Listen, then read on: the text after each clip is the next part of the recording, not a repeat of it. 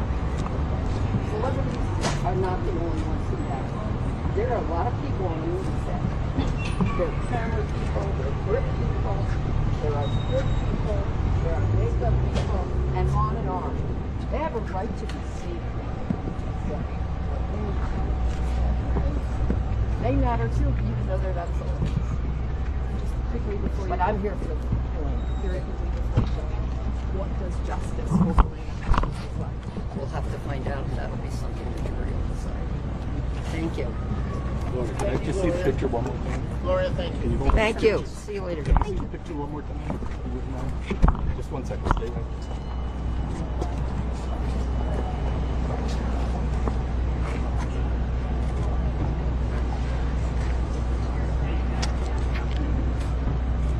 Thank you very much. Thank you. All right, good. Thank you.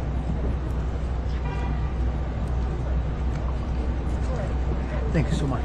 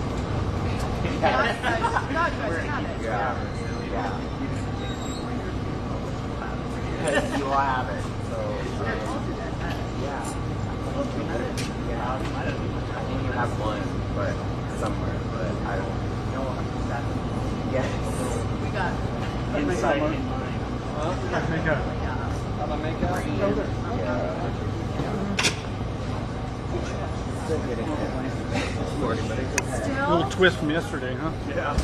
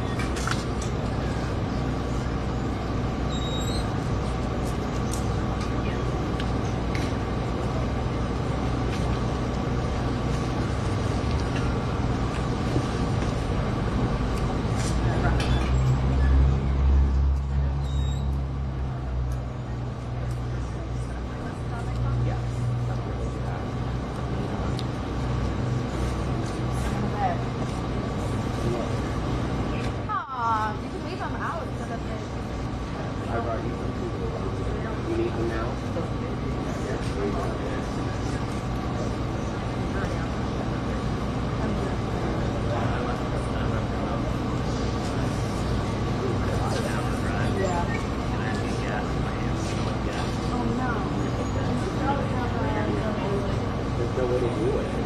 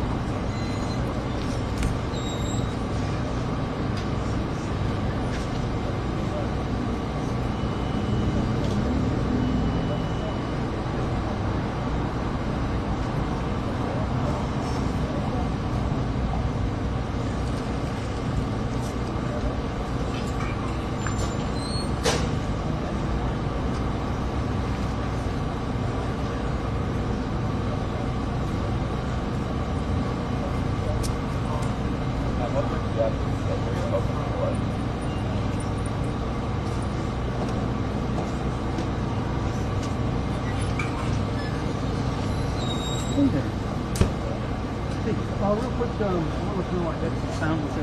Are you looking at the feed right now? Okay, good. I just want to make sure you got it. Okay. Yeah, they threw a little wrinkle in the rivals today, didn't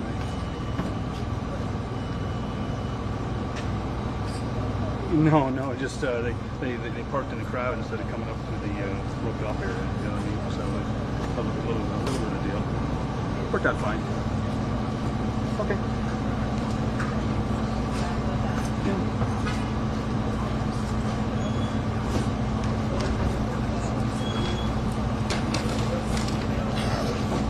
No, I'll just stay right here. And just keep the bump up indefinitely, or to the top of the hour. I mean, I let it cook all day. It's no big deal.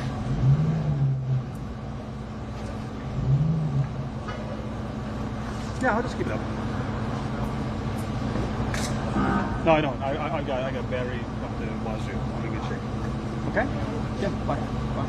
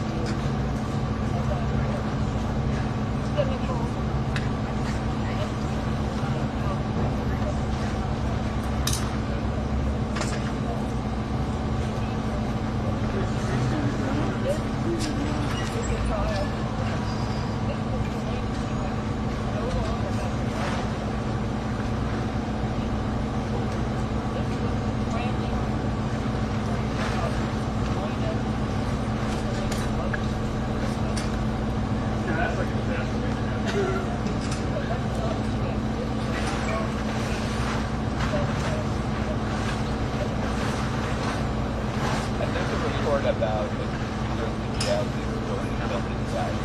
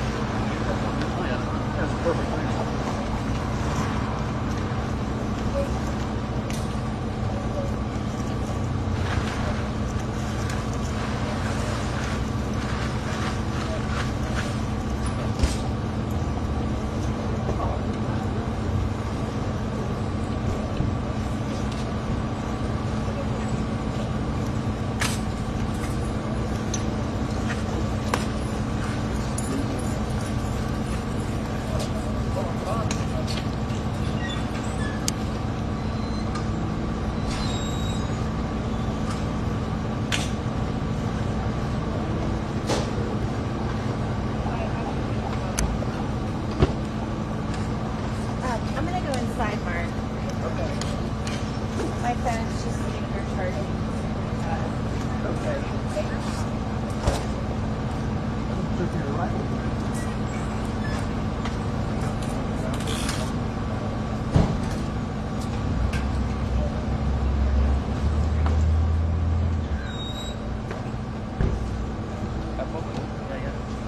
What was the fact that that's just go to jail?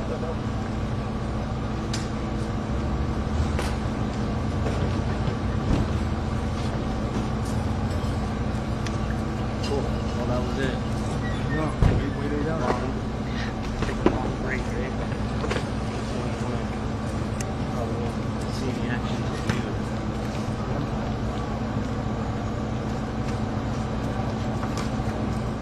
All right, so you'll just pop out here at Yeah. the evening. Yep. So I'll see you later, okay? Okay.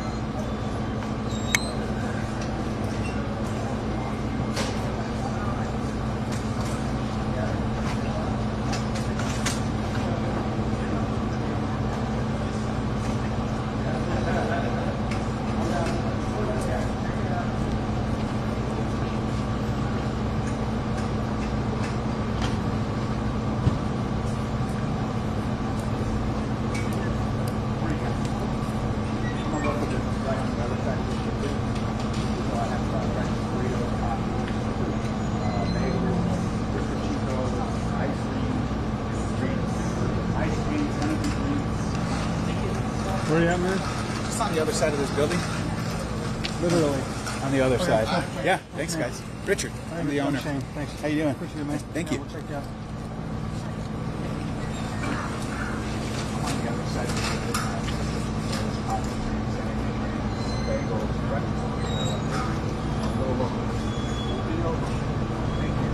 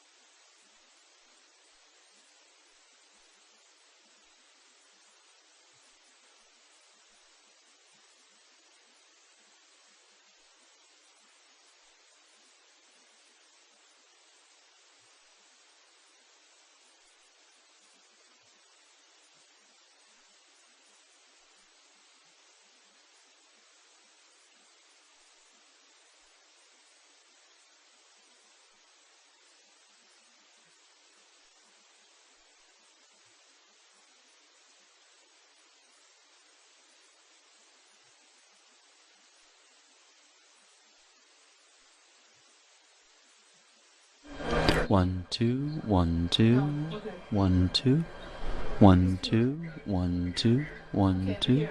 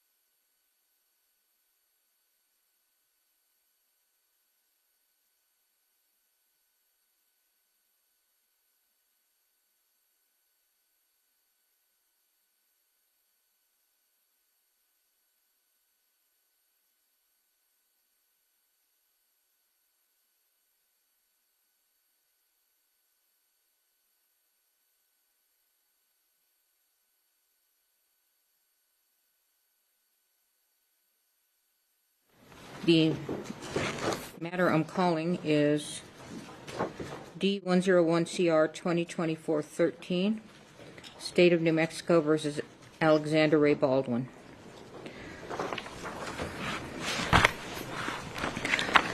All right, jury. What are you doing? Oh, I have it on.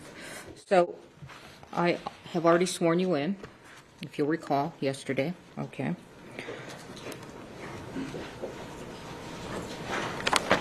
And now I'm going to explain some trial procedure. First of all, I want you to know this trial is being filmed, but you are not being filmed, and you will not be filmed at all throughout within the courtroom, okay? All right. So I'm going to, this is a criminal case, as you know. I'm going to reread the grand jury indictment. It's very formal, so we'll go with that. Count 1, involuntary manslaughter, negligent use of a firearm, in that on or about October 21, 2021, in Santa Fe County, New Mexico, State of New Mexico, at Bonanza Creek Ranch, located at 545 Bonanza Creek Road, Santa Fe, NM 87508. The above-named defendant did cause the death of Helena Hutchins in the commission of negligent use of a firearm. Count 1 in the alternative, involuntary manslaughter, without due caution or circumspection, in that on or about October 21, 2021, in Santa Fe County, State of New Mexico, at Bonanza Creek Ranch, located at 545 Bonanza Creek Road, Santa Fe, New Mexico, 87507, the above-named defendant did cause the death of Helena Hutchins by an act committed with the total disregard or indifference for the safety of others, and the act was such that an ordinary person would anticipate that death might occur under the circumstances. Again, Mr. Baldwin is presumed innocent. The burden is always on the state to prove guilt beyond a reasonable doubt. What I say now is the introduction of the case and the instructions.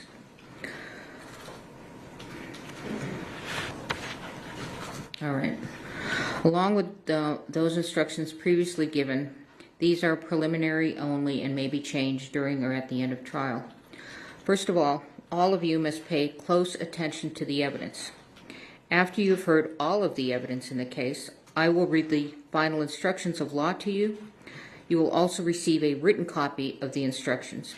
You must follow the final instructions in deciding this case. And just so you know, there's going to be no transcript available to you. Juries have asked me that, so I'm telling you up front, okay? Again, the trial is expected to last 8 days, Wednesday, Thursday, Friday of this week, Monday, Tuesday, Wednesday, Thursday, Friday of next week. That's the trial. That does not include your deliberation time.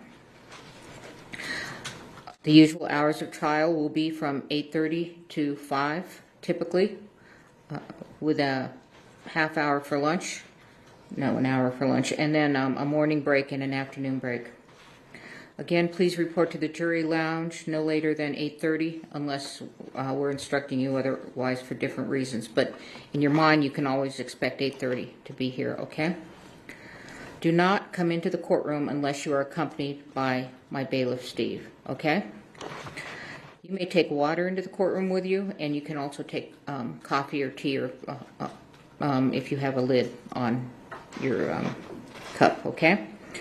We stand up out of respect for you because you are the ultimate decision makers as to the facts in this particular case. So when you come into the courtroom, you can go ahead and be seated, and then we will take our seats. And again, it's important to hear.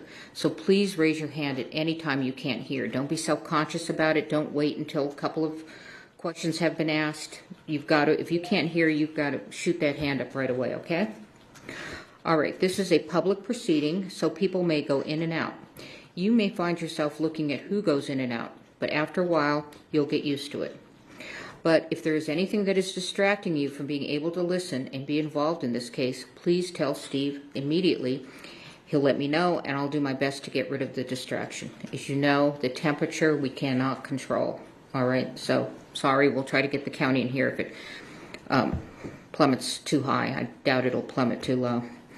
You are allowed but not required to take notes during trial. Steve has given you a pad and a pen? Okay. Please put your name on the front page of your pad and then take notes beginning on the second page. On breaks, follow Steve's instruction on whether to take the pad with you or whether to leave it on your chair. You don't have to worry about confidentiality. They'll be locked up at night, and when the trial is finished, they'll be shredded. Okay? Don't let your notes take the place of your independent memory of the evidence. When taking notes, please do not forget to pay close attention to the trial. Listening and watching witnesses during their testimony will help you assess their appearance, behavior, memory, and whatever else bears on their credibility. Let's go through the order of trial for those that have not engaged in a criminal trial before. A criminal trial generally begins with the lawyers telling you what they expect the evidence to show. These statements and the statements made by the lawyers during the course of the trial can be of considerable assistance to you in understanding the evidence as it is presented at trial. Is there something distracting you, juror? No. I'm talking to the other one. Okay. Statements of the lawyers, however, are not themselves evidence. The evidence will be the testimony of the witnesses, exhibits, and any facts agreed to by the parties. After you have heard all of the evidence, I will give you final instructions on the law. The lawyers will argue the case, and then you will retire to the jury room to arrive at a verdict. It is my duty to decide what evidence you may consider. Your job is to find and determine the facts in this case, which you must do solely upon the evidence received here in court. It is the duty of a lawyer to object to questions, testimony, or exhibits the lawyer believes may not be proper, and you must not hold such objection against the objecting party. I will sustain objections if the question or evidence sought is improper for you to consider. If I sustain an objection to evidence, you must not consider such evidence, nor may you consider any evidence I have told you to disregard. By itself, a question is not evidence.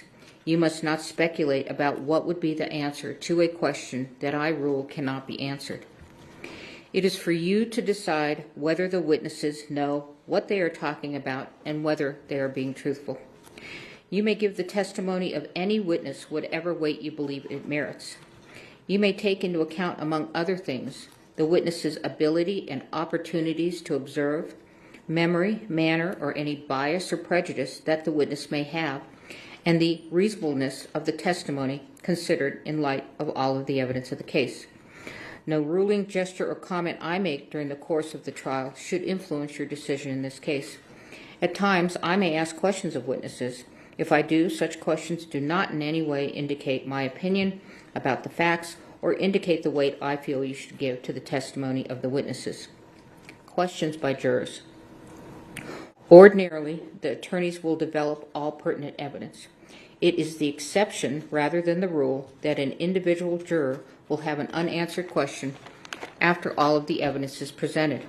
However, if you feel an important question has not been asked or answered, write it down on a piece of your notepaper and give it to Steve before this is important, before the witness leaves the stand. Okay? I will decide whether or when your question will be asked. Rules of evidence or other considerations apply to questions you submit and may prevent the question from being asked. If the question is not asked, please do not give it any further consideration. Do not discuss it with the other jurors, and please do not hold it against either side that you did not get an answer. Conduct of jurors. Again, very important. You must decide the case solely upon the evidence received here in court. You must not consider anything you may have read or heard about the case outside the courtroom. During the trial and your deliberations, you must avoid news accounts of the trial, whether they be on radio, television, the internet, or in a newspaper or other written publication. You must not visit the scene of the incident on your own. You cannot make experiments with reference to the case, and in this day and age, you cannot Google or research any of the subject matter of this case.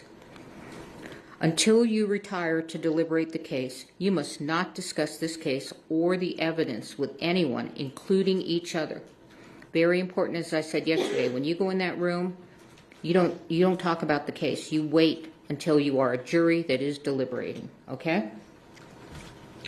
If an exhibit is admitted in evidence, you should examine it yourself and not talk about it with other jurors until you retire to deliberate.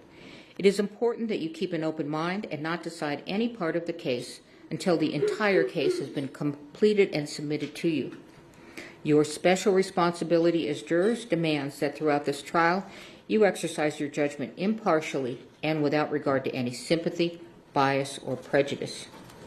To minimize the risk of accidentally overhearing something that is not evidence in this case, please continue to wear your juror's badges while in and around the courthouse. If someone happens to discuss the case in your presence, report that fact immediately to Steve.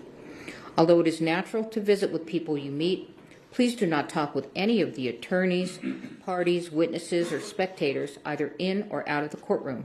If you meet in the hallways or elevators, there's nothing wrong with saying a good morning or a good afternoon, but your conversation should end there. If the attorneys, parties, and witnesses do not greet you outside of court or avoid riding in the same elevator with you, they are not being rude. They are just carefully observing this rule. All right, so we're going to begin the case. The case starts with opening statements. The state begins first because they have the burden of proof, and then the defendant. All right, go ahead, counsel. Judge, just one quick housekeeping matter while Ms. Johnson's getting set up. All right.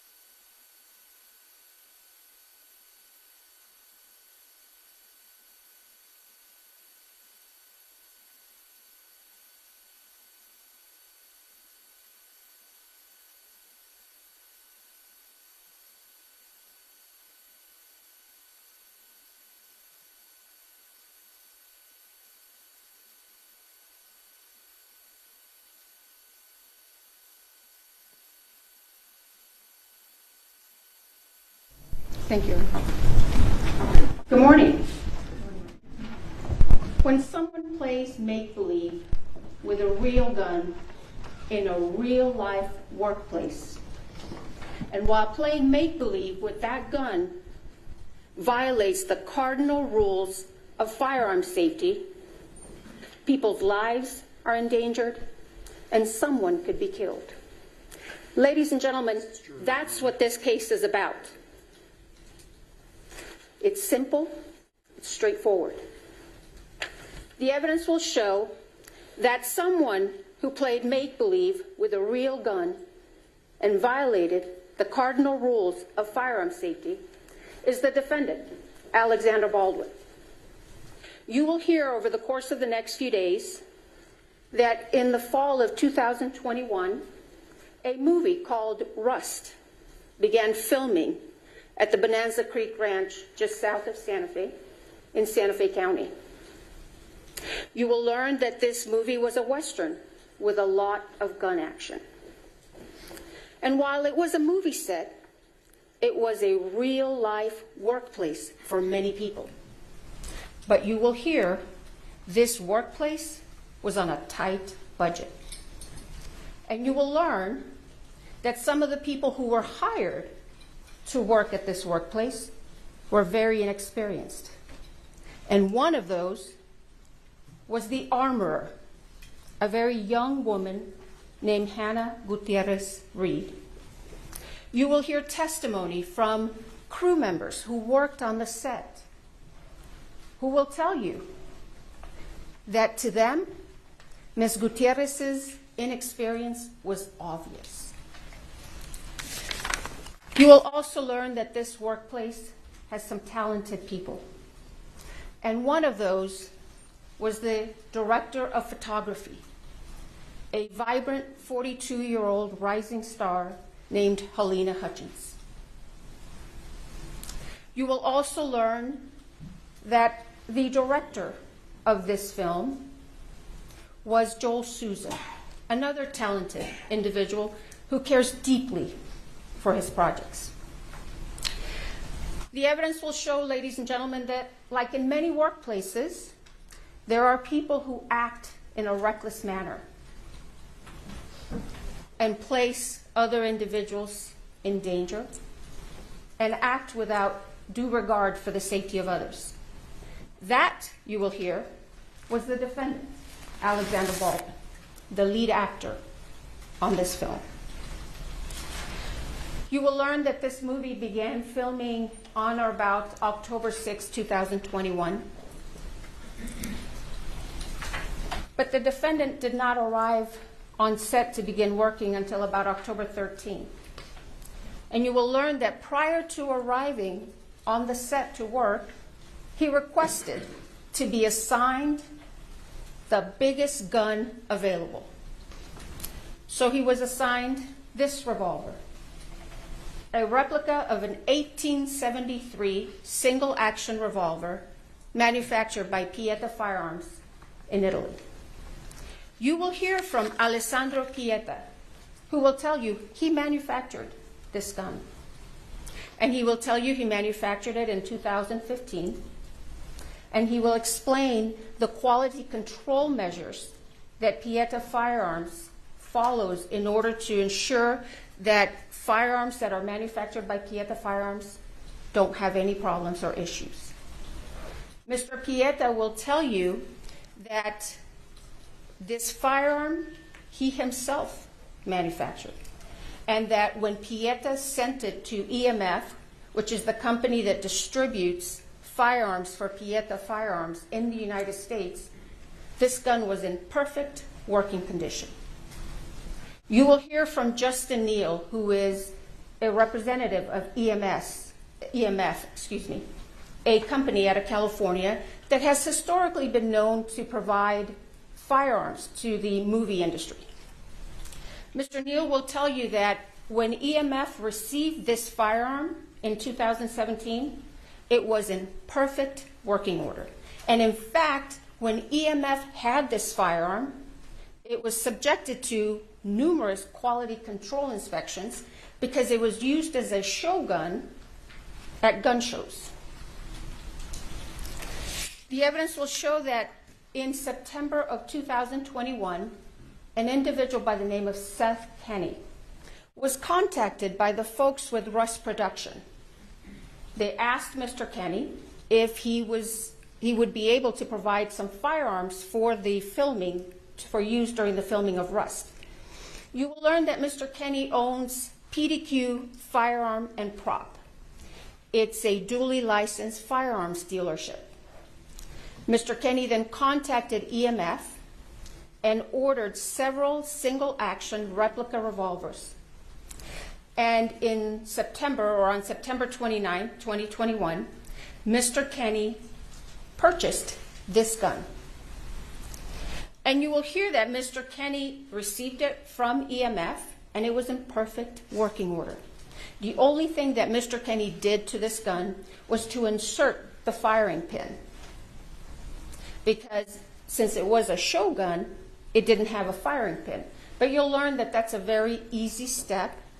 All he had to do was just insert the pin, and that's it. And then Mr. Kenny had the firearms, this one and some other firearms, transferred to the set of Rust at the Bonanza Creek Ranch. And on October 13th, 2021, the defendant was supposed to have a training session with this gun and this young armorer. But you will see that during this training session, the defendant had somebody or a couple of people filming him while he's running around shooting this gun. You will learn, ladies and gentlemen, or you'll hear during this trial the use of the words prop gun. And you'll learn a prop gun is this real gun. It's not a toy. It's not made of rubber. It's a real gun.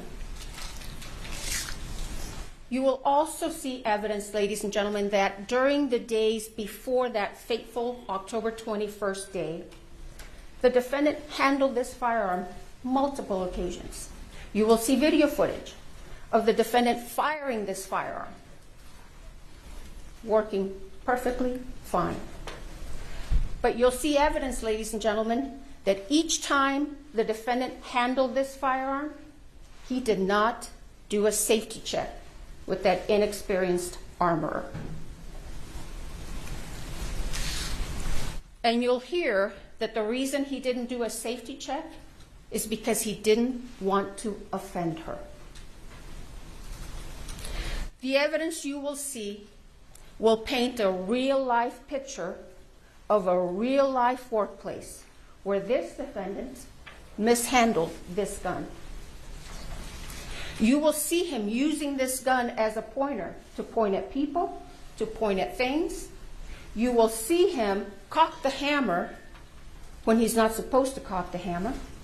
You will see him put his finger on the trigger when his finger's not supposed to be on the trigger. You will hear about numerous breaches of firearm safety with this defendant and this use of this firearm. And the evidence will show that on the morning of October 21st, 2021, the camera crew walked off set. And you will learn that one of the reasons that camera crew walked out is because they were concerned over safety breaches with the use of firearms. The evidence will show that the morning of October 21st started out a couple of hours behind. They filmed some scenes at this church on the Bonanza Creek Ranch. And you will see that one of those scenes required the defendant to pull out his gun. This was in the morning. Pull out his gun. And you'll hear the director tell him, pull it out and hold it. And the first time, you'll see evidence the defendant does what the director tells him. But you will hear the director tell you that many times the defendant would do his own thing. So then the director in the morning asked him, okay, do it again, just like you did now. The defendant pulls out the gun, but this time he cocks the hammer. The evidence will show they then broke for lunch. And around 1:30 or so, they came back to this church to do what's called a blocking. The evidence will show that Ms. Hutchins wanted to do a blocking for an insert. And you will learn what a blocking is, just working out the details of the moves of the actor. It wasn't even a rehearsal. You will hear from one of the witnesses who walked into the church and saw the defendant kind of playing with his gun. And then you will see evidence or hear evidence that Ms. Hutchins and Mr. Souza were talking to the defendant about doing this insert. And the insert was just supposed to be from here to here, and it was supposed to be of the defendant just slowly taking his gun out of his holster, and just holding it at an angle. The evidence will show that someone asked the armorer to bring the defendant's gun to him. And she did. She brought it into the church, showed it to David Halls, who you will learn was the first assistant director. The gun was empty. Ms. Gutierrez then handed the gun to the defendant. But then you will hear that Ms. Gutierrez was given the gun back, and she took it and loaded it with dummy rounds. And what you will learn is that dummy rounds are inert rounds. They look like real real rounds, but they are very easy to tell that they are not because they'll rattle. Ms. Gutierrez then went back to the church, showed the revolver to the first assistant director very fast. They only checked about 3 rounds, very quick. And they missed 1 round. You will learn that one of the rounds in that revolver was a real round. And the evidence will show that Ms. Gutierrez then handed the gun to the defendant. And what you will learn is that once again, the defendant failed to do a gun check or a safety check with this armor. So he takes the firearm, puts it in his holster. Then Ms. Hutchins and Mr. Souza were doing this blocking. And the evidence will show, ladies and gentlemen, that the defendant again did his own thing.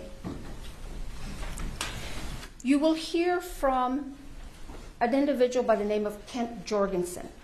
Mr. Jorgensen will tell you that he's been involved in drafting and revising movie set safety rules.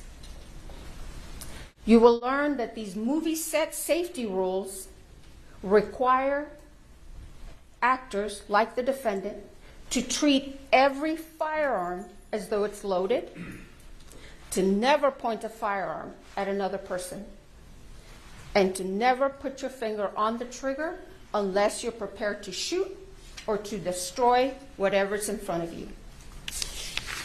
The evidence will show that on October 21st, 2021, after that lunch break, the defendant once again violated those set safety rules. And during this blocking, the director had instructed him to just slowly take out that gun and just hold it at an angle. But you will see that the defendant takes it out quickly the first time, points it. And you will hear witness testimony who will tell you the first time he does it, his finger is on or around the trigger. He does it again, takes it out very fast, points it. And once again, you will hear testimony that his finger was on or around the trigger. And the evidence will show that that third and fatal time, he takes it out once again, fast, hammer's cocked, he cocks the hammer, points it straight at Ms. Hutchins, and fires that gun,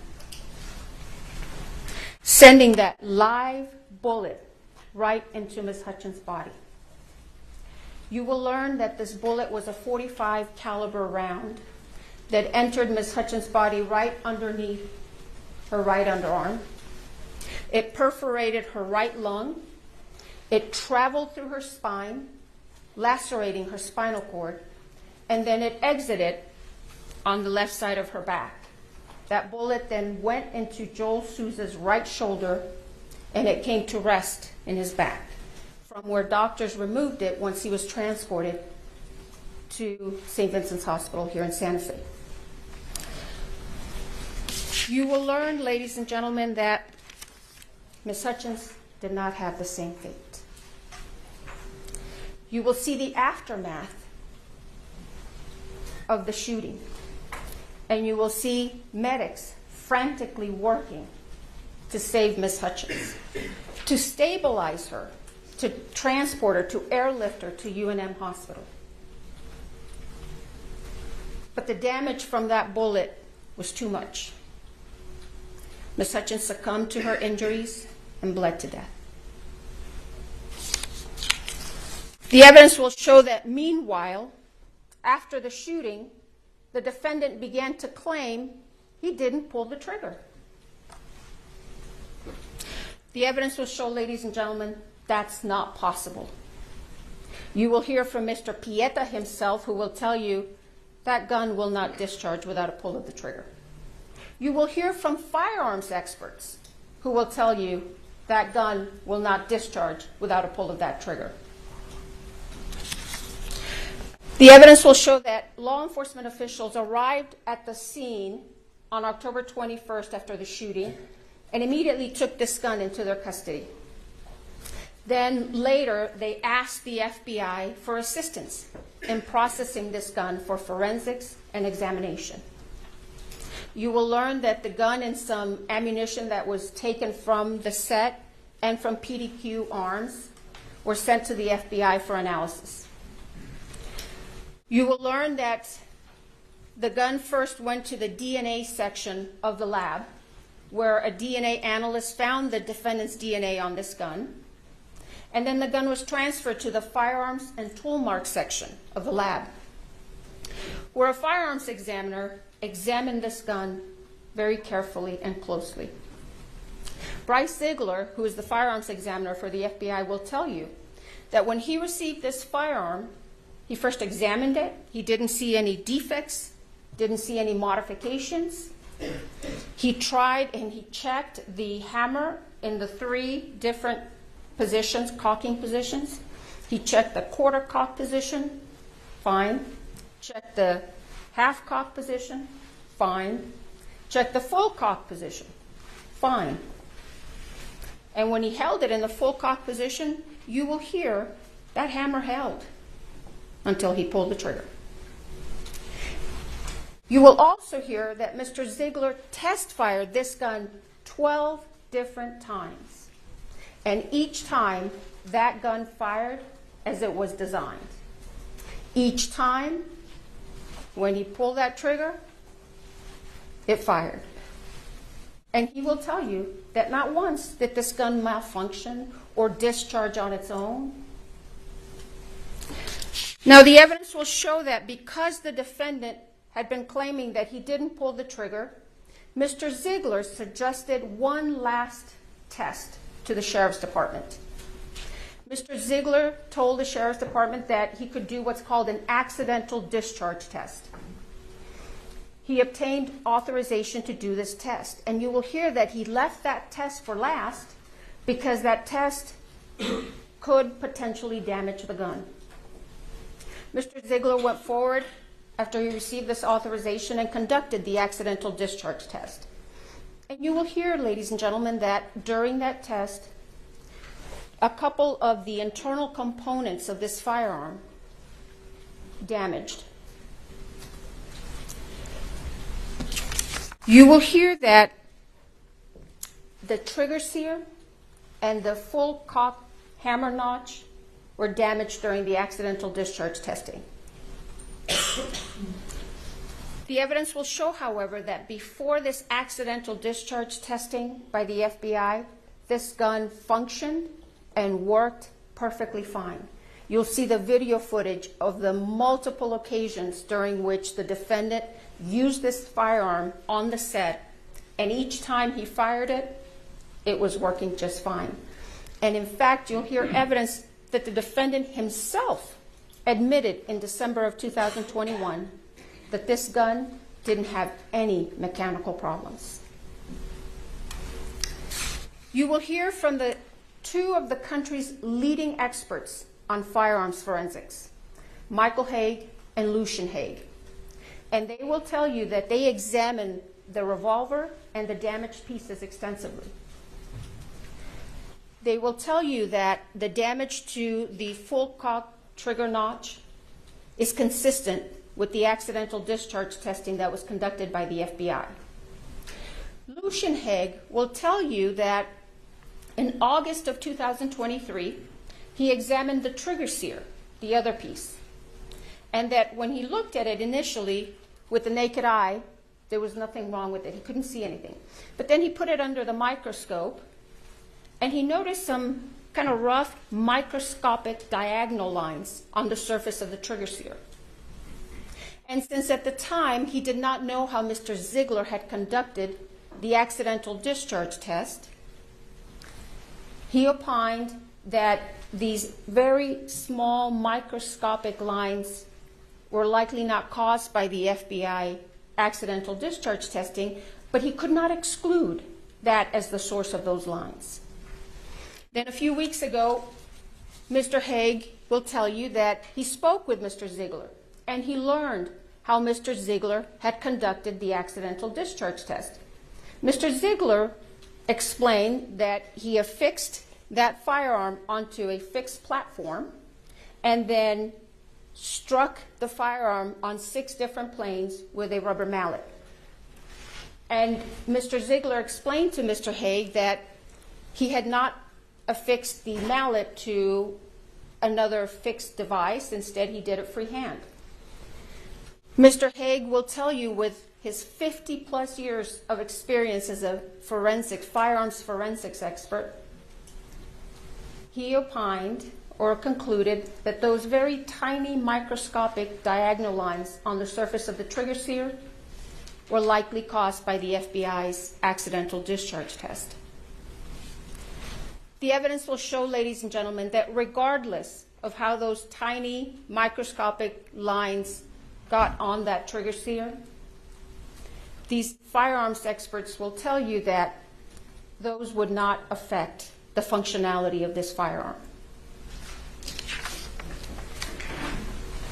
At the end of this case, ladies and gentlemen, you are going to conclude and be convinced beyond a reasonable doubt that on October 21st, 2021, that gun the defendant had asked to be assigned worked perfectly fine as it was designed,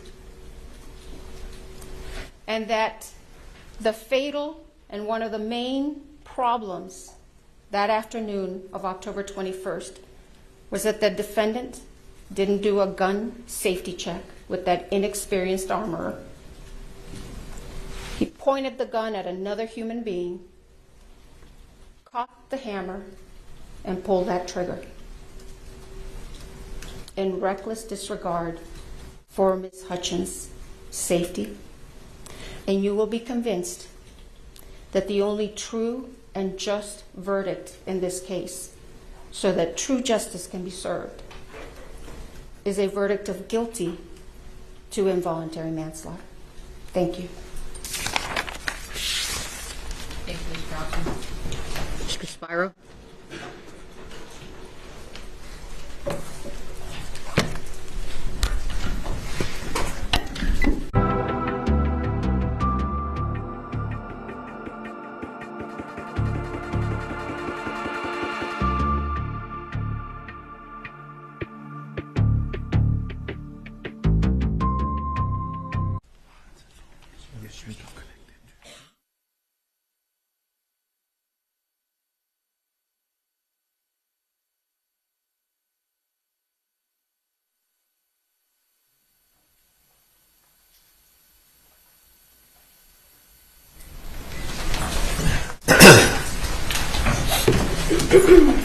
All set?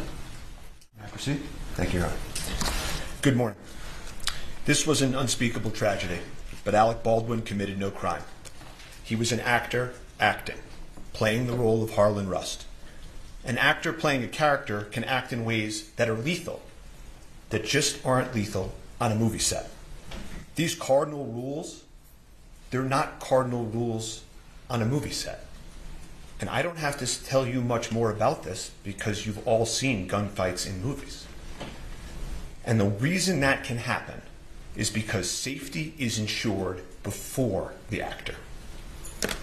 On this movie set, there were people responsible for ensuring the safety of the set and the firearm. Those people failed in their duties, but Alec Baldwin committed no crime. The most critical issue in this case is how a real bullet got on a movie set. The evidence will show that real bullets are never supposed to be on movie sets. Movie sets use dummies and blanks. Movie sets use dummies, fake inert bullets that look like real bullets, they don't go bang, for when you want a close-up of the gun. You can't tell them apart from live bullets by looking at them, which is why live bullets can be nowhere near a movie set. And if the director wants a shot of the gun going, bang, poof, there's blanks that they can use. And those blanks look nothing like real bullets. And they are used for those shooting scenes. And, they'll play these videos that they described of Alec's, firearm in the movie going bang, poof. And people are conditioned to seeing people firing weapons and thinking, that's a dangerous act, that's a dangerous act. And they will play those videos and give you that image to try to tarnish him in your eyes. But that's not what happened here. On this set, there was a real bullet something that should never be on a movie set, something which has nothing to do with making a movie. And you will hear no evidence, not one word, that Alec Baldwin had anything to do with that real bullet being brought onto that set. The second critical issue in this case is, why did a real bullet get loaded into a prop movie gun? It is undisputed that the bullet was loaded into the gun by the armorer, the person on set whose responsibility it was to ensure the gun was safe. And so picture that moment of the armorer placing a live bullet into that firearm. You hear the prosecutor say, he did this, or he performed in a certain way. He picked out the biggest gun as his prop. It's to tarnish him in your eyes. You will hear no evidence whatsoever. No evidence that anything Mr. Baldwin did, that something he did in that moment, that horrible moment when she put that bullet in that gun, none of it had anything to do with Alec Baldwin. And finally, the first assistant director's job, the head of safety, Dave Halls, checks it before it goes to the actor. And he will tell you he made a tragic mistake. He failed to detect a live bullet. And Alec Baldwin had nothing to do with that either. So all this evidence that the prosecutor just outlined, all of it, has nothing to do with these critical issues. Nothing. Which leads us to this. The evidence will show that on a movie set, safety has to occur before the gun is placed in the actor's hands. In this case, this unique case on a movie set, the prop gun was placed in Mr. Baldwin's hands and cold gun was announced, meaning it had been checked and double-checked by those responsible to ensure the gun was safe. It was just a prop.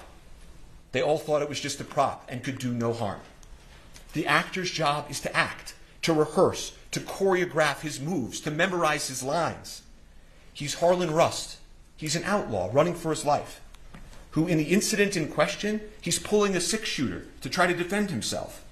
That's why the gun has to be safe before it gets into the actor's hands. His mind is somewhere else, in the being of another, a century away, an outlaw.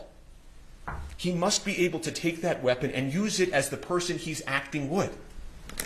To wave it, to point it, to pull the trigger like actors do, in ways that would be lethal in the real world, but are not lethal on a movie set. And I'm going to show you that scene now before lunch. And if we could just play action.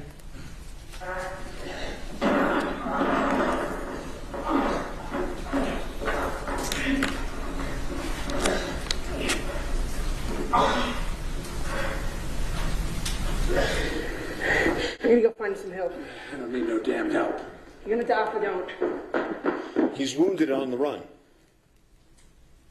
Play again. Continue.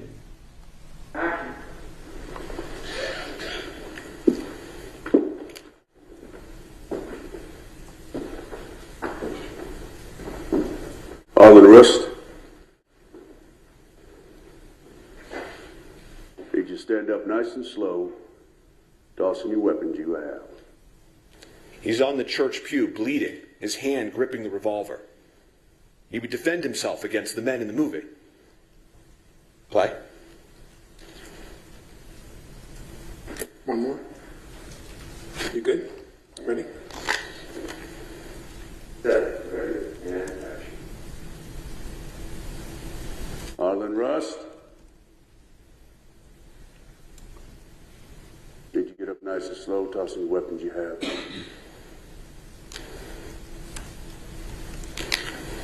Well, how close can I get right there? Joey, we'll wait to give you that line till he lands, till camera lands. Yeah. Yep. 7 minutes, one. Yeah. Draw your gun and look up and point your gun, okay? Okay, which way? Camera right or left? This side, for now. So camera left for now. I'll stand right here for you, Alec. So whip it out. Yeah. Okay, well, let me get this all greased. Ready? Yeah. Okay, ready? Okay, ready? Ready. And set. Ready, and action. Harlan Rust.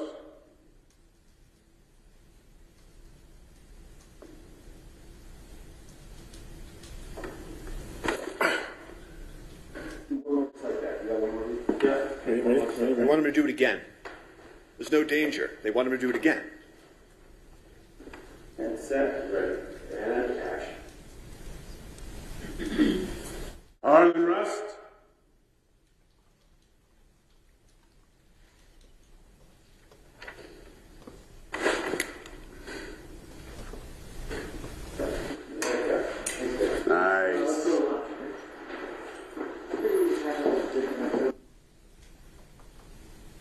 It's a scene similar to scenes we've all seen in movies and television, performed by thousands of actors. And the scene that continues after lunch is the same scene, it's just not unfortunately captured on videotape. And the scene they envisioned and acted out, that prop gun was positioned in the afternoon so close to the camera that you could see inside, that you could feel it. You could feel that it was loaded, and it was loaded, of course, with dummies. Dummies to make it look like a real gun. But this one time, one of those dummies was a real bullet. The real bullet was not known to anyone in that church. Amongst the actors, directors, and crew in the scene, everyone was doing exactly how they go about their business every day on a movie, not as if some lethal element had been included in the environment. You will see creativity and movement and everyone talking and vibrant. No one had any idea that this venomous, toxic element had been inserted into this magic they were creating. But it did. It entered that place. It killed an amazing person. It wounded another, and it changed lives forever. And so to find out what happened on that movie set, you need to do something that the prosecutors could never do. You have to step back and remember what they were doing on a movie set. What were Helena Hutchins, the cinematographer, Joel Souza, the director, and Alec Baldwin, the actor, doing on Bonanza Creek Ranch? You know, movies and magic have always been closely associated. The first people that made movies were magicians. And this imagination that happens in movies, you know, King Kong, he can stand above a city, and Superman can fly, horses and snakes and gun battles. For this to all work, for cinematography, what Helena did to work, for acting to work, you have to be so close to the barrier of real and imagined that the viewer feels that they're there, that it's real. The viewer can't see strings from the stuntman. The stuntman must leap. The snake must hiss. And guns happen in movies all over this country for many decades. Bang, bang. You've all seen it. Guns have been an element of theater and film and television since the earliest of times. Depictions of war and combat, Spartacus, it stirs audiences because it feels real. Later films, Platoon, Apocalypse Now, they showed the unvarnished realities of war.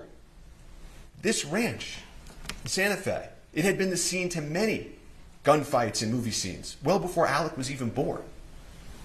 Laramie, Butch and the Sundance Kid, and these westerns. Your Honor, may we approach?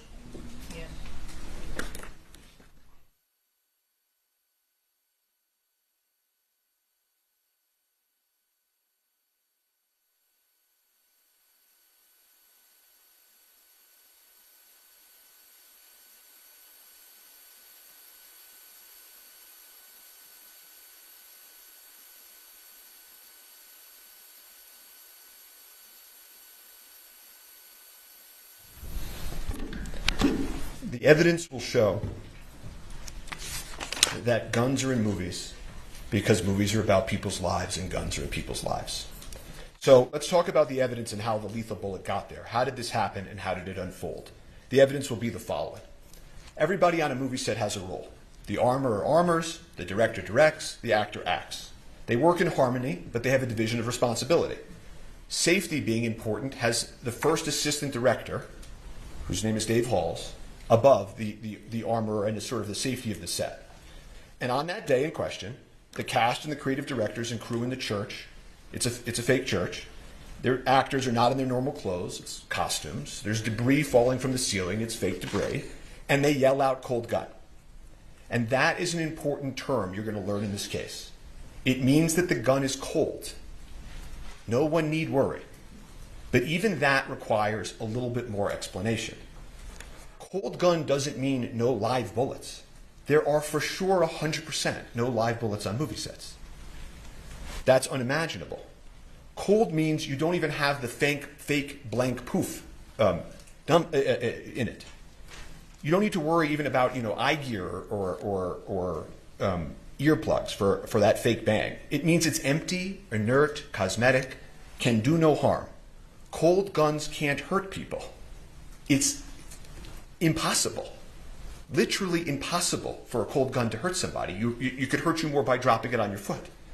And that's why these artists are carrying on in their art. Cold gun, all clear to go.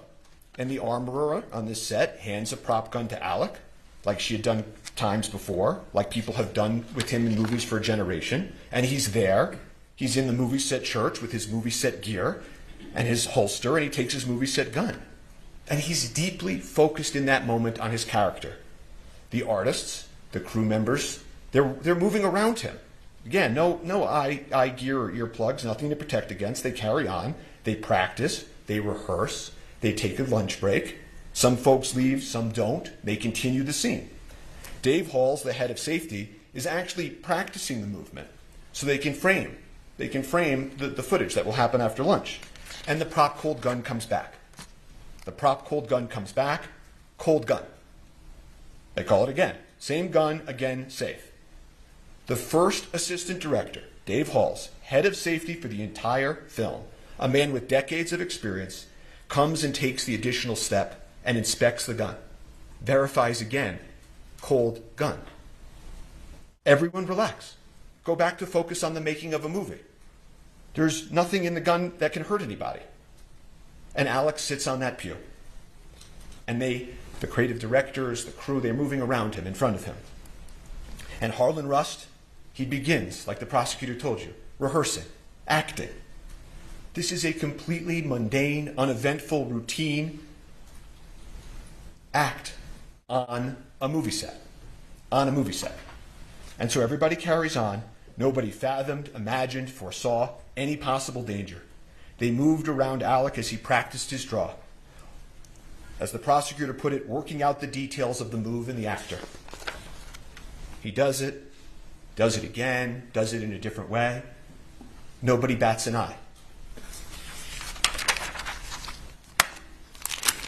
And they will tell you that the investigation revealed that Baldwin was practicing drawing and pointing the weapon of the scene with guidance and instruction from Helena Hutchins and Joel Souza.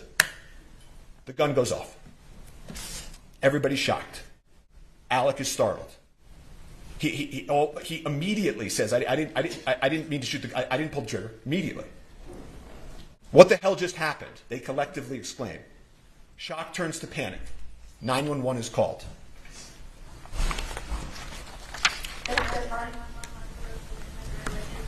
We need an ambulance out at Bonanza Creek Ranch right now. We've had 2 people shot on a movie set accidentally. You said someone was shot? 2 people accidentally with gunshots at on movie set, Bonanza Creek Ranch. Okay, Send it. I'll connect you with medical dispatch. Don't need that. San Jose Fire and EMS, what's the location of the emergency? Bonanza Creek Ranch has had 2 people accidentally shot on a movie set by a prop gun. We need help immediately.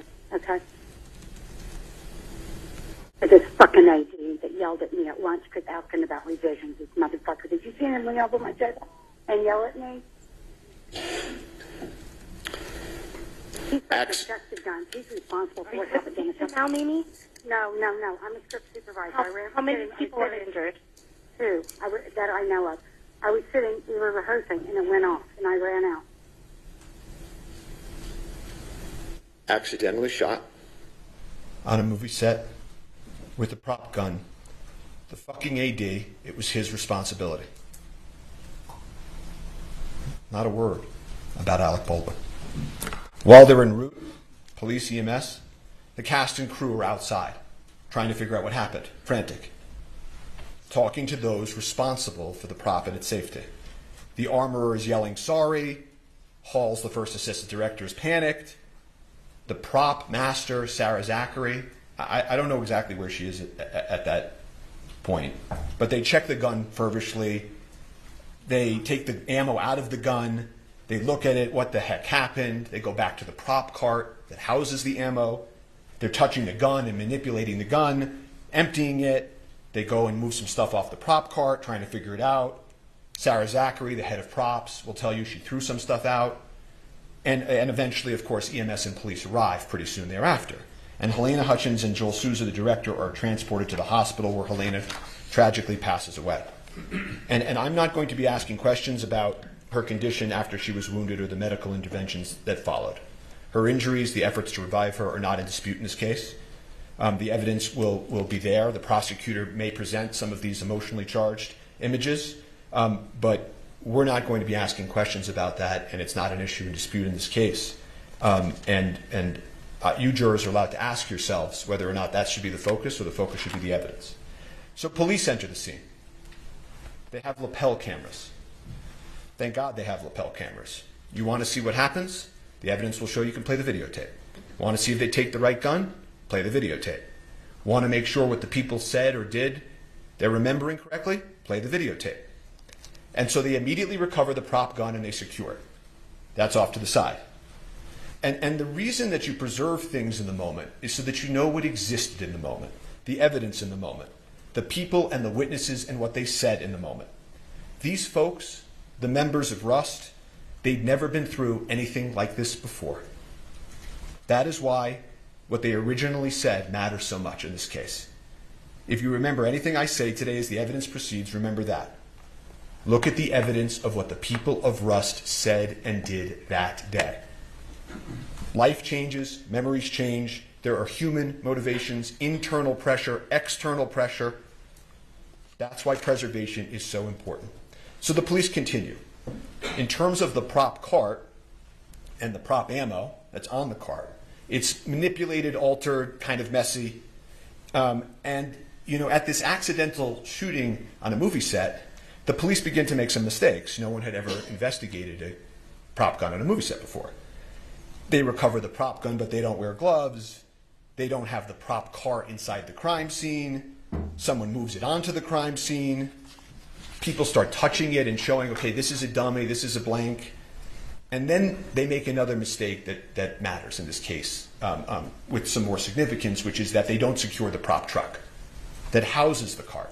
See, that cart that they roll off comes from a truck where all of the ammunition, all of the firearms are, and that's where they're stored. They don't secure the prop truck for several days. And then the prop house that supplies the truck, that supplies the cart, they don't secure for over a month. A lot of mistakes. They had never investigated a case in a movie set. But they had the prop gun. That was key.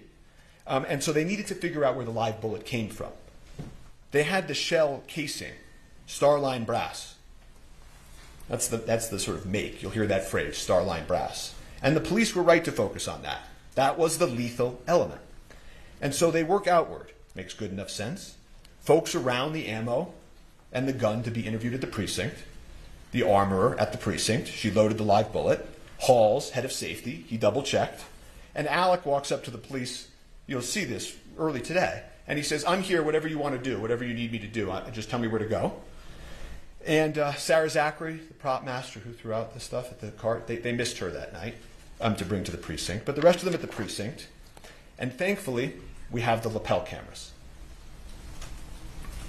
And then they cleared the gun outside after his request, and I witnessed them clear it and saw the bullets. Okay.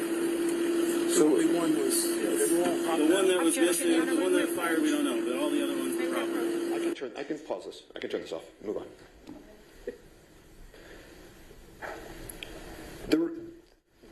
That was just a quick snapshot of the scene.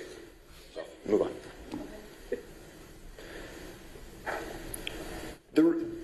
They consented to the exhibits.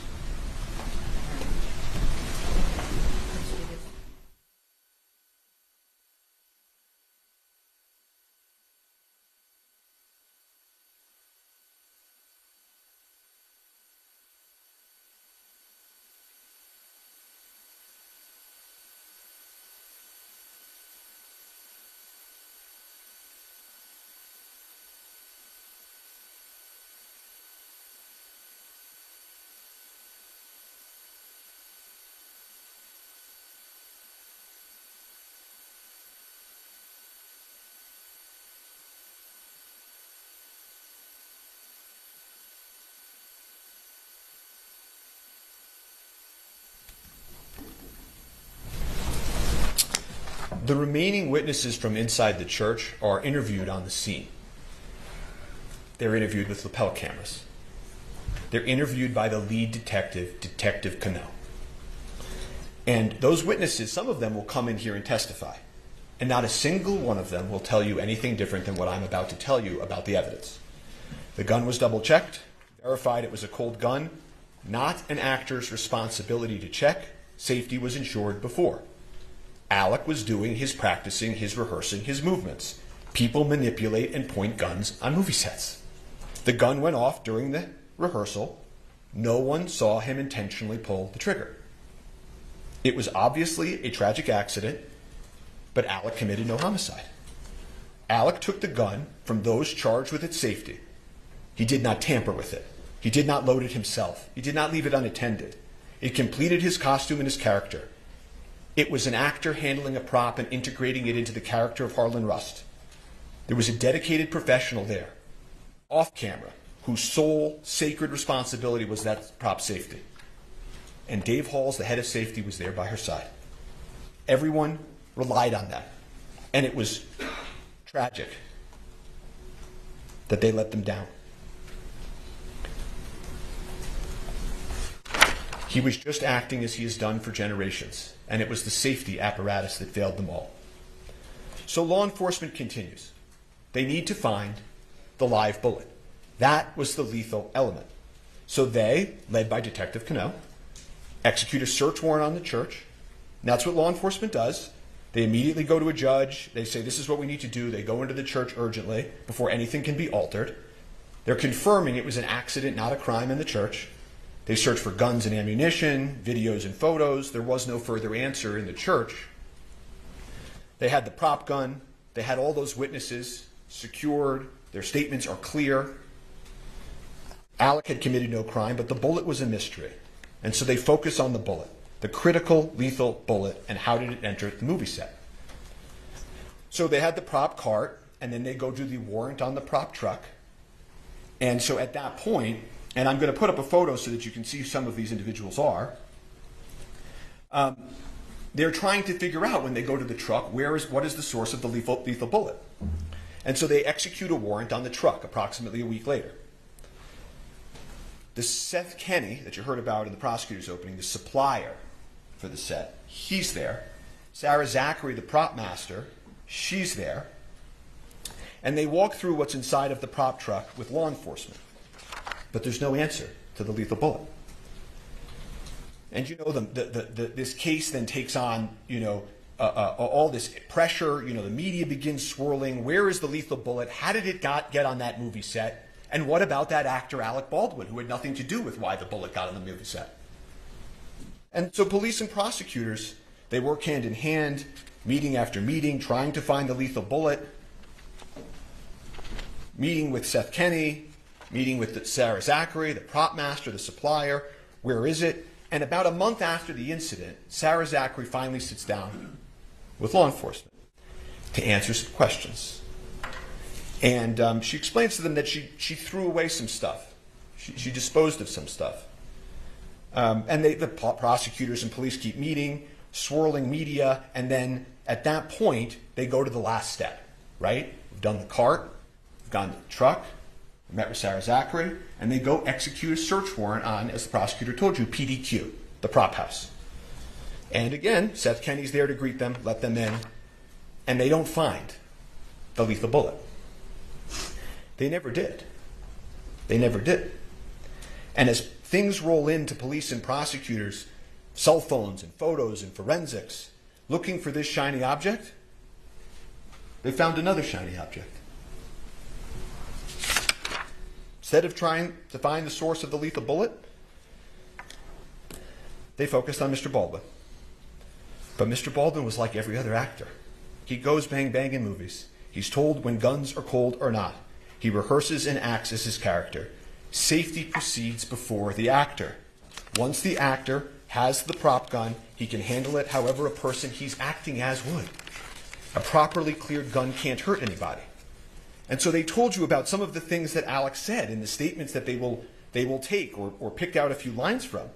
But he won't tell you anything different, that he took a gun loaded and cleared by the armor and the AD. He made motions with the gun as he was rehearsing. He didn't intentionally pull the trigger. The gun just went off. And he does say, I didn't have a problem with the gun before.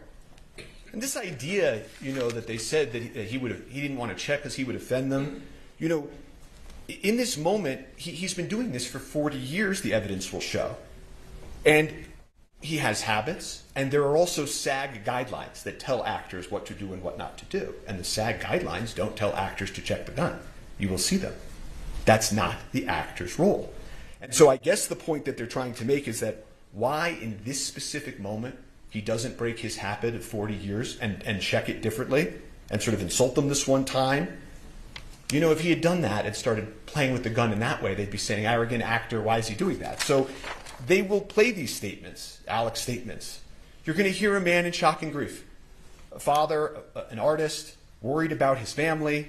You hear he's, on one of the calls, he's going to meet with the decedent's family, the Hutchins family, and he's upset about that. He will talk to law enforcement. He will call them. He doesn't need a lawyer. He didn't commit a crime. He will call them and offer to meet and speak over and over again. And ask anyone in the acting world. Actors know. Actors rely on armorers and point guns and shoot guns. The Armorers Act, what they did is clear and proven. The head of safety, you will learn, took responsibility for his verification failure. But Alec committed no homicide.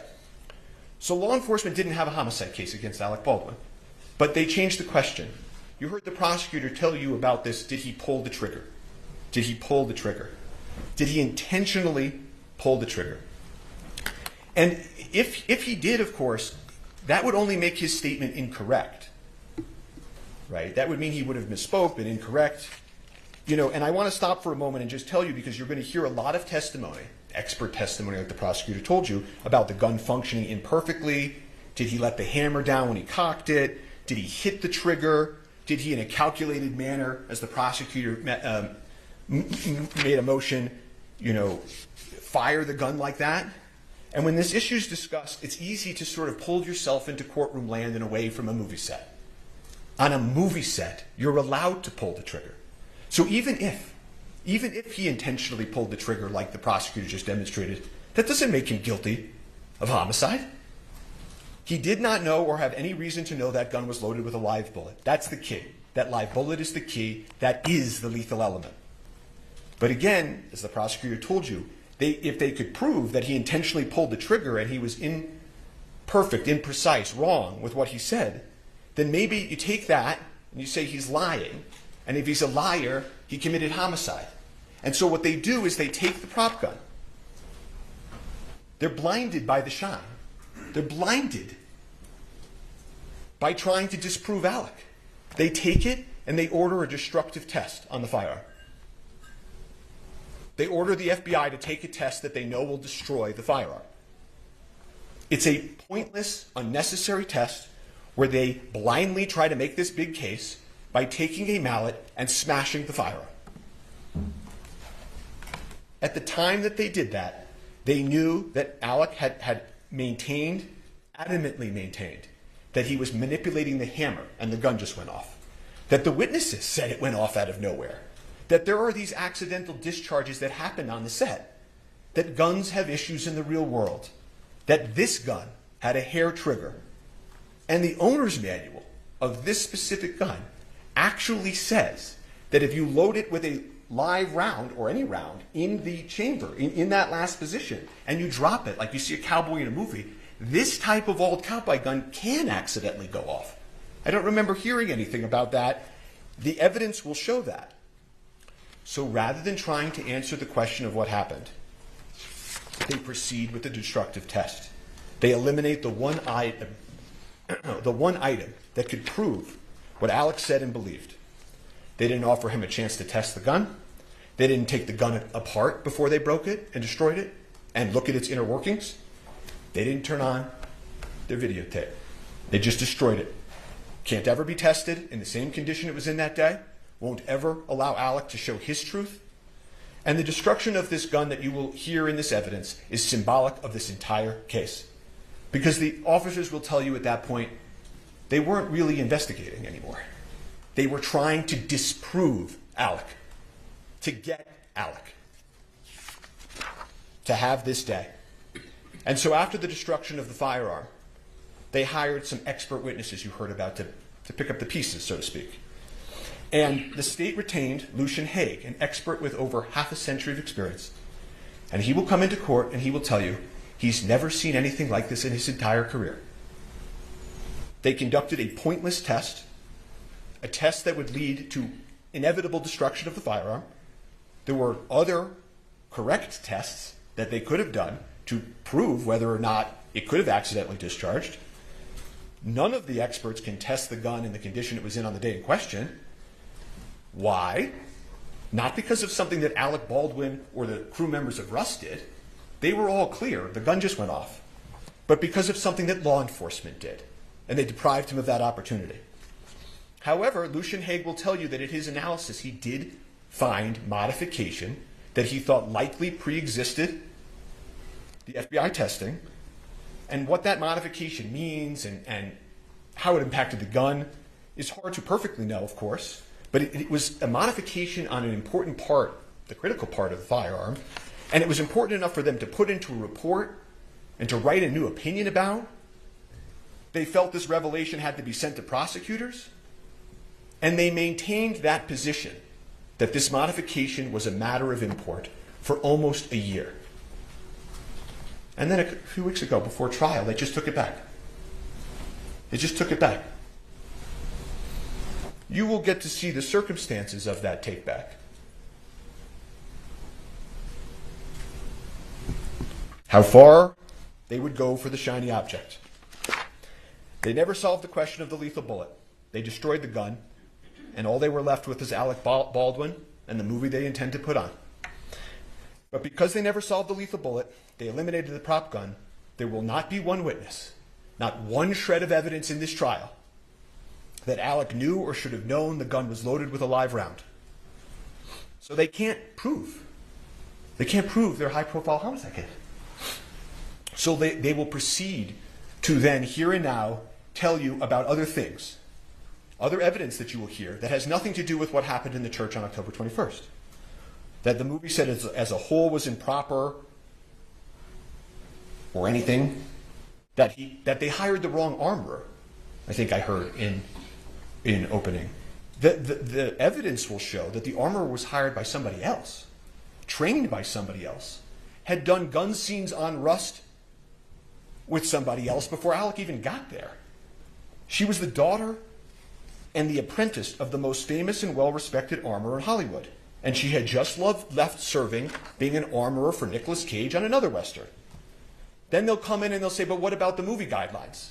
You heard about Mr. Jorgensen and the movie guidelines. That one of the protocols wasn't followed. Or there was a set safety issue about something unrelated to this. Like these movie guidelines on a set or the things of Navy SEALs and NASA. The guidelines were followed. They followed the safety guidelines. Actors don't check the weapons. Safety is ensured by dedicated personnel. So they will say, but there had been accidental discharges on the set, that guns had fired accidentally prior. Not related to Alec, by the way. But again, that's the people we looked at. Hannah Gutierrez-Reed's fault, Sandra Zachary's fault perhaps, Dave Hall's fault, faults, workplace issues. Some of them will end up, and you will hear the witnesses in this case, many of them have brought civil lawsuits.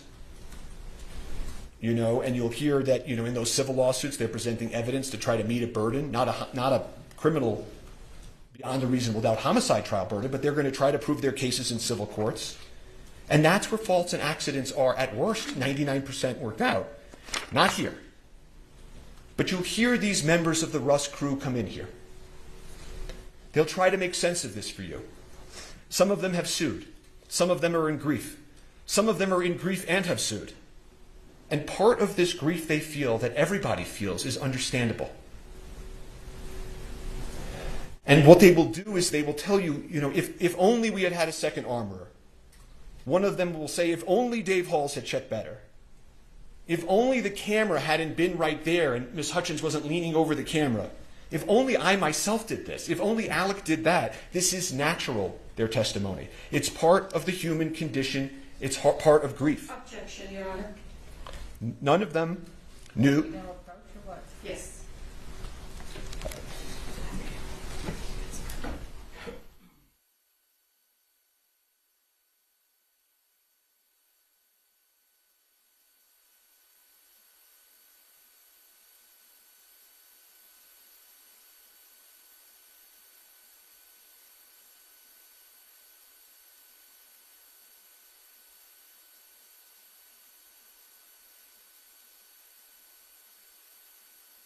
As I was saying, the witnesses, in their grief, will look for reasons to try to make sense of this tragedy.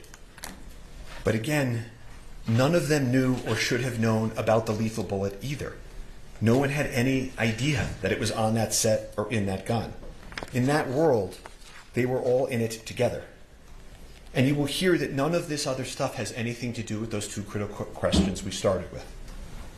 Why there was a live bullet on set, why the armorer placed it in the gun, and of course, why the head of safety failed to detect it. None of it speaks to whether Alec knew or should have known those things. He didn't. No one on that set did. It was not foreseeable. You will hear that word from the witnesses and from eventually the instructions. Foreseeable. This was anything other than foreseeable. And they must prove beyond any and all reasonable doubt that this was foreseeable. Total indifference to human life, that death might occur. He's an actor. He's an actor. But here we are at a homicide trial. And so they will pull witnesses, and witnesses will be cross-examined. They will push themselves to the edge of truth and beyond. You know, these things about, Alec didn't notice this or Alec didn't notice that. I want to make sure that you're clear on something that the evidence will show. He had been filming on that set for a handful of days. The evidence will show he had just gotten there. It's not as if he had been there for months and months and noticed things and failed things. And he had just gotten there. You don't notice every little thing when you start at a new place and when you're in the character of Harlan Rust. But they will push forward, and they will have gaps in the evidence as well. Don't expect you to be hearing and for them to call the first AD head of safety. I don't know if you'll be hearing from the lead detective, Cannell, who investigated this case. The lead detective, or the sergeant that supervised him, Sergeant Zook. I don't think you'll hear from Mr. Schilling, who was the lead investigator for the prosecutors. And so as you hear this, you jurors can assess about that gap of evidence. And there's one thing that I can tell you will not hear also. You will not hear from an actor or an expert in acting. And so they will play the videotapes of Alec Baldwin, the actor, acting. They will show you perhaps over and over again him in shooting scenes. Bad Alec shooting a gun the wrong way in a movie scene. They will try to get you to picture that and forget that this was a movie set in the first place. And you will see actors in a Western acting.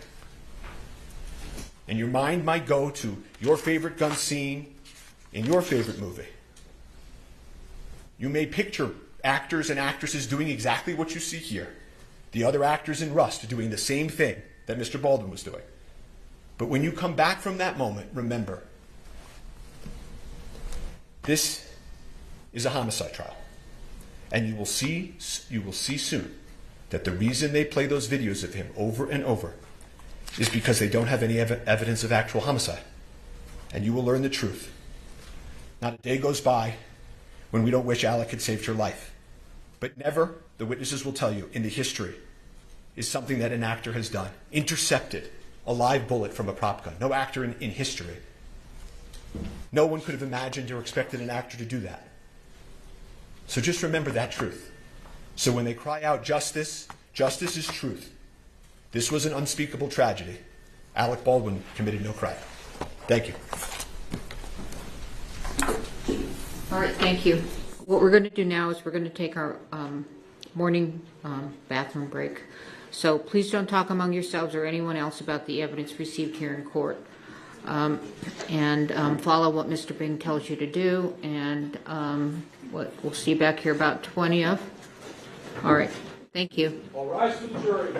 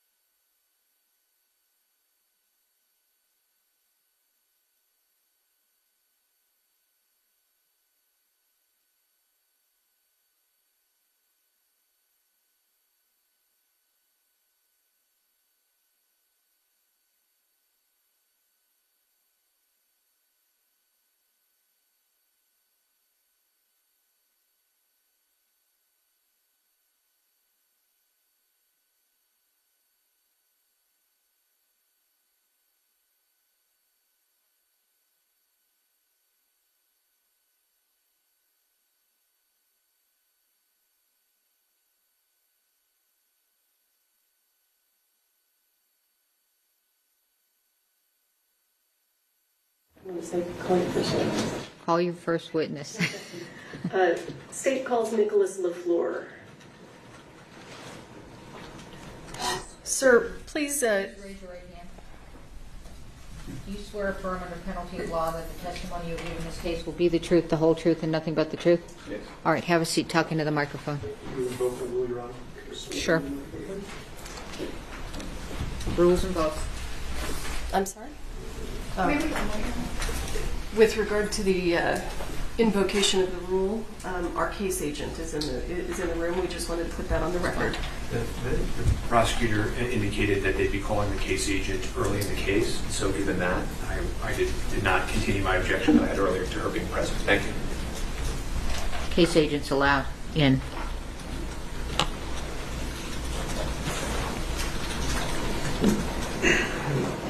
Sir, state your name and spell your last name for the court record, please. My name is Nicholas LaFleur. My last name is spelled L-E-F-L-E-U-R. And how are you currently employed? The City of Santa Fe Police Department. And what do you do there? Police officer. How long have you been employed at the City of Santa Fe? 2 years. Can everyone hear Officer LaFleur? Okay. And prior to working for the Santa Fe Police Department, did you work anywhere else? Yes, ma'am. Where did you work? The Santa Fe County Sheriff's Department. And how long did you work at the Santa Fe County Sheriff's Department? About 2 years. And were you on duty on October 21st of 2021? Yes. Did you receive a dispatch call? Yes. Can you tell us what you received and what you did? A call came in that there was someone shot at a movie set. Unclear who shot, how many were shot. I happened to be the closest person to the call and arrived on scene first. So when you arrived on scene, when you say first, were there other law enforcement officers there? No, not at the time when I got there. Were there any other first responders present? There was some fire personnel and what they call the scene medic for the movie set, I guess. You said a scene medic? Yeah. Okay. So when you, let me ask you, when you receive a call for a shooting, what's your primary concern? Priority life. And what do you mean when you say priority life? Make sure whoever needs help gets help and that the threat is stopped. And when you arrived on the scene, and where was it? Bonanza Creek movie set, I guess. It's quite a ways off the interstate. Okay. And what county and state is that in? Santa Fe County, state of New Mexico. Okay. So when you arrived there, give us an idea of what you saw. What was going on? It was a big, old, like cowboy western theme, like city or a town. There's a bunch of people running everywhere, bunch of cars, bunch of people pointing. When I got there, people were pointing towards a church, and I got out. And I attempted to grab my medical bag and went in and saw. Hang on, I'm gonna stop you there. Approximately how many people were there on scene? I don't have the direct number, but there was more than 100 people. Have you ever been called to a shooting where there were 100 people already on scene? No. Did that present any specific challenges for you? Yes. Explain to us what those challenges were. Just there's a lot of moving parts.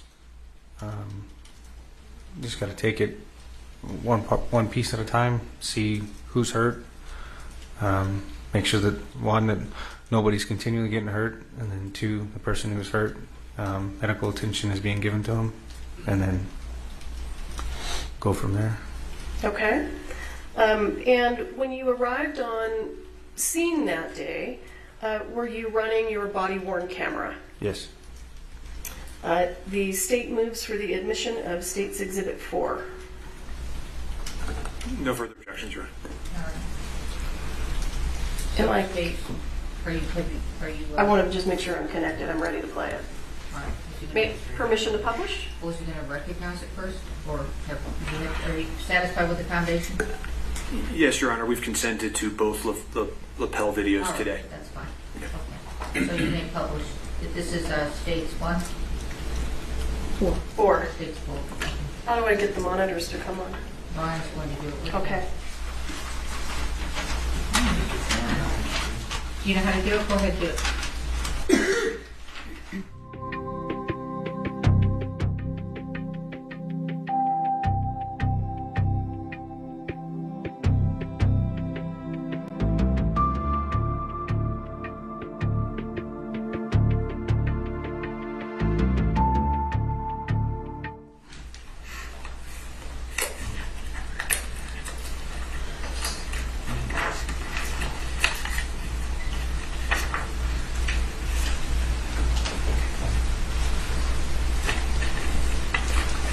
All right.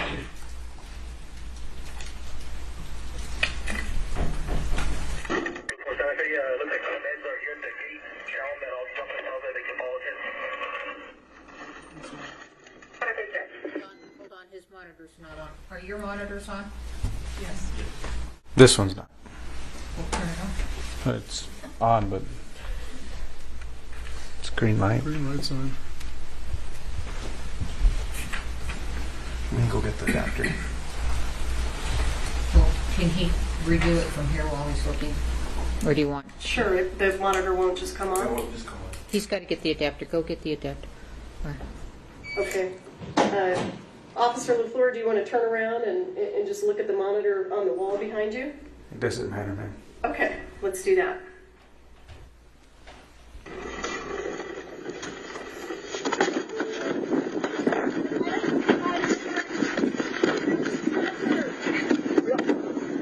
You got your tunnel kit? Yeah, I'm trying to get it out.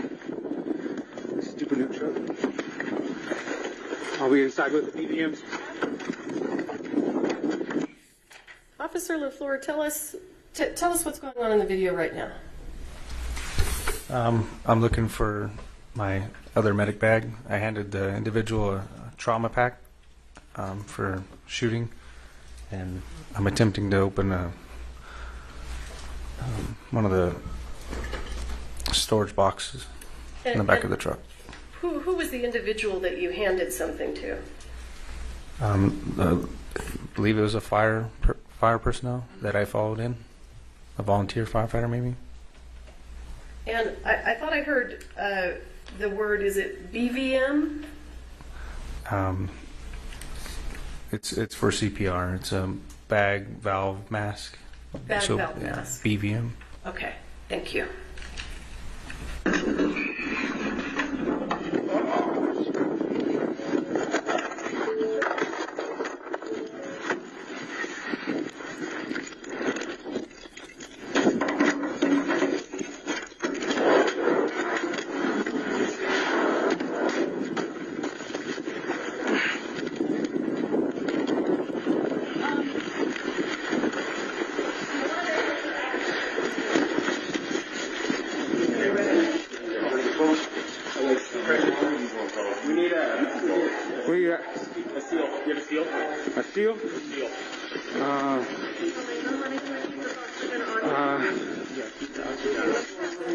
I got a sterile glove and a packing gloves. Okay.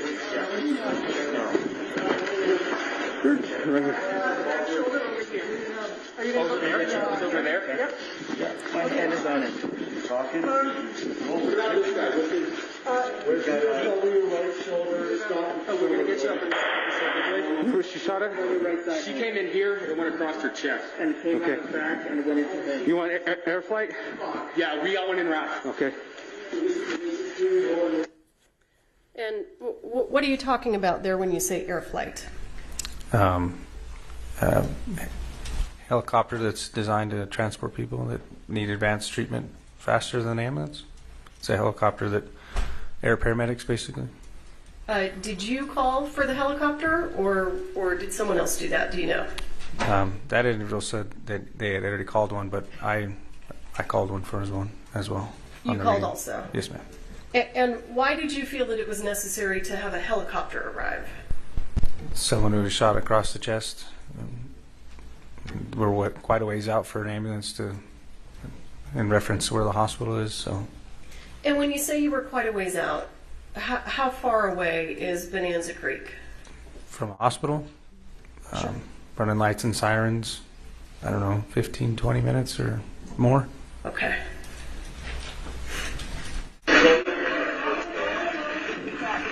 .32 Santa Fe, one female shot in the chest, male shot in the stomach, requesting air flight.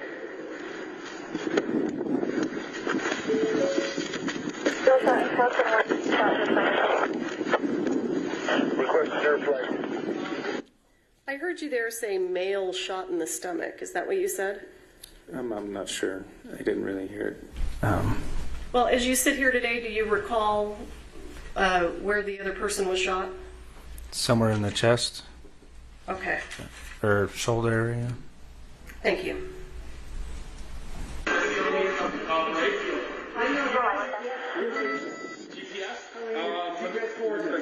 It's okay. I got you right here. 2432, how many people you have seen there? 32, I got just Santa Fe medics.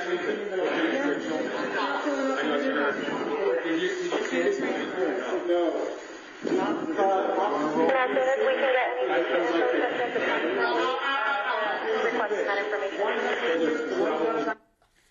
In your video, sir, can you identify who the set medic is? It's a little blurry, but I believe it's this lady, right? The one that's bent over with her blondish brown hair. Is the monitor working now? Yeah. No, Yes. Joe. Come on, Joe.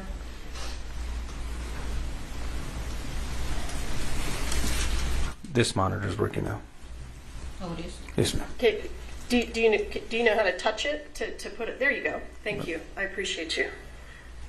You can go ahead and remove that. Oh, I don't know how to move it. Can you show them how to remove it? Oh, push on the menu button. Clear. And then there's a clear at the end. Okay. Then if it's in the way, just push menu. Do you know who these other people are that are in the room? No, I know that that person, and somebody over here, the battalion chief, they were wearing Santa Fe medic, county fire medic shirts. So, and they came in the vehicle in front of me. You don't know who the other people are that are in the room? I know the other person shot, and then Elena Hutchins, or kind of maybe misspelled her name or pronounced it, and then the other assistant director, and that's about it. Okay. And you mentioned that there was a truck pulling in ahead of you. It was a volunteer firefighter truck. So did the first responders that we see here in this scene, did they arrive about the same time you did? Yes.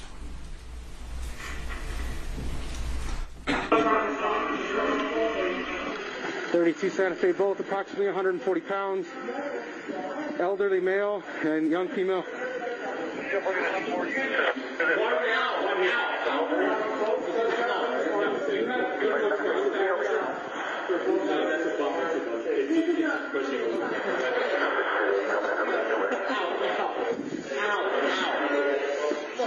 What do you need me here? No,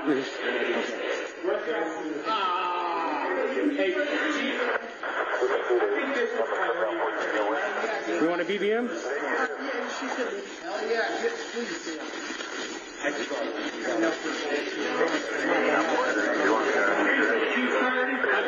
He's good. He's got a broken shoulder. This is repeat your information. Are you flying her out? Yeah, she'll be there.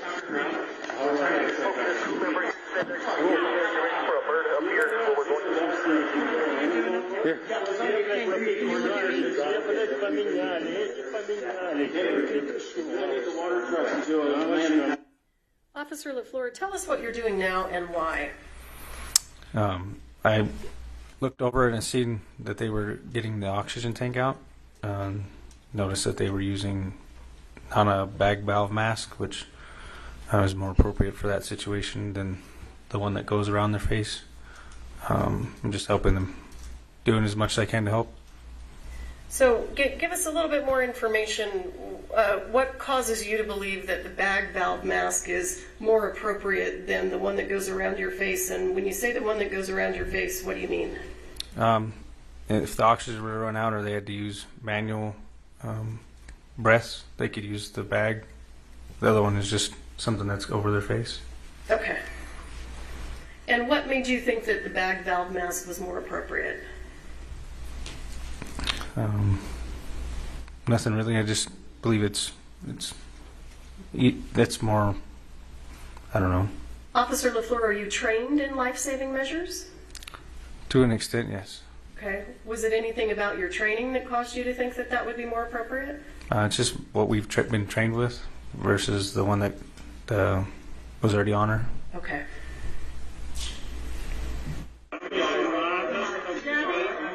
Gabby, can you just make sure nobody else comes in? Yeah, we got air. Do you have ears, ma'am? Do you have stethoscope? Yes, they're in that bag. Right there at the top. Purple? Nope, at the top. Where are you coming? Where do you go out? This year. Helena. Is anybody allowed to go with her in the helicopter? No. Helena, deep breath, Helena. There you go. Deep breath, Helena. Deep breath. Be okay. Good girl. Okay. There you go. Good girl. In charge of that. Deep breath. Jesus. I was behind you. Doing okay. Entrance is here. Exit's back here. Okay. You guys pack it? No. What do you guys need? I just need another dog tag. Something for pressure. I'll take a big one. This one? No, this one's good. This one? No. Ab pad? Do you have an ab pad? Underneath the right shoulder blade, the costal area coming through. You're not taking a tag. All right, thank you. I just need something big. Thank you. You got a stretcher? Not me here, no. Okay. Let me help him get the stretcher.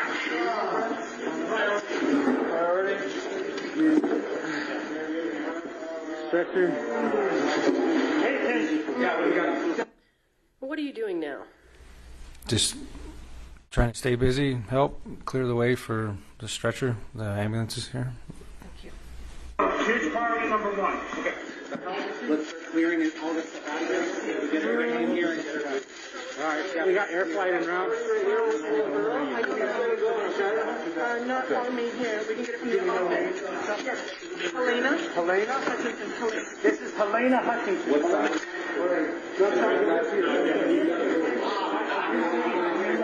On this side.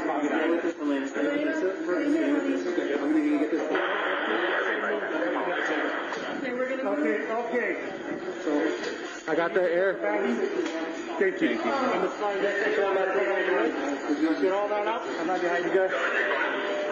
All right. So we're gonna need to get her going right away. Officer LaFleur, have additional first responders now arrived? Yes. Can you give us an idea of who's on set assisting now? So it looks like more paramedics have arrived, and Lieutenant Benavides is right there. Okay. And do you mean this gentleman here? Yes, ma'am. That my cursor's on? And who was Lieutenant Benavides? He was our day shift lieutenant at the time. Was he a supervisor? Yes, ma'am. We got it through and through on her. It went through and through on her, through the chest, and then you got one in the arm over there.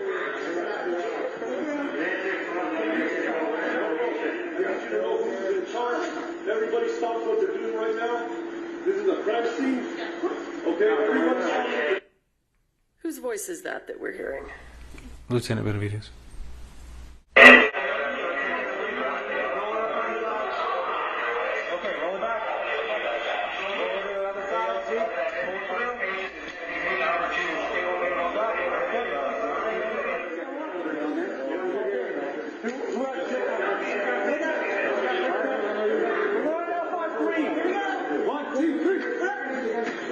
Underneath, cool. Yeah, good. Let's go up and down. Let's go down there. Let's go good carry here, okay? You keep your eyes on me. Keep looking at me.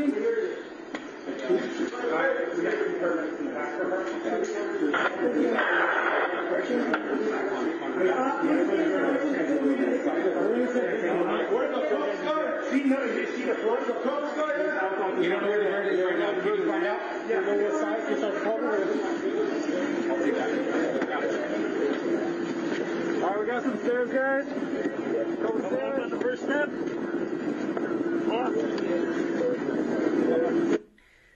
So what is your understanding about where Ms. Hutchins is being taken now? Into the back of the ambulance. And can you explain why is she going into the back of an ambulance rather than the helicopter? The helicopter hasn't arrived yet, and my understanding is that they have additional medicines and equipment and measures they can take inside of an ambulance. All right, thank you.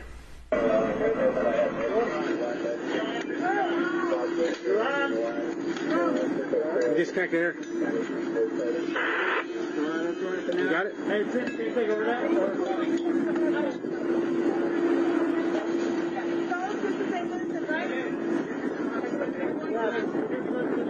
You guys want to see Vincent? Find out the ETA on the bird. 32 Santa Fe, what's the ETA on the bird? What did you just say? I asked the ETA on the helicopter. And who are you speaking to? Santa Fe Dispatch. Do you recall how they responded? It's been a minute since I watched this video, so. All right.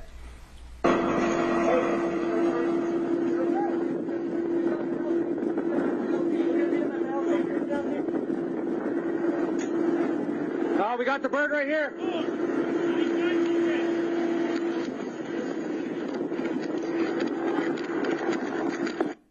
Is the helicopter now arriving? Yes, ma'am.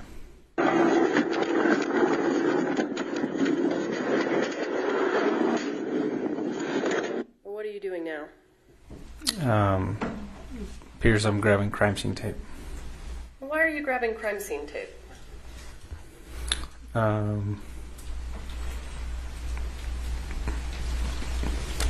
To start the crime scene. I don't know if anybody had told me to grab the tape yet, but I knew we needed to start one. So.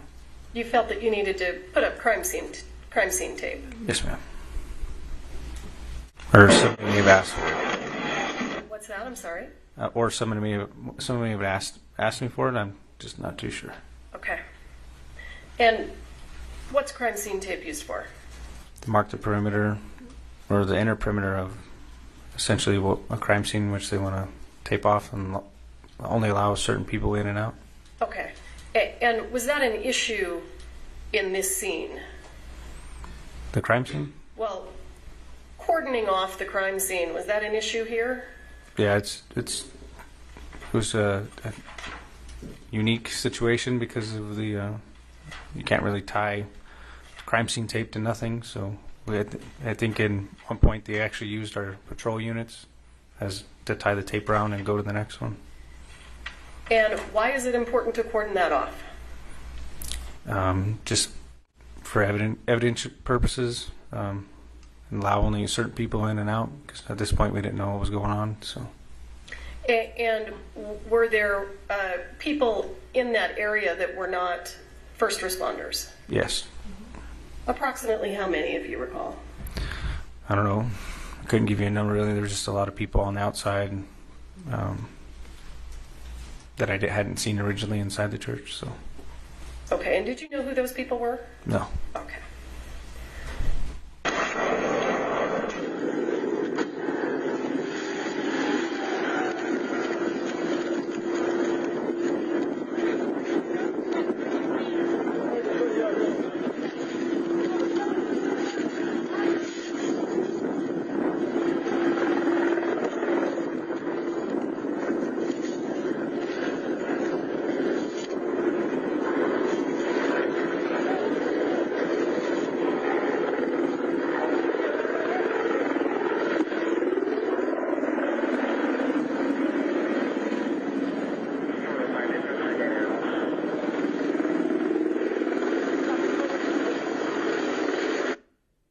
Do you see this person here in the gray shirt?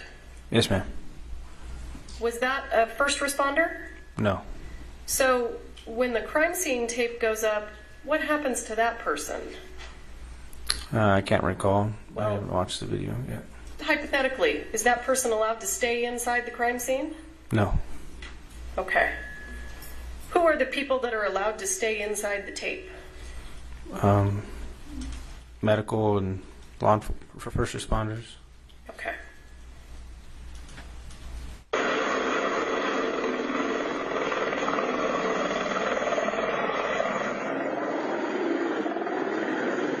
What do you need, Chief? I'm radio in for my command for my mind. Tell you guys, this was in the middle of a shot, and I have live ordnance on the ceiling up there. It's safe. Okay. But it is here, right above here. Okay. Right there, that's... Okay. And if you get to the point where you say you want me to move... All right. All my guys... Okay. Where's the bird? It's right here. Okay.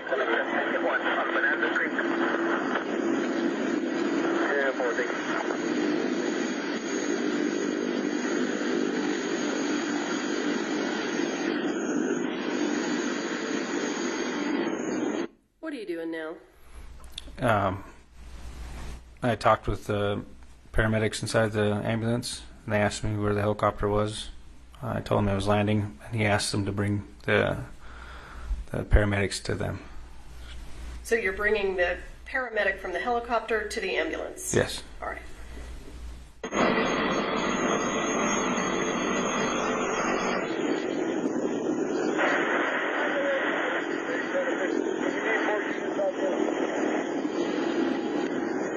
We got approximately 23-year-old female in the back of the ambulance right now. Gunshot underneath the right arm.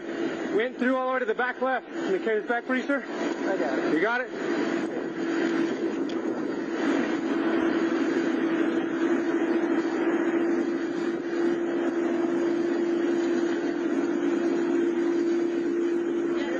This one's priority.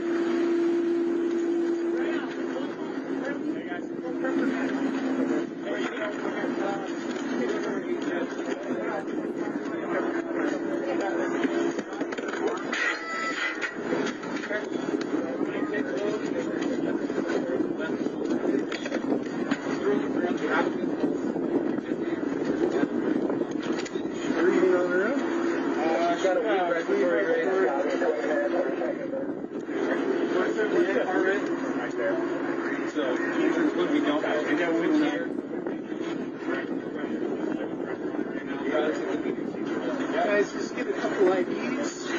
They're not sure whether they're IOs or not. Here, grab the IO stuff. Can you open your eyes for me? Yep, there.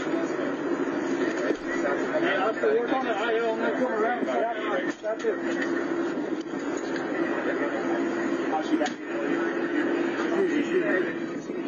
If I could just have you guys just step over there for us, okay? Can I have you guys get over there for us? We're going to have to gather everybody up, get everybody's names, everybody who's on scene, okay?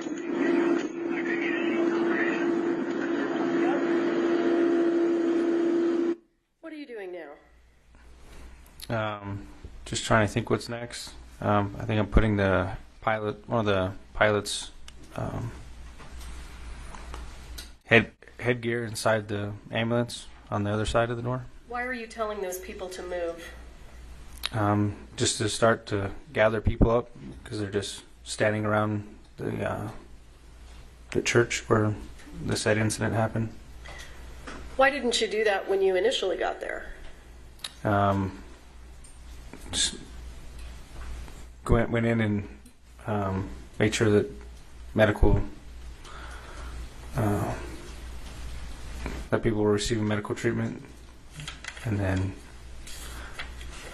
slowly go with the flow, see what it could do next. Are you trained to take action to save lives before moving witnesses around? Yes, ma'am.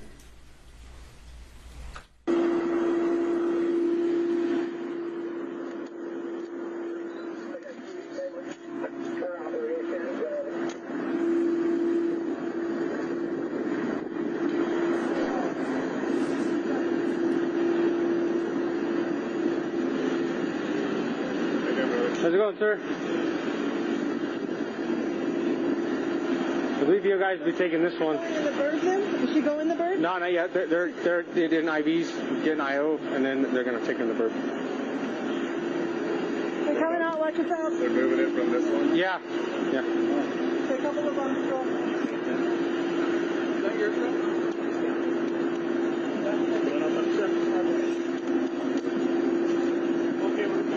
And whose jacket is that? Joel's? Okay. It's got his phone. Be careful, it is bloody. Okay. It's got his phone, it's got his other stuff in it. Okay, well, we're going to just keep it here. So, he was... His phone? Officer LaFleur, this woman who's speaking right now, she's not a police officer, right? No. Was she employed with the fire department? No, she was their set medic, I'm guessing. When you say set medic, do you mean she's the medic on the movie set? Yes, ma'am. Yeah, he was wearing it. Well, where's his phone at? I don't know. Do you have any idea why movie sets would have medical personnel on scene? It's probably for safety reasons. Someone closer than the paramedics or fire department. For safety reasons? Yeah. Phone. Anybody have Joel's phone? Yeah. All right, gentlemen. How can we help you? I just need your IDs, and then have you guys step outside and wait for the investigators to get here. Okay? Okay, cool. Any idea who these guys are?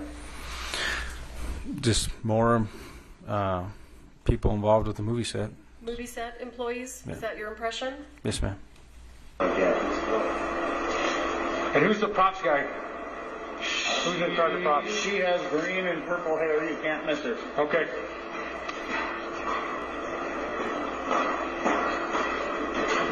I was here when it happened. You were here when it happened? Yes, sir. Who else was here when it happened? My dad was Serge. The camera operator. It's in his front pocket. How many people you think were in here when it happened? 3, maybe 4. 4? Maybe. Okay. So 2 more other than you two? Reed, as soon as I see him, he was the camera operator. Reed, yes, sir. Okay, who else? Reed Russell was here. Alec Baldwin was the actor on set that pulled the trigger. Alec Baldwin? Yes, sir. Where's he at? Yeah, you help me find him? Yes, sir. Baldwin's right there on the cell phone with the cowboy hat. Okay.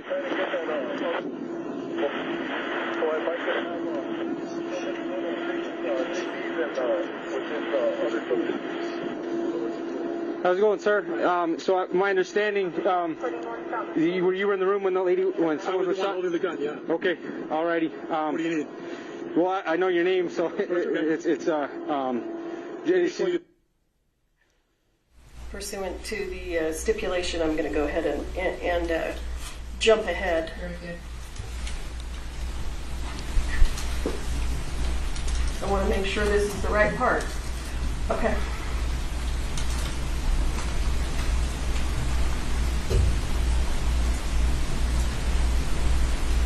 me get with my lieutenant and see where we want you to hang out, okay? Whatever you want to do. Yes, sir. All right, give me just a second.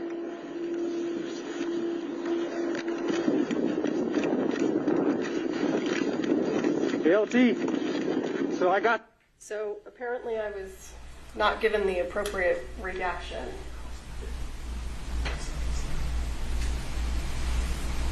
You want me to jump ahead 5 seconds now? What? I need to know what to do, or I just press play. What do I do?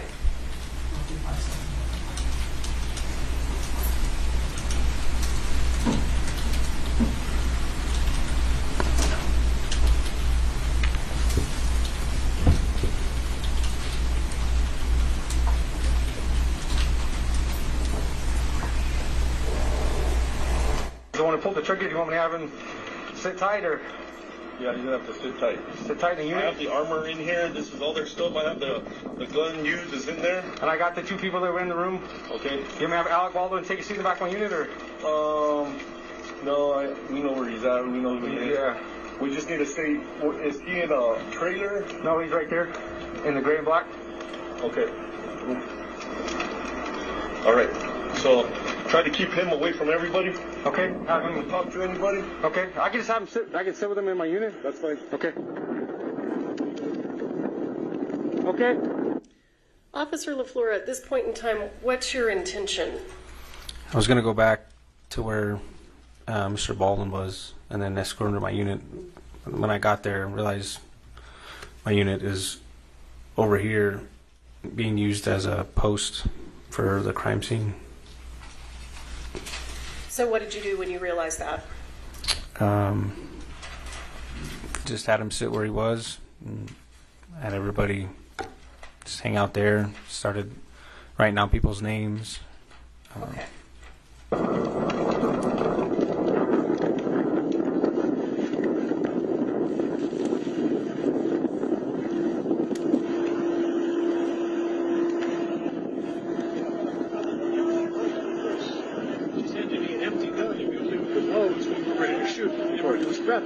Earplugs, everything. All right.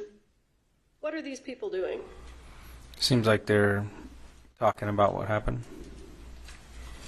Now, as a law enforcement officer, is that something that concerns you?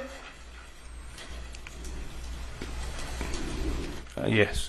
And why? Why does that concern you? They could be, one person could be telling them what they saw and mess up what they have to say what they saw. So it could essentially coerce testimony, I guess. People would say the same thing because the other person said it, rather than saying their own opinion or own view of what they saw. Okay. Mr. Baldwin, who's the director on scene? The guy that was shot. The guy that was shot? Okay. Where is he now? I think he's in the ambulance. Do you guys have a production car? Or? There's an AD. His name is Dave. I'm waiting for you right now. Okay. I'm happy to stay right here and do everything that he's. Well, my lieutenant just wants you to stay away from everybody and not to talk to nobody. So I was. Wait right here. We can wait right here and have everybody step back, or we can wait in the back of a patrol unit. But I prefer to not put you there. Okay. You want something? You want water or something now? I want to find props to get a cigarette. So, why did you let Mr. Baldwin sit there instead of putting him in some vehicle and separating him from the other witnesses? Like I said, my unit was clear across being used as a post, and just because I didn't know what we had right there, came to maintain cooperation with people involved. Well, it sounds like you gave him an option. You let him choose, is that right? Yeah, he wanted to stay right there, and I figured if I could keep him there, I didn't see a big problem with it until later on when people were talking and whatnot. And did you give Mr. Baldwin instructions about whether or not he could speak to people? I did tell him to stop talking. And did you give instructions to the other witnesses that were around? I didn't tell them, but I told them he had to sit there and not talk to nobody. Okay. I got it. What do you got? You got medium? Marble medium? hands are shaking. Try to kind of. Yes, sir. Right, I'm right there. The silver car is Alec's vehicle. If you want to put him in there. Mr. Baldwin, is that your car? Yeah. We can wait in there.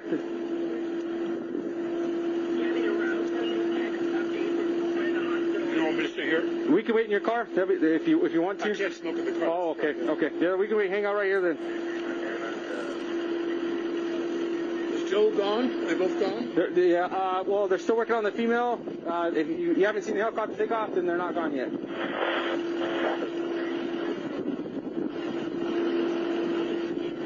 If you know, Officer LaFleur, why hadn't the helicopter taken off yet? I don't know exactly why, but my guess is they have to stabilize the patient before they can put him in the air. In the air, okay.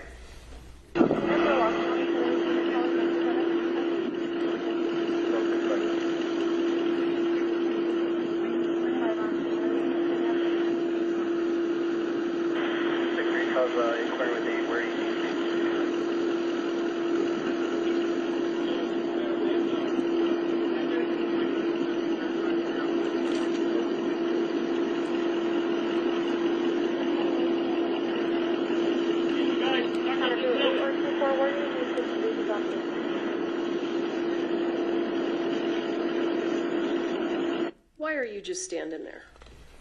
Just standing with Mr. Baldwin, allowing him to smoke a cigarette, making sure. And why is it important for you to be standing there?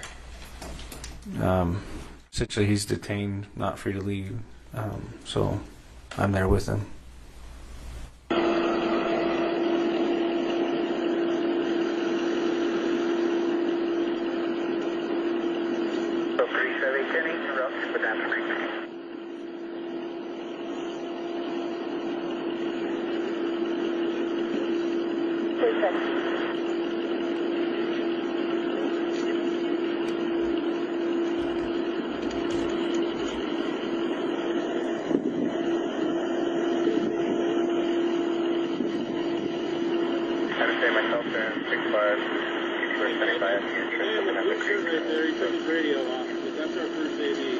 Now right there? Sheriff's car with the gray hair kind of in the Okay. shirt. Okay. Thanks, Dave. Hey, is there an officer over here right now?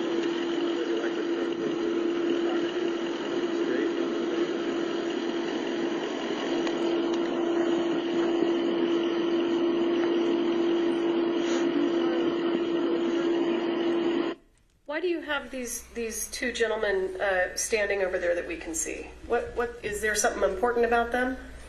The guy in the gray I had him stand over there because he was inside the room when I first got at the church, and the other guy in the brown apparently was in the church too. So I just wanted everybody who was in the church in one area so we could easily be found.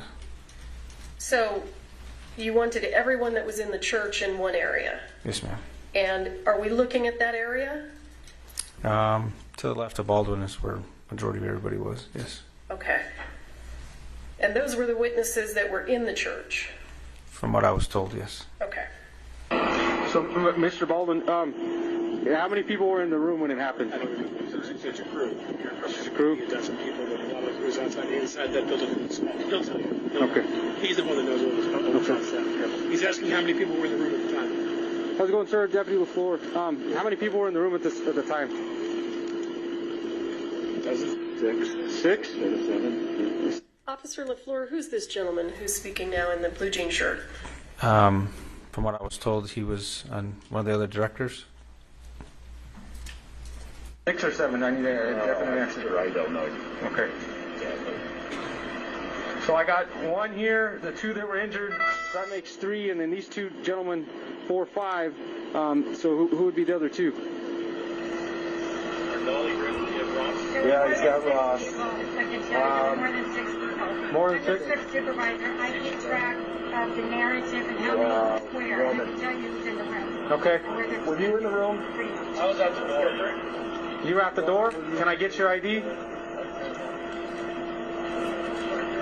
Do you know whether or not the person in the jean shirt was inside the church and witnessed the incident? I do not know. Okay, why don't you come on over to the back of the script?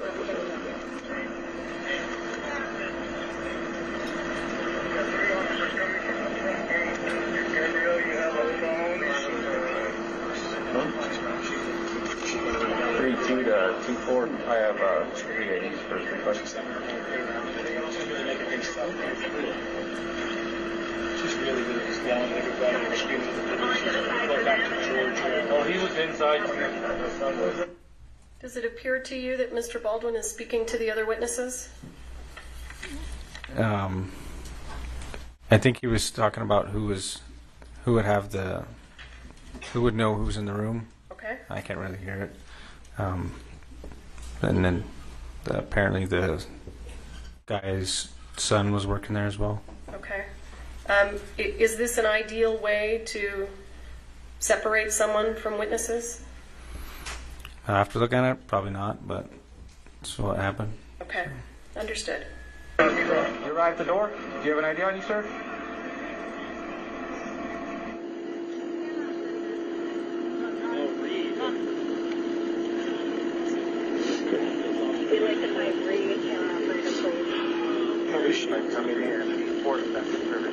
As of right now, her status is questionable. That's why we called the air light. Where were you at, sir?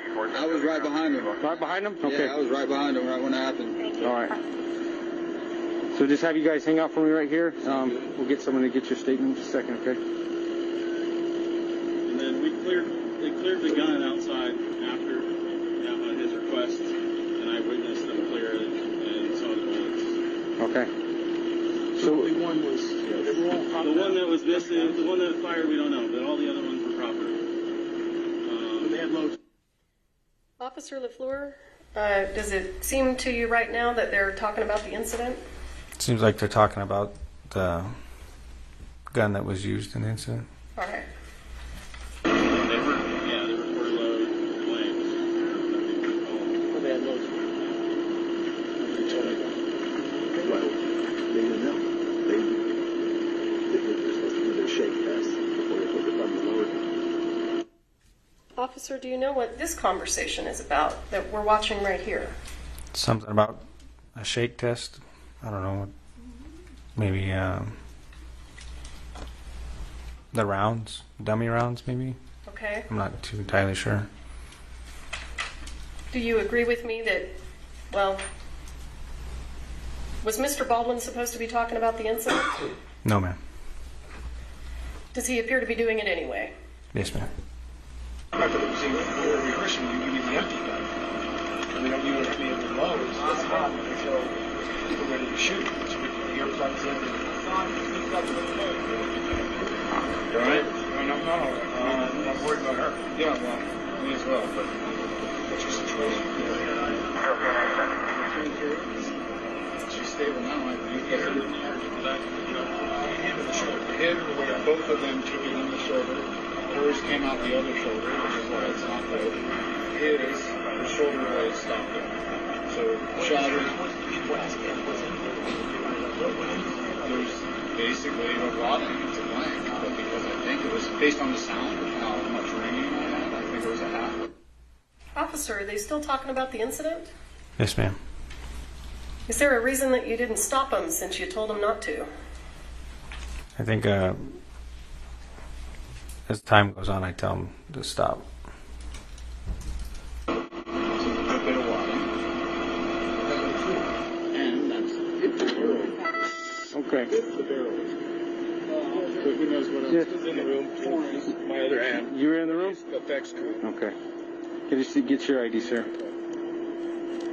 That's what I said. I think there was more than 6 or 7 guys. I think it was about 8. You see this gentleman over here on the left? Yes, ma'am. Any reason to believe he was inside the room at the time? I'm not sure at this point. Okay.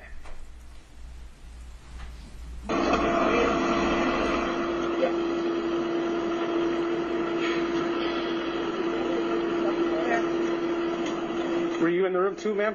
Yes. Okay.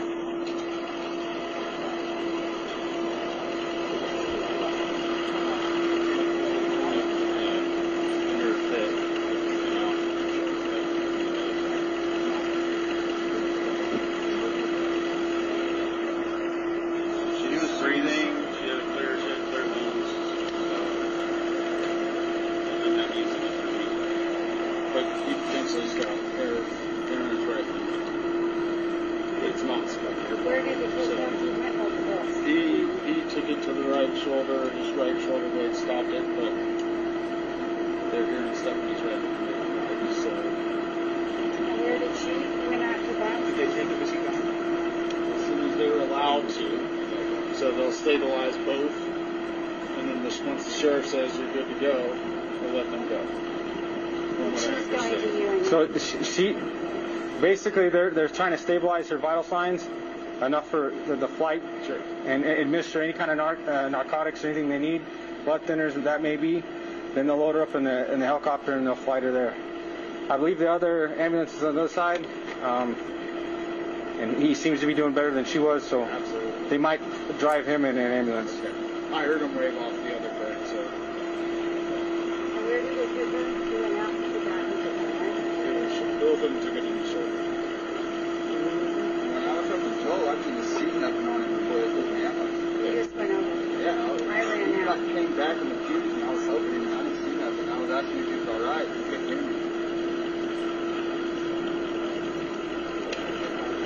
You and him at the trauma hospital. Still at St. Vincent's. They're both trauma ones. Thanks for the information. I was curious. Yes, ma'am.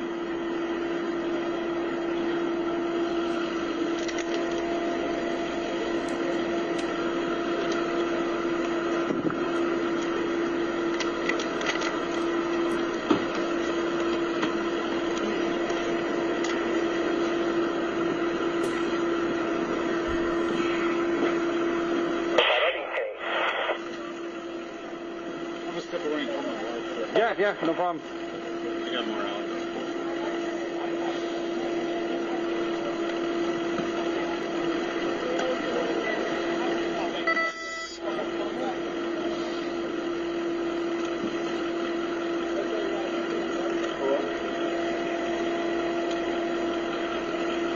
Get him out of my line. There's nobody in his line. You walk around.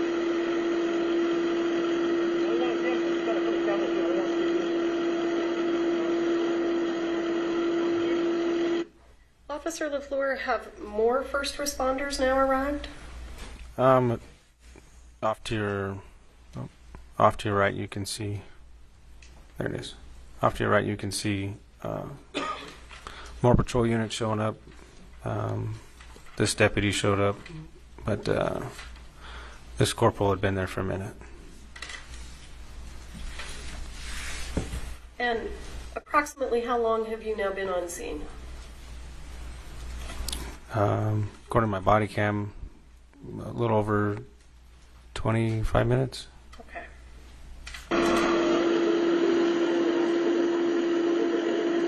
Hey, Corporal.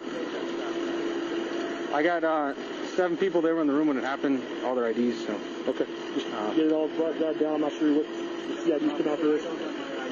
It's okay. At that point in time, what was your understanding of how many people were in the room and witnessed it? I believe I said 7. Okay. Do you know whether or not that turned out to be true? I think there was actually more.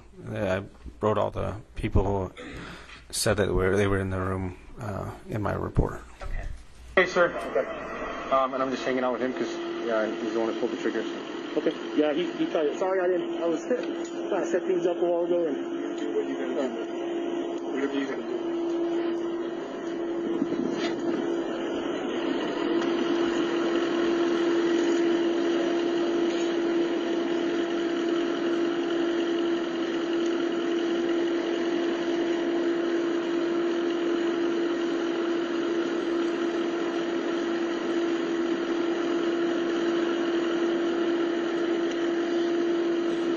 What are you smoking? Got one on you? You got a notepad? Ready? All right. Do you have a notepad? Officer LaFleur, at this point in time, I know he's no longer in the frame, but the gentleman in the blue denim shirt, do you know whether or not he was in the room at the time? I don't recall if he was in the room or not. Okay. I know there was some director or whatnot there. Okay. Yeah, I don't have mine either. Yeah, so I start. Yeah, I know. It came off when I was trying to pack wounds. Yeah. Okay.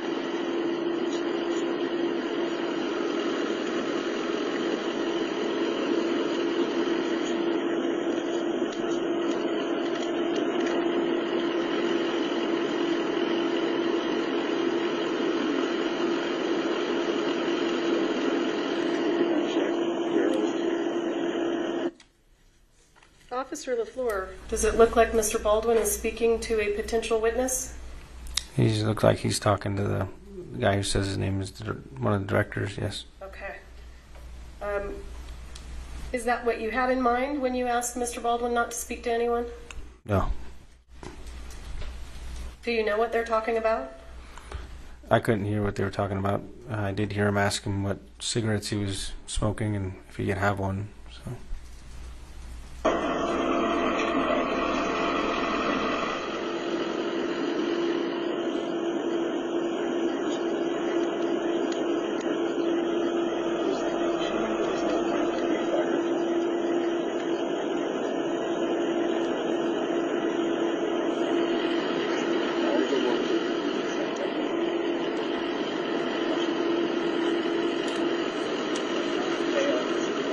Carefully, has a bunch of loose cards in there.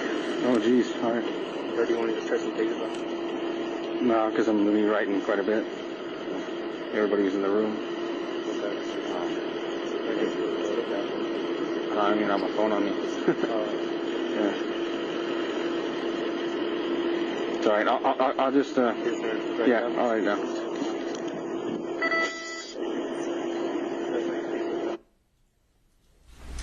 Do you see the gentleman in the denim shirt gesturing? You want me to back it up? Yeah, which one? Are we talking about this gentleman? Yeah.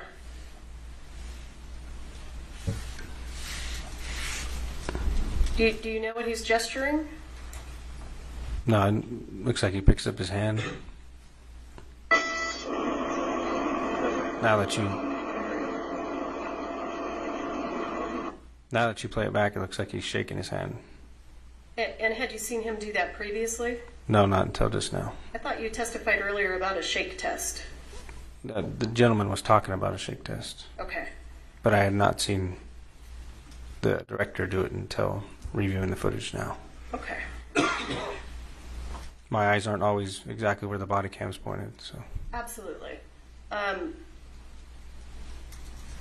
When you tell people not to talk about the incident, do you have an expectation that they'll follow your instructions? Yes, ma'am.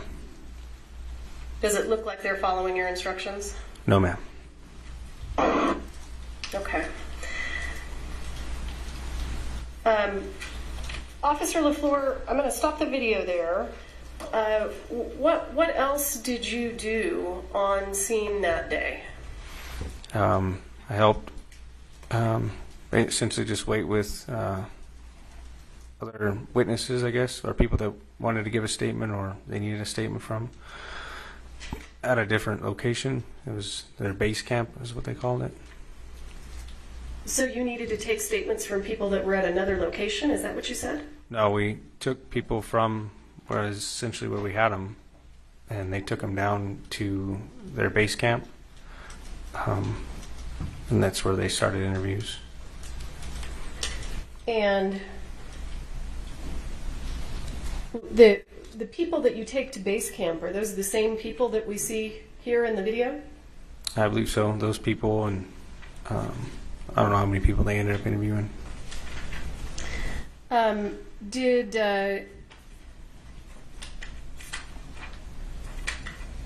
Did at any point in time did Mr. Baldwin tell you that he didn't pull the trigger of the gun?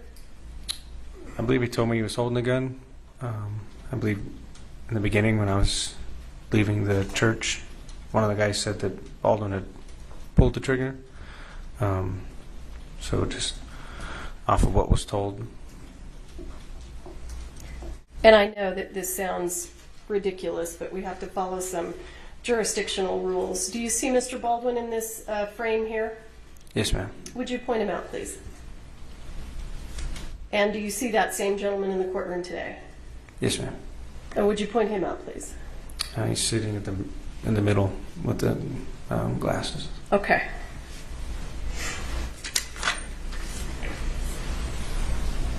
Anything else that you did of import that you can think of that you think the jury should hear about? I think that's about it. How long were you on scene, if you recall? From when I got there was, I don't know, about 10 hours maybe or so. I was there until dark. You were there for 10 hours? Yeah, until they were done interviewing people. Is that typical? It is if that's what they need to be done. So. Okay.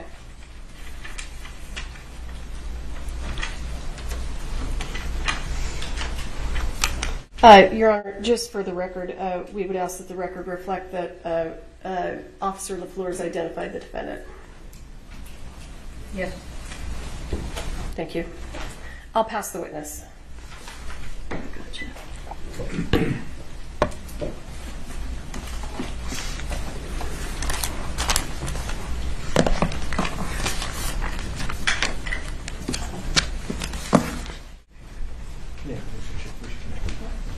May I proceed? Sorry, Mr. Spiro. Oh, sorry. Get that out of your way. I may have to interrupt the prosecutor. It's always fine when the court interrupts me.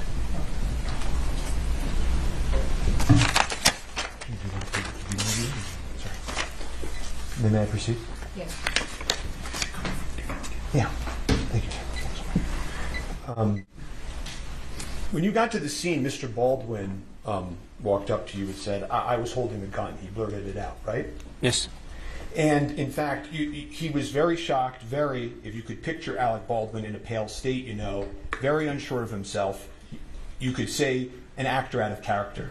Fair? Sure. Object to the former question. It is Mr. Spiro testifying in the question. Okay. May we approach?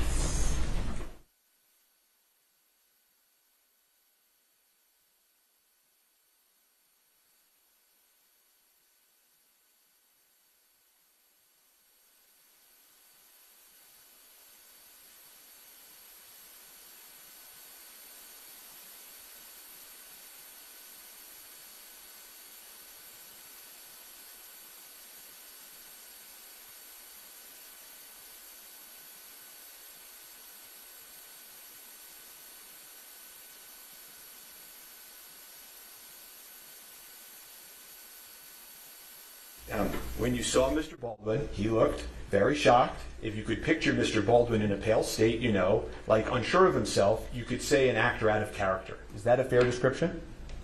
Sure. And he said to you, I'm here, whatever you want to do, right? Yes. He said to you at one point, where should I go? Right? Yes.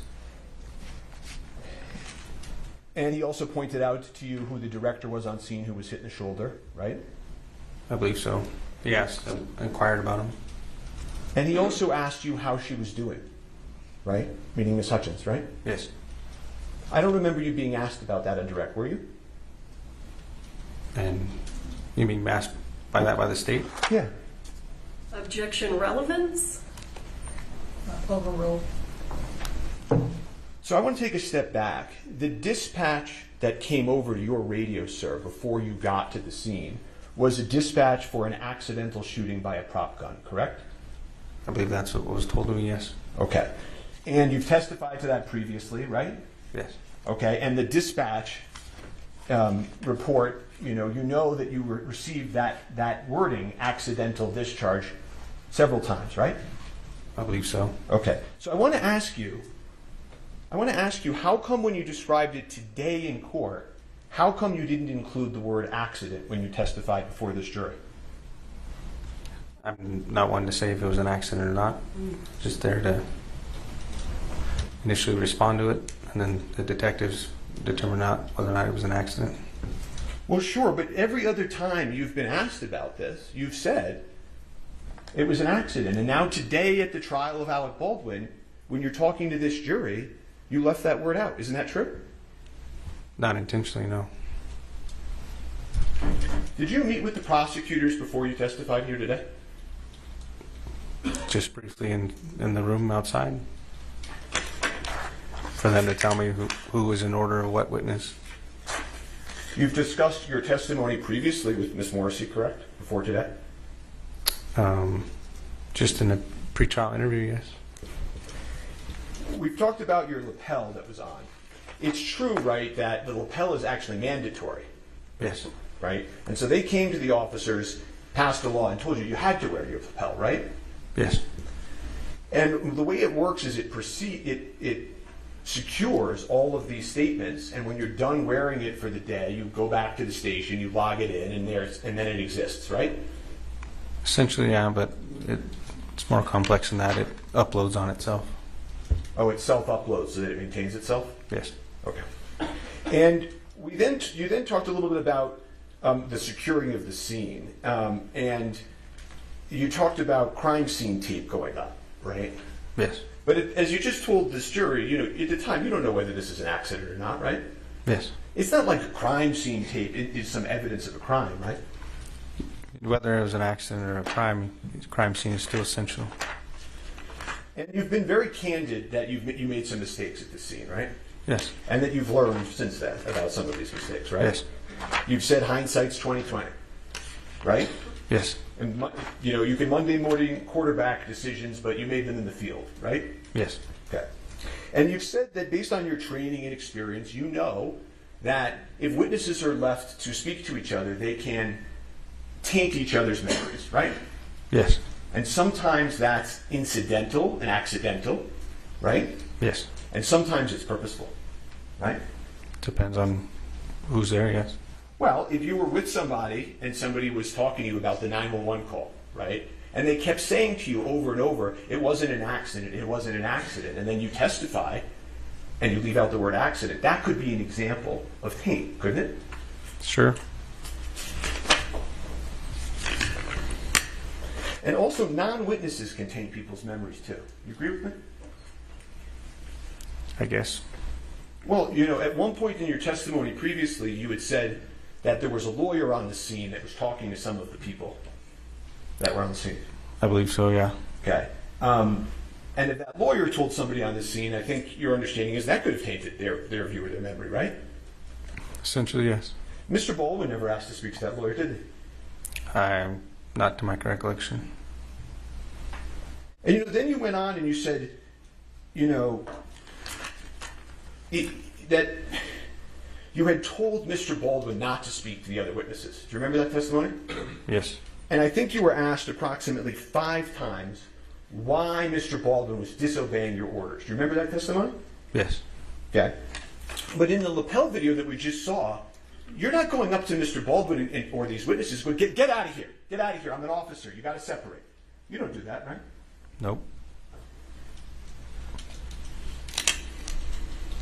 And also in that video, you can see a lot of these people are coming over to Mr. Baldwin, right? Yes. One of them comes over and shakes his hand, right? Yes. Have you ever seen that in all of your experience? Somebody commit a homicide, and everybody and all the witnesses are on the scene, circling around the person, shaking his hand and talking to him about what happened. Have you ever seen that in your entire career? No. And then you went on to say, well, you didn't put him in the cruiser. You didn't put him in the cruiser because your cruiser was being used. Was I guess the reason that you gave? Was that? Did I understand that right? My patrol unit was being actively used as a post on the other side of the field for a crime scene. When you say a post, do you mean like it goes somewhere else and you put the tape around it? Is that? The side mirror was wrapped around with crime scene tape. Uh-huh. You mean there were also another dozen officers on the scene that day that had police cars if they wanted to put Mr. Baldwin in it at any point, right? Yep. Okay. And in fact, Mr. Baldwin later on drives himself to the precinct and goes and speaks to the police, right? I'm not too sure how he got there, but he did get there. Well, he wasn't under arrest, right? Not to my knowledge, no. And so you use this word detained. When Ms. Morrissey asked you, well, were you detaining Mr. Baldwin? Do you remember that question? Yes. Isn't it true that even today, years later, no police officer has ever arrested Mr. Baldwin or detained him in a police car? True? I don't know.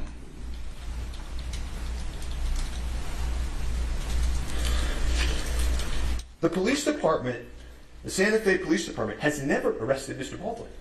Not the Object Santa to Fe the Police form of Department. question, asked and answered. Overruled. And one of the things that you do as an officer on the scene is you observe demeanor, right? Yes. And you spent 10 hours on the scene, I think I heard you say, right? Yes. You got to see the people of Rust that day live, right? Yes. And the truth of the matter is that you took it as a way how everybody was acting, and that the individual who claimed to have been holding the firearm was still there, that there was no, the way he was, his demeanor was that there wasn't any intention behind the act, as you could say. Isn't that true? I wouldn't say there was no intention. I don't know the individual's intentions, but his demeanor was sad, upset. Okay, well, it's not just his demeanor being sad and upset, right? Okay, I'm going to move that to the side. And I understand you're not a mind reader, right? Correct? Yes. Okay. All you can do is look at the people and look at how they're interacting and make your own judgments, right? Yes. Okay, and you do that as a police officer to try to figure out how to interact with a scene. True? Yes. Okay, and isn't it true that the way you took it, how everybody was acting, and that the individual who claimed to have been holding the firearm was still there, that there was no, the way he was, his demeanor was that there wasn't any intention behind the act, as you could say. Isn't that true? Again, the wording you're using, I wouldn't say I Okay. had any clue of whose intention was what, but he was sad and upset. Okay, well, let's play. I'm going to play his statement to that effect. Can we cue that up, please, if that's okay with the court? He's saying he didn't say that he did. I'm going to impeach him. I don't think he said he didn't. Well, you want me to clarify that? Yeah. Okay. Are you claiming that you didn't say that? Rephrase what you said? Sure. Dispatch said it was an accidental shooting by a prop gun. So I didn't know if there was any. I took it as the way how everybody was acting, and that the individual who claimed to have been holding the firearm was still there, that there was no, the way he was, his demeanor was that there wasn't any intention behind the act, as you could say, you know. Again, I wouldn't say I knew what his intention was. I understand that. What I'm asking you now, okay, is did you in fact say those words that I just asked you? At what time? The Gutierrez or PTI? Yes. I may have. Okay. You don't deny saying that? Your Honor, let's approach No. if we can. Sure.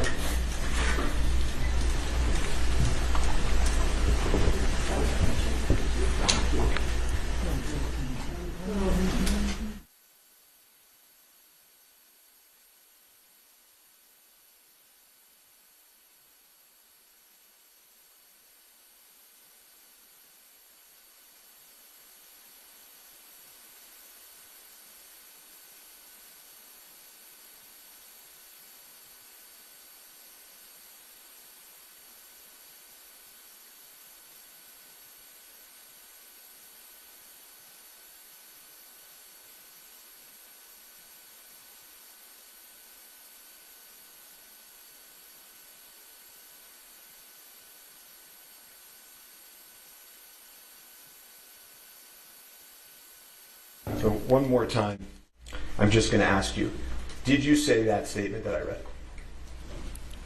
If you're reading the statement and it says my name next to it, then I more likely said it. I just don't recall when.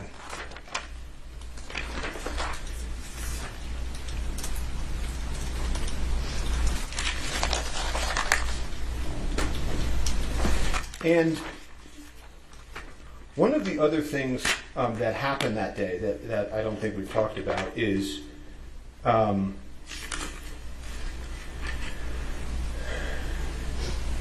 you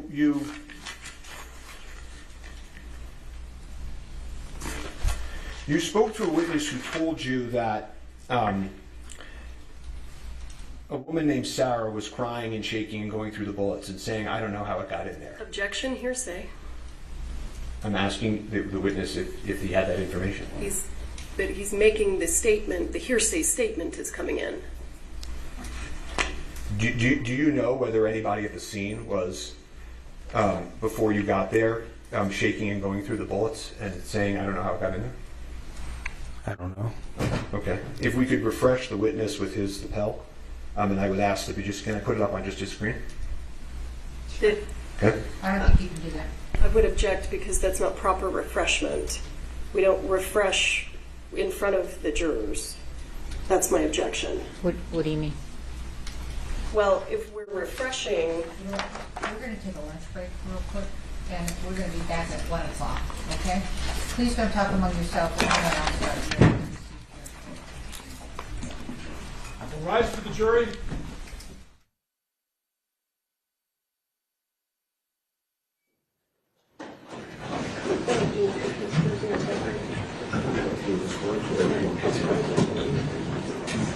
Can you show me how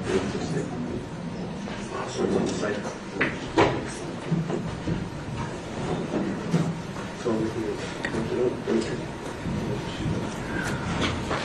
All right, you're excused. You can move over. And this thing is a battery and counsel approach.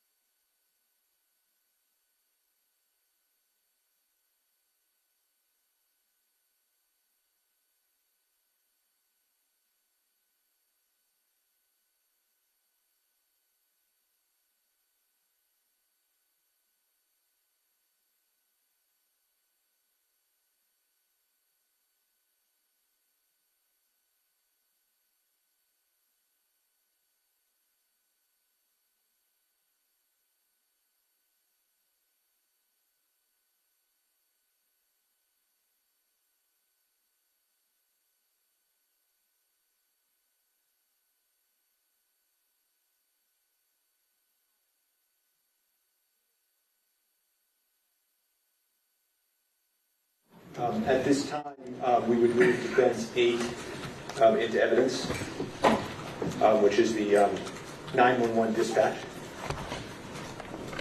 Okay, is your witness going to recognize it? Or is it by stipulation? It's by stipulation. Right. Okay. That's what we agreed. All right. Okay, and if we could just, so that the jury can see, page 6, if we could just publish it to the jury. Yes. States. But defendants 8? Is that 8? Defendants 8 is admitted. You may publish. Thank you, Your Honor.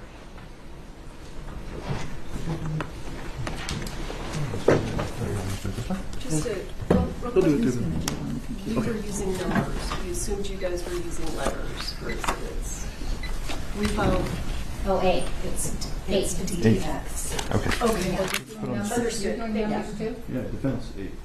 Are you doing numbers? Yes, we filed our exhibit list.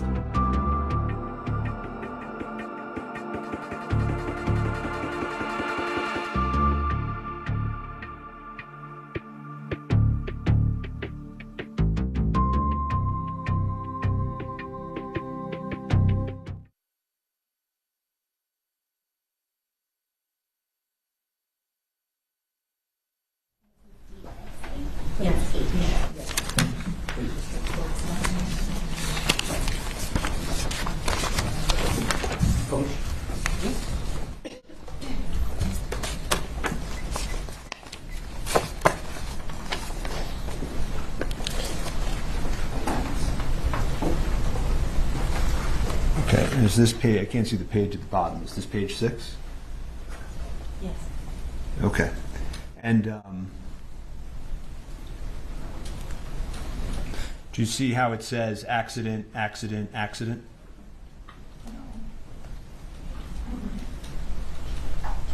I can touch it? Oh, accident. Yes, sir. Okay. And then I would ask, the 911 is exhibits 9 and 10, which is now I and J. Exhibits 9 and 10 that was entered into and played at opening by stipulation, and I'd asked to play and enter them and play exhibits I and J. And this is by stipulation? Yes, Your Honor. I and J, which are, again, the 911 calls? Yes. Why are they 2 exhibits? It just splits because of the EMS. It's the same Okay. three. All right. So upon stipulation, not being corrected otherwise, go ahead. Thank you. Can we turn the volume up? You may publish. This is 911. What's the location of your emergency? We need an ambulance out at Bonanza Creek Ranch right now. We've had 2 people shot on a movie set accidentally. He said someone was shot?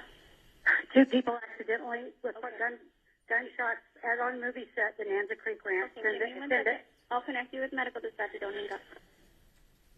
San Jose Fire and EMS, what's the location of the emergency?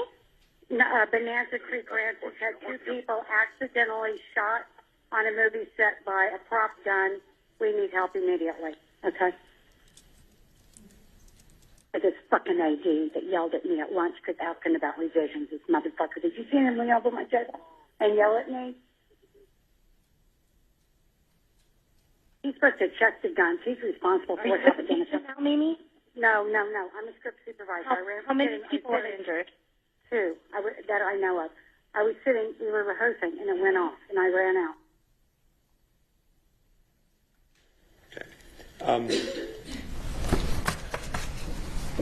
You heard some language, and then that he, the first assistant, was supposed to check the gun. Did you hear that?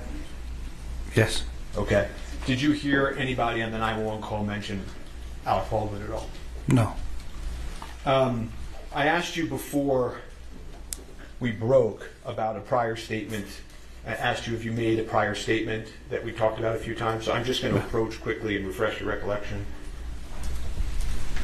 And this is November 30th, 2023. Your pretrial interview, officer of the floor.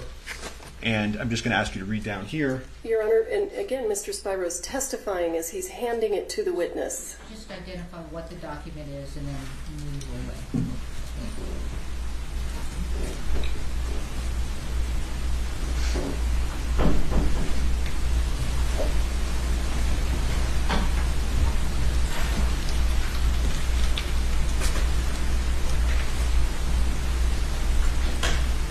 Does that refresh your recollection, sir? Yes. So and I'm just going to take this back. It is fair that you said when asked that it came in as like and appeared to be, and what the dispatch said, it was an accidental shooting by a prop gun. So I didn't know if there was any. I took it as the way how everybody was acting, and that the individual who claimed to have been holding the firearm was still there. That there was Objection, Your Honor. the way he was. Objection, Your Honor.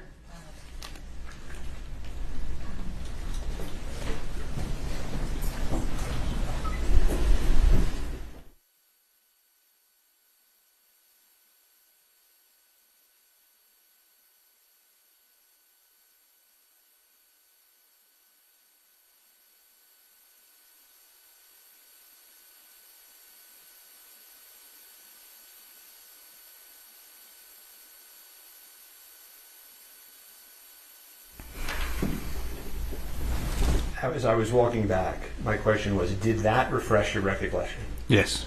Okay. And so is it in fact true that in your earlier statement you said, and it came in like and appeared to be what the dispatch said it was, an accidental shooting by a prop gun. So I didn't know if there was any, I took it as the way how everybody was acting, and that the individual who claimed to have been holding the firearm was still there, that there was no, the way he was, his demeanor was that there wasn't any intention behind the act, as you could say, Yes. You made that statement, correct? Yes. And I asked you also whether you remembered receiving any information as to the ammunition, whether they be prop or otherwise, that was at the scene. If you recalled Duran Curtin, one of the individuals in the church, giving you information. Do you remember that? There's a lot of people in the church giving information. Can you identify which one it was? Sure. I asked you, do you remember whether or not somebody told you that Sarah was shaking and going through the book? Objection, Your Honor. This is hearsay. This is hearsay coming in. Can we approach? I don't know what to do.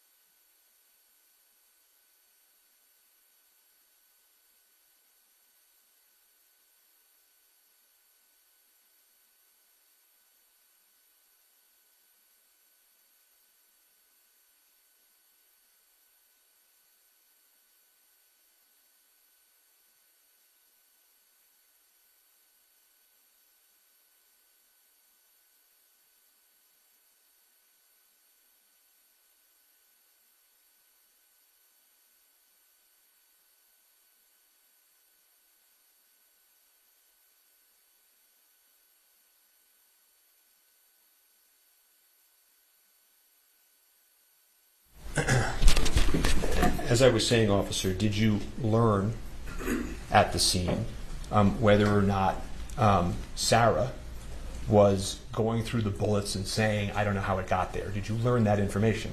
Do you recall? I don't remember. If you could refresh my memory to which part, which person said what. Sure. And I'm just going to approach the witness and show him this lapel recording.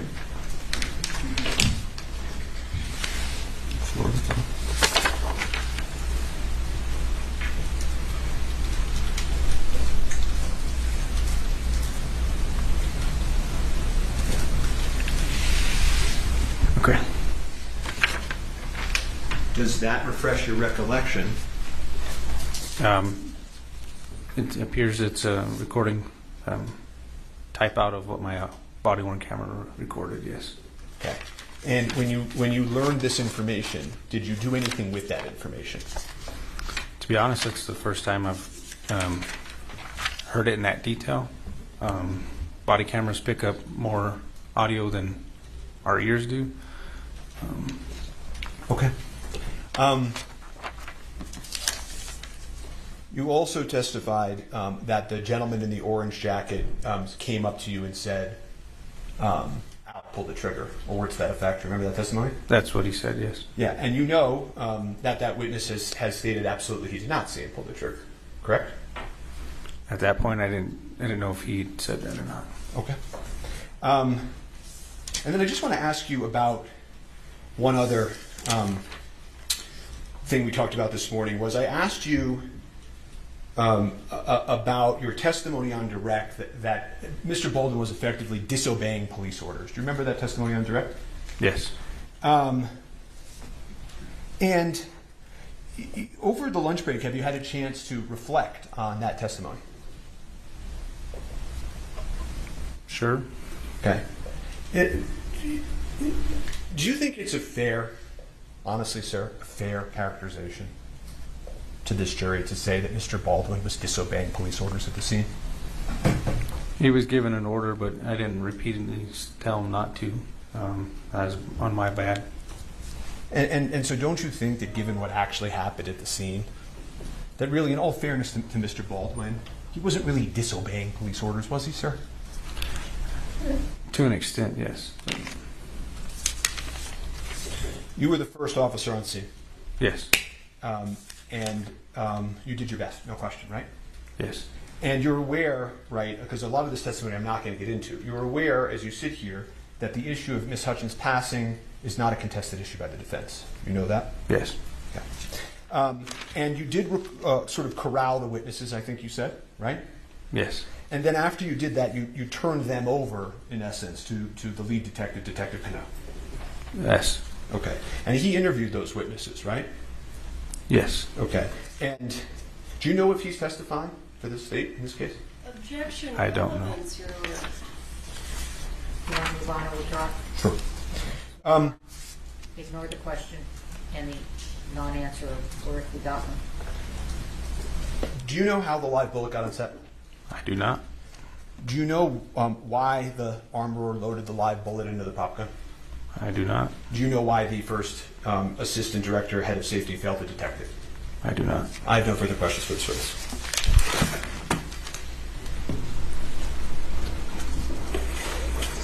Cross-exam.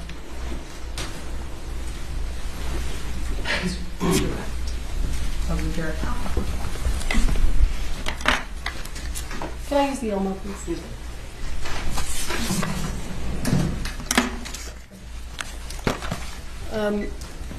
You know what? Let me do this. Where is the defense exhibit DX? That's H. This is H, yes. Okay. I just have to relabel them. Okay. They should be labeled, I'm not labeled. Are there 3 copies? Yes, I just gave us extra copies. Okay.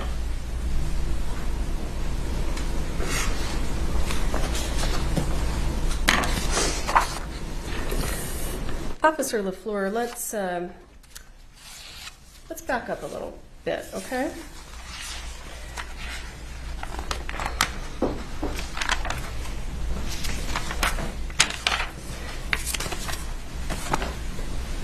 Did I speak with you this morning about the testimony you were going to give? No, ma'am. Did Ms. Johnson speak to you this morning about the testimony you were going to give? No, ma'am.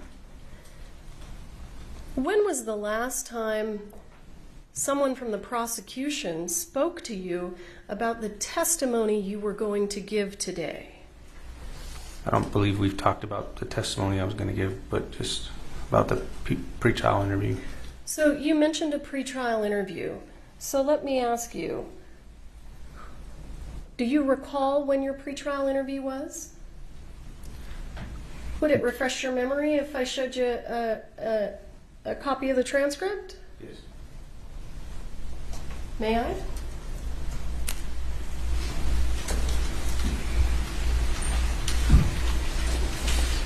Let me know.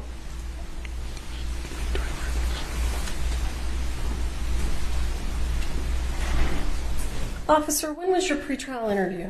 In May. And Do you recall who was there? Somebody from the defense and somebody from the state. Someone from the defense. Yeah. It was a female. Okay, so just to be clear, at your pretrial interview, it wasn't the state just speaking to you. The defense attorneys were there also, right? Yes. And they got to ask you almost all the questions, isn't that right? Yes, if I can recall, the state didn't have anything to ask.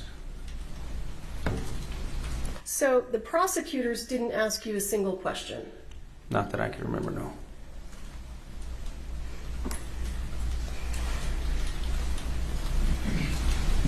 Do you agree with the defense attorney's assertion this morning that somehow you were coached to give your testimony?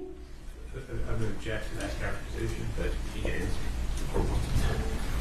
Can you rephrase that question? He's objecting to the word assertion, I believe, so why don't you rephrase it?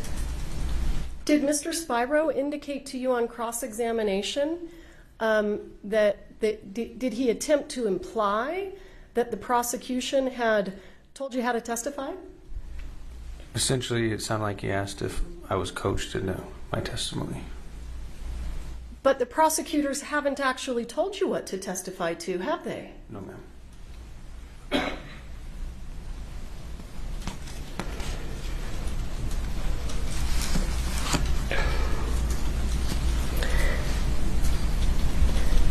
You were asked several questions on cross-examination about the statement that you made that it didn't seem like Mr. Baldwin intended to commit the act. Do you recall those questions? Yes.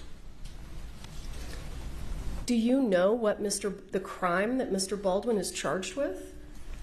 I believe involuntary manslaughter. Is involuntary manslaughter an intentional homicide? No, ma'am. Not to my recollection of the New Mexico State statute.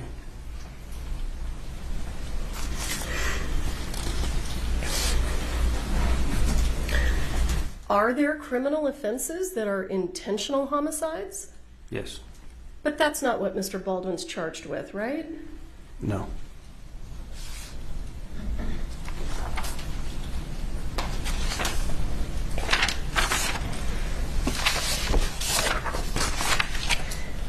Officer LaFleur, when you are speaking to a witness, when you were in fact speaking to witnesses at the scene, you collected their driver's licenses, didn't you? Yes. And what do you do when you collect the driver's license? Do you run it through a system? I put it in our computer system, run it by driver's license in the state. It's easier than name and date of birth. Is Defendant's Exhibit H, does that contain information about their driver's licenses?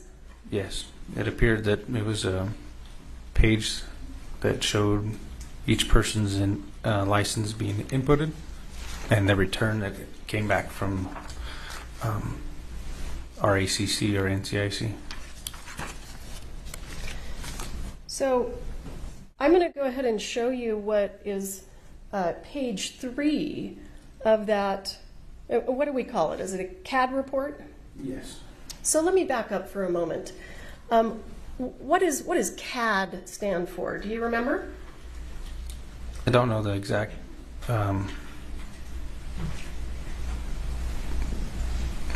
exactly what it stands for, no, but it's a reporting system that we use. The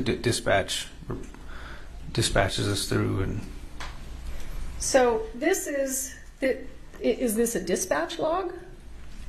Yes.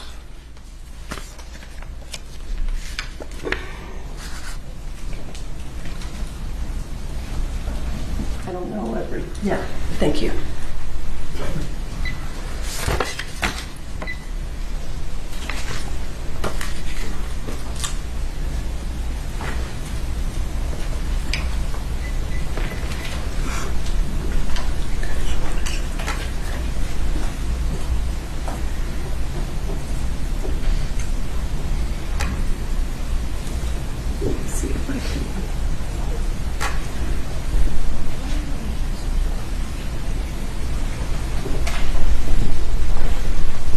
sorry, I know that's getting smaller and smaller, but I'm not sure what to do. Do you want to help them out? Do you see, no, it's not quite there yet. At the top of the page, do you see number 16? And there's a 16, and then there's a parentheses. Yes. What does it say? Posted speed limit and actual. What does posted speed limit and actual have to do with this incident? I'm not too sure. It looks like the individual who ran it, their name, I don't know who that is. Well, that's okay. Does this have anything to do with the incident involving Ms. Hutchins? No. So I want to take you down here to number 5, parentheses. What does that say? It says non-commercial class, code D. What is that person talking about? Does it have anything to do with the shooting of Ms. Hutchins? No, that's the return. It came back for a driver's license, it appears. That's the return that came back for a driver's license? Is that what you said? That's what it appears like, yes. Let's go down to number 10. Do you see that? Yes. What does that say? Accident quantity. Keep reading. 3, withdrawal. It looks like it's going to try to say withdrawal. Does that have anything to do with this incident? No.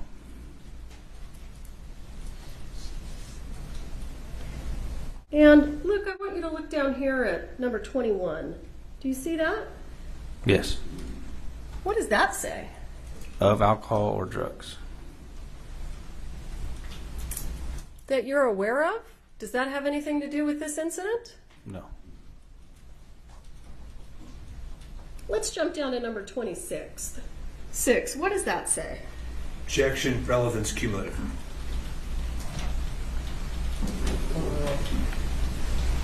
Go ahead, sir.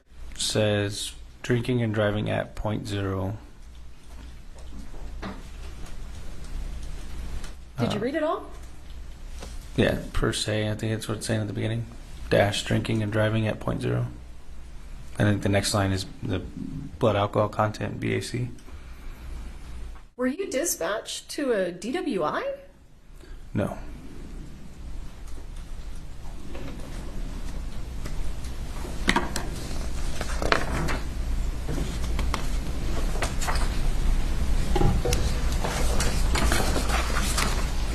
Let's have a look at page 5.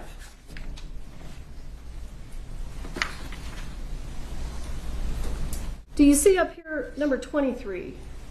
23 is cut off on my screen. Oops. No. Of alcohol or drugs. Was this an incident that was related to alcohol or drugs? Not that I'm aware of. Let's jump down here, if you would, to number 10. Do you see that? It says accidental quantity 0 and then withdrawal. Does that have anything to do with this incident? No. Why are we seeing that language? It's what the NCIC return gives our CAD. As you can see, it's all within the same 1/10 of a second. So it's generated by the computer system itself. So I've now turned the page to page 6. Do you see 10 there where it says 10 parentheses? Accidental quantity 0 withdrawal. Is the word accident reflective of Ms. Hutchins being shot on accident? No.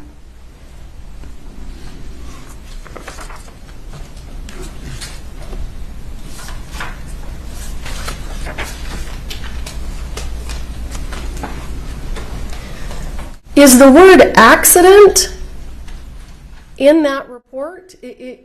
Does it appear anywhere where it's talking about what happened to Ms. Hutchins? No, right here it's just a bunch of returns.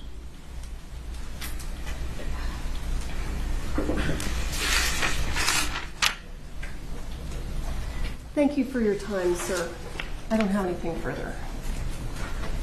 All right, thank you. This witness is excused. Next witness. The state calls. I'm sorry. Were you? We would now move to page 14 of that exhibit. Come in. Come over here.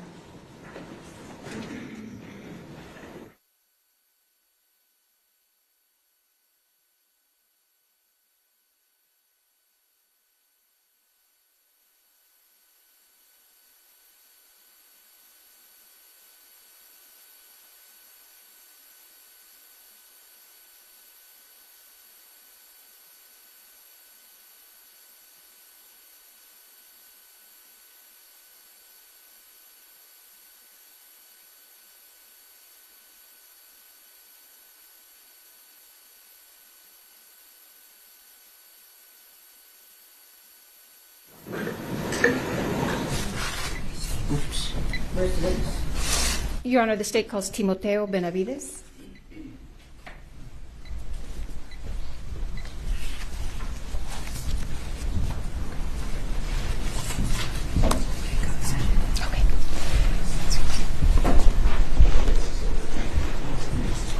Mr. Judge, raise your right hand, please. Do you swear affirm under penalty of law? Sorry, Major. Sorry. What's going on? Do you swear affirm under penalty of law that the testimony you'll give in this case will be the truth, the whole truth, and nothing but the truth? All right, have a seat talking to the microphone. May I proceed? Good afternoon, Mr. Benavides. Would you please introduce yourself to the members of the jury? Yes, my name's Timoteo Benavides. And sir, on October 21st, 2021, how were you employed? I was employed by the Santa Fe County Sheriff's Office as a lieutenant. And are you still employed with the Santa Fe County Sheriff's Department? I am not. And why not? I retired doing 20 years of law enforcement for Santa Fe County. And what was your rank when you retired? Lieutenant. And on October 21st, 2021, were you working? Yes, I was. And what were your duties that day? That day I was day shift commander, which entails taking care of Santa Fe County during the day, and 7 deputies we had. How large is Santa Fe County? It's pretty big. It goes from the city limits of Espanola to all the way to I-40 down in Edgewood, and to Pecos, and then to the off-ramp to Cochiti. You said you were commander that day. What does that mean? What duties did that entail?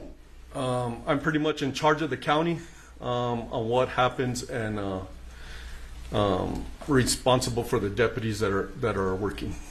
On that day at approximately 1:48, did you receive a dispatch to a call? Yes, I did. And what was that call for service about? The call of service was on a movie set for an accidental shooting. Okay. And where was that located? It was located at the Bonanza Creek Movie Ranch.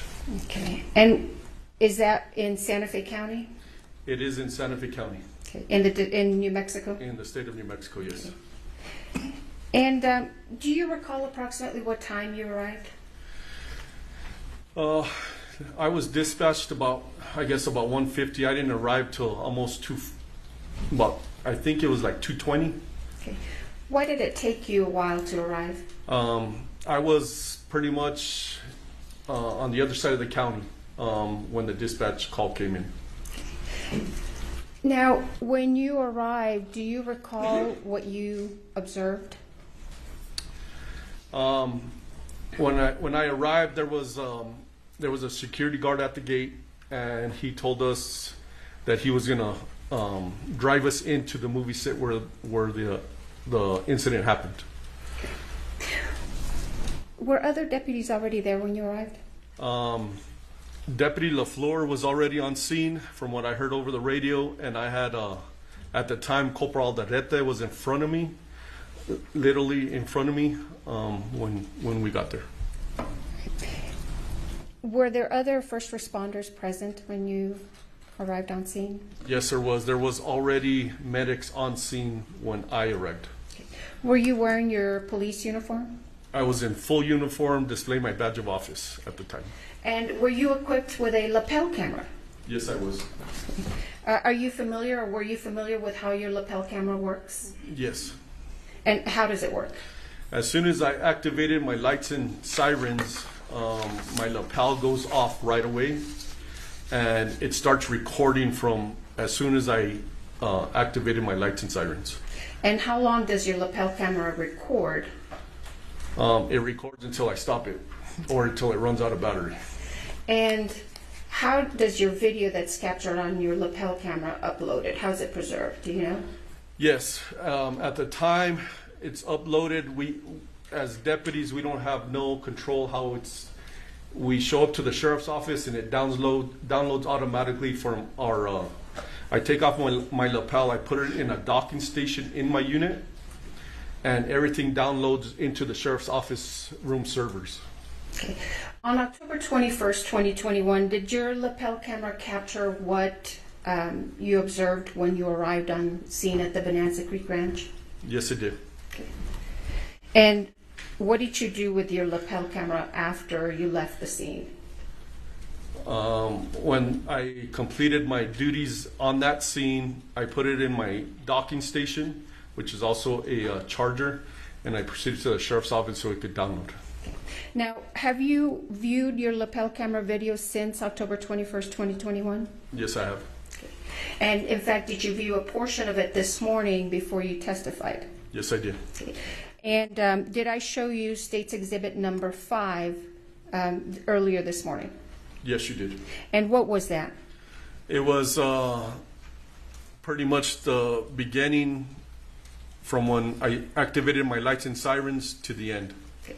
What was it, the entire thing to the end, or was it part of it? It was part of it. It was not the entire thing because I did stop it several times to talk to commanders and deputies, and then I reactivated it. And how long is your entire lapel camera video? I arrived on scene about 2:20, and I didn't leave till almost 8:30 that night. So State's Exhibit 1 is just a portion of your lapel camera? That is correct. Excuse me, video? Yes. Okay. After you viewed it, did you notice if it's been modified or changed in any way? It has not. Okay. Your Honor, I would move into evidence State's Exhibit number 5. No objection, Your Honor. Stage 5 is admitted and then covered. Thank you.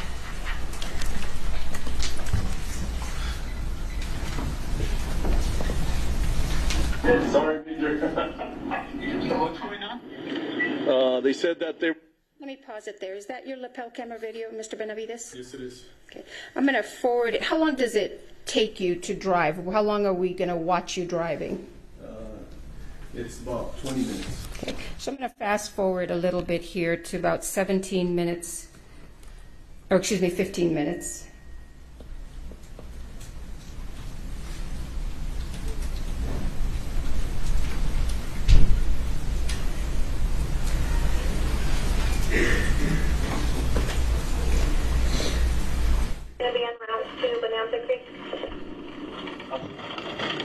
Hey, I got one shot in the chest. One shot in the chest, and one shot in the chest, and another shot in the stomach. So you have 2 victims up there? 2 victims. Are you still driving? I am still driving, yes. Okay. Now, I've fast forwarded to 15 minutes and 59 seconds. Have you arrived on scene yet? Yes, I could see the makeshift church right in front of me. We're going to secure the film and all the crew members. Why did you say you're going to secure the film and all the crew members? Pretty much common sense. I'm not on scene yet, but I'm trying to picture everything that was going on, and maybe the film caught it. I don't know. Can you describe for the members of the jury, when you're pulling up to this church, what does it look like? How many people are you actually seeing? So this scene was probably the biggest scene I've been to. There was people everywhere. I had medics running in and out. From what I saw from the back of the church, there was medics going to their vehicles, grabbing items, and there was just people everywhere. As in people, I mean, I couldn't distinguish who it was. It was actors, it was film personnel, bystander. I didn't know, but there was a lot of people there. Do you know if some of those, if those people were people who worked on the set? Yes, you could distinguish them. They had a lot of sunblock on, a lot of hats, big hats for the sun. So that's pretty much how I noticed that. Okay. Cool. Thanks. I have like 200 people out here, so. Alrighty, I'll see if. Yes, I already called for them. All right.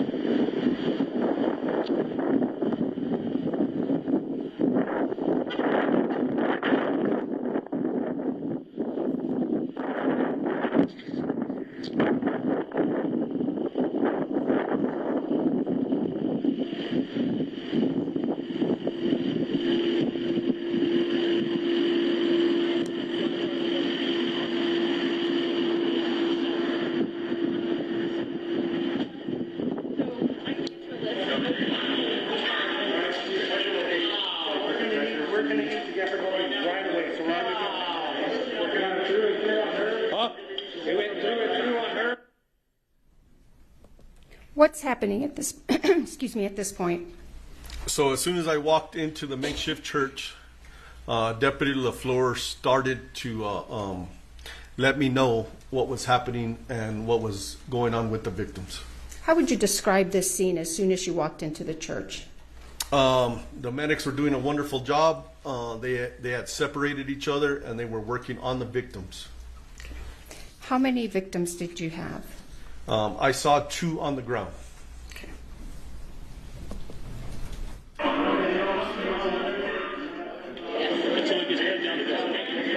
Corporal, I need you to know who's in charge. Everybody stops what they're doing right now. This is a crime scene. Yes. Why did you say this was a crime scene?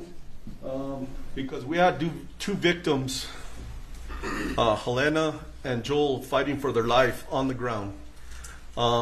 And it wasn't natural. This is a movie set, and it was now a crime scene. We had to figure out what happened. So what directives are you giving the other deputies? So I'm letting them know I let Corporal Aldaleta know to have whoever's in charge have everybody stop what they're doing, because there was no more filming. If they were, I did not know. And so we could try to control what we could. Everybody stops what they're doing, and I need the film secured by whoever's in charge of the...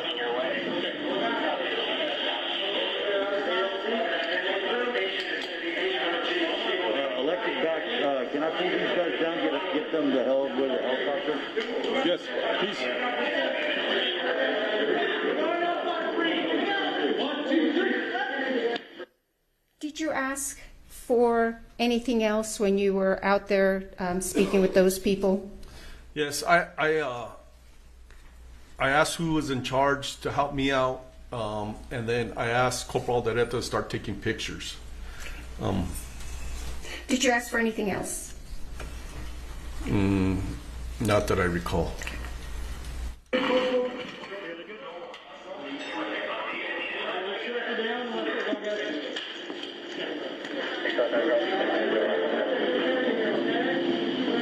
Hey, I need pictures right away.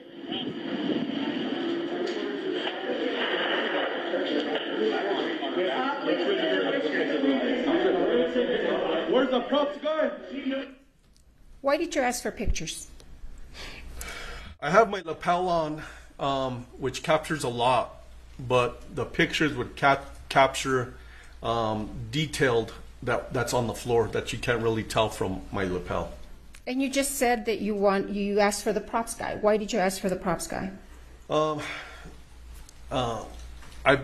work security for in the sheriff's office at movie sets. The props guy is the guy that does the little stuff with sound effects or whatever. But I asked for the props guy because I needed to find out where the gun was. Why was it important to find out where the gun was? Because I didn't need the gun going off or getting used again on somebody else. And did you find the gun? I had somebody, yes, I did find the gun. Where did you find the gun? Hannah Gutierrez had the gun walking out of the movie set. And who did you understand Hannah Gutierrez to be? She was the armorer.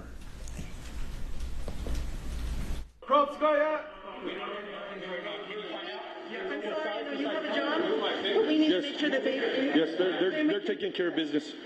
What else do you need there, Chief? Where's my radio? It's just here. Thank you. Cleared the gun. Where is it? You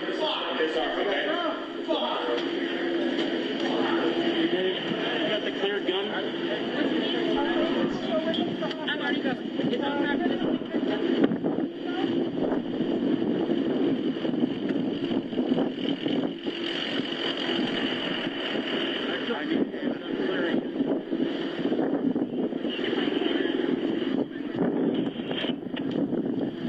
Where is it? Where are you going at this point?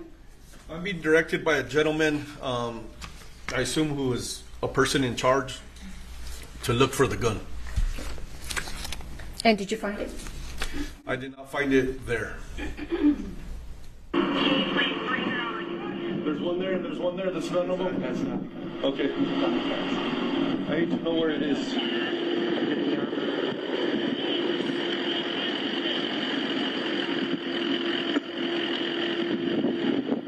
What is it that you are pointing at with this gentleman here?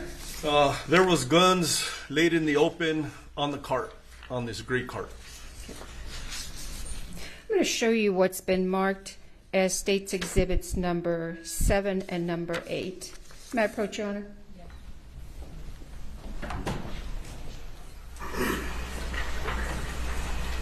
No objection, Your Honor. No objection. 7 and 8? Yes, Your Honor. I would move into evidence 7 and 8, but I'll publish it in a second. I'm going to finish the video. 7 and 8 are Okay. and you can publish. Thank you, Your Honor.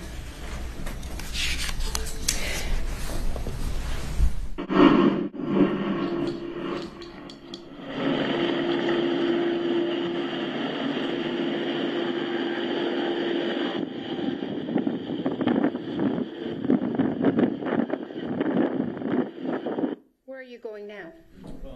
Trying to look for the armor. You're in charge, ma'am? I need to know where the gun's at right now. Armor, I need to know where the guns are at. There. Go ahead, right there.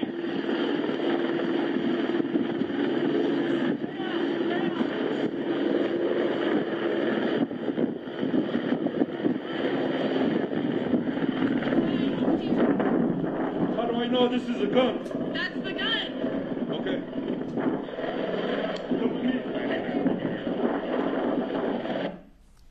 Who is that? That is Hannah Gutierrez. And who is she? She's the armor on set. And did you obtain anything from her? Yes, I did. I obtained a revolver she was carrying. And what did you understand that revolver to be? To be the revolver that shot the projectile into these two victims. May I have a minute, Your Honor, to bring up Exhibit 6?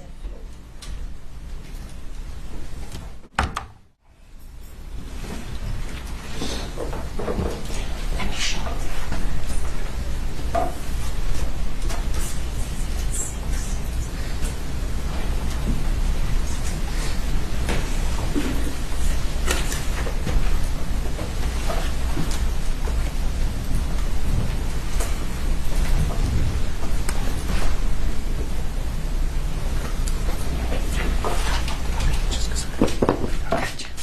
All right.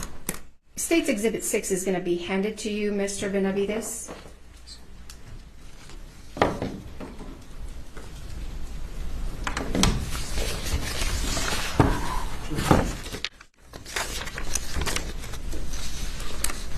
If you could put on some gloves and just open it and let us know if you recognize what's in State's Exhibit 6.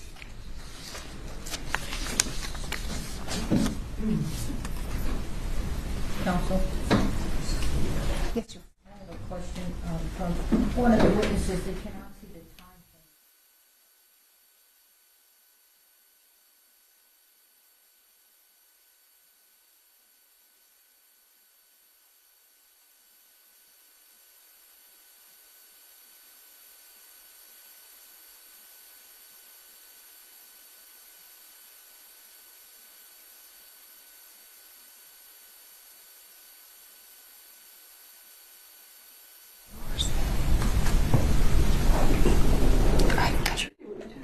Hey, Brian. Can you come here for a second,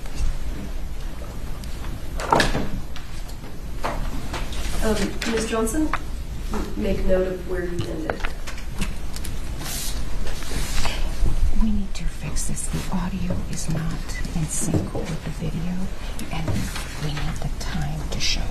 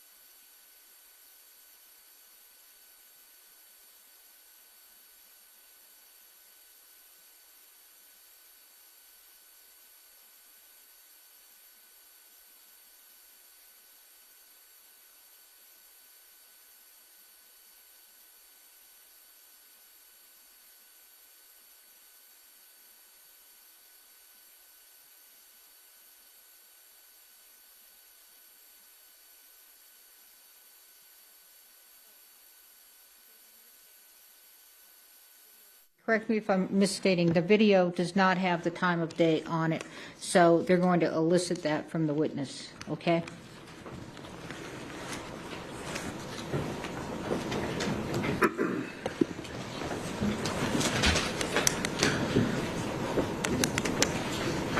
All right, let's go back, Mr. Benavides, if we could.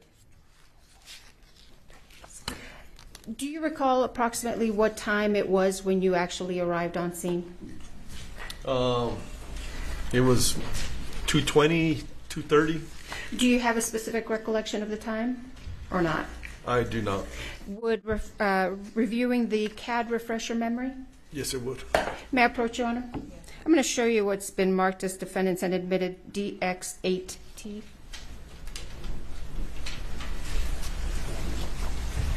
For the record, I think it's now H. It's H. Do you recognize that?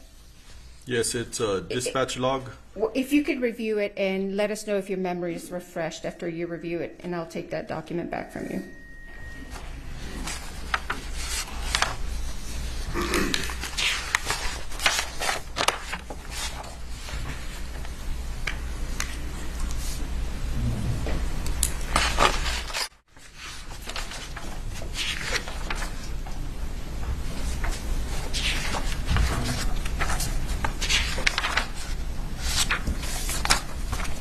Yes. Your memory's refreshed? Yes. All right, if I can take that one.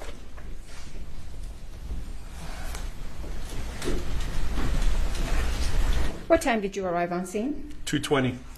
All right, and would your lapel camera video be at 2:20, start like at 2:20 when you arrive on scene? It started when I first activated my lights and sirens, so when I was dispatched at 1:49.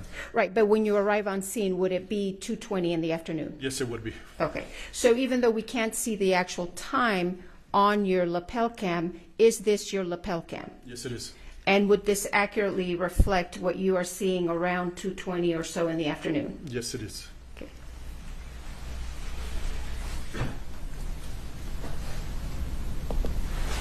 How do I know this is a gun? That's the gun. Okay. And so you had testified earlier that this woman with the multicolored hair was the armorer, and she gave you the gun. Yes. If you could look at State's Exhibit 6 and I'll ask you if you recognize what's in the box. Okay.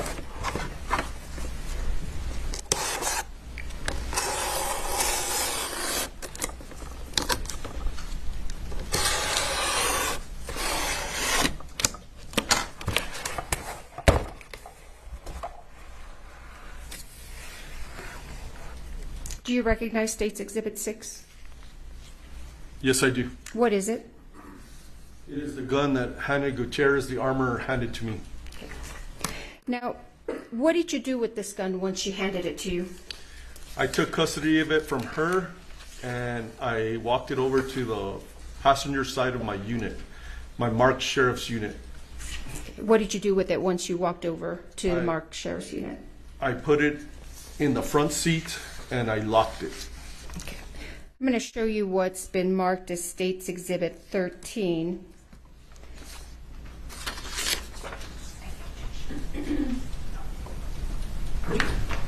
No objection, Your Honor. Just a minute, I'm losing track a little. So you just entered, I haven't tendered 6 because we have other witnesses through whom we're going to Okay, so 7, and I thought you had 7 and 8 that you were 7 going and to. 8, yes, Your Honor. Haven't published yet. Okay, but okay, those were admitted. Now you're doing 13. 13. Okay.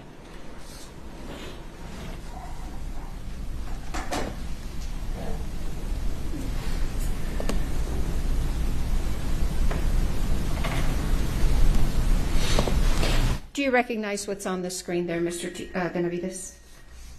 Yes, I do. What is it?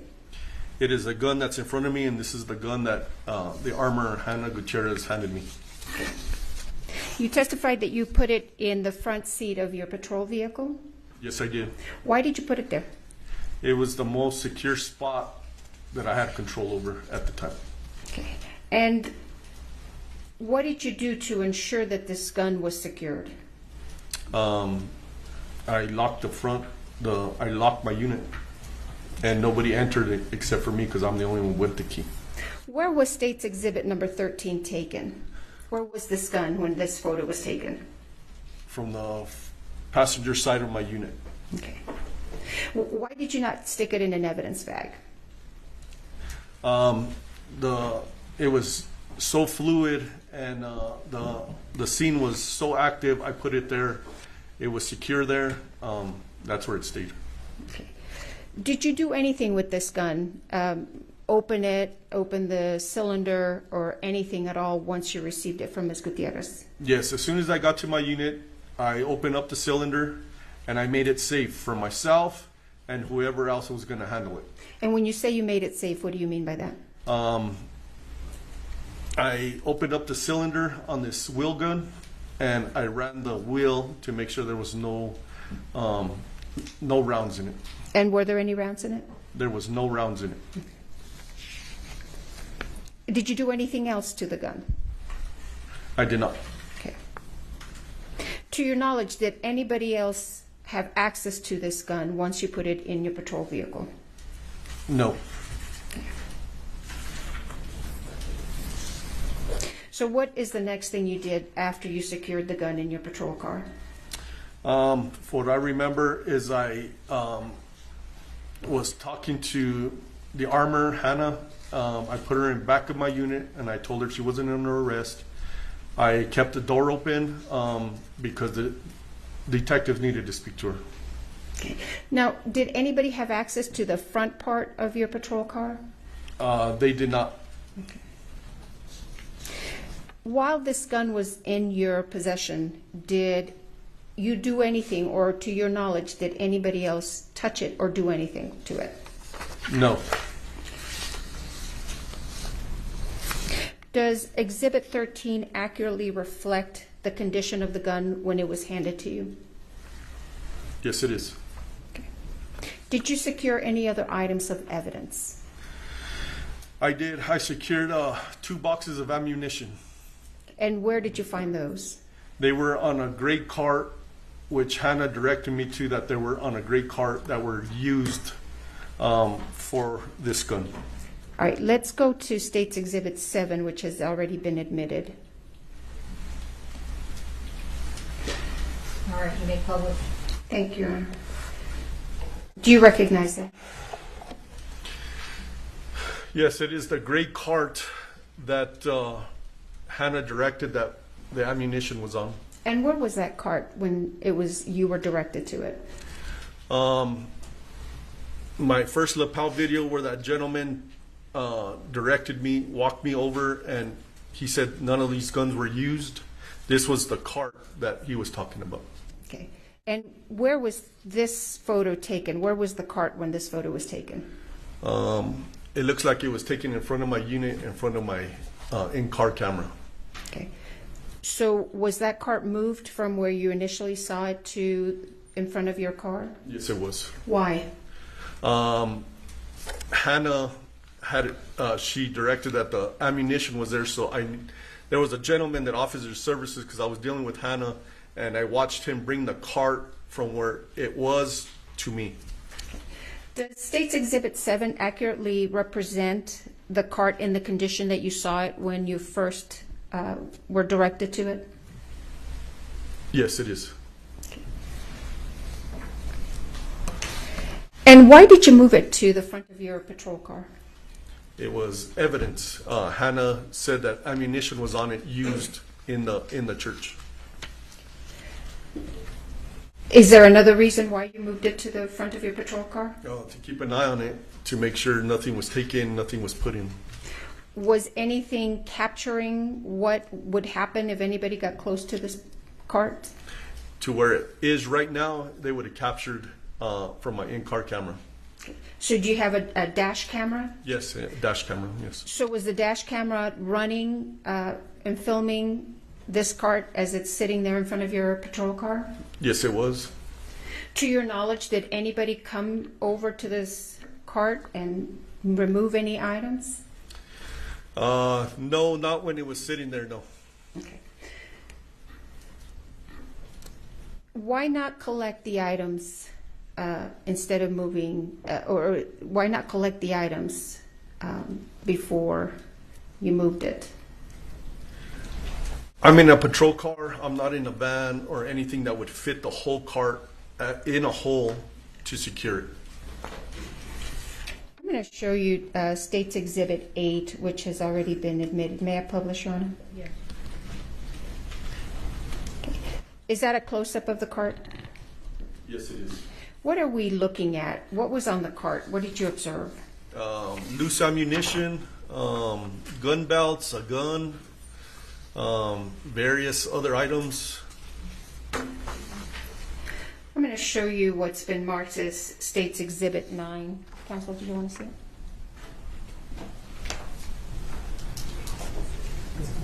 No objection. No objection.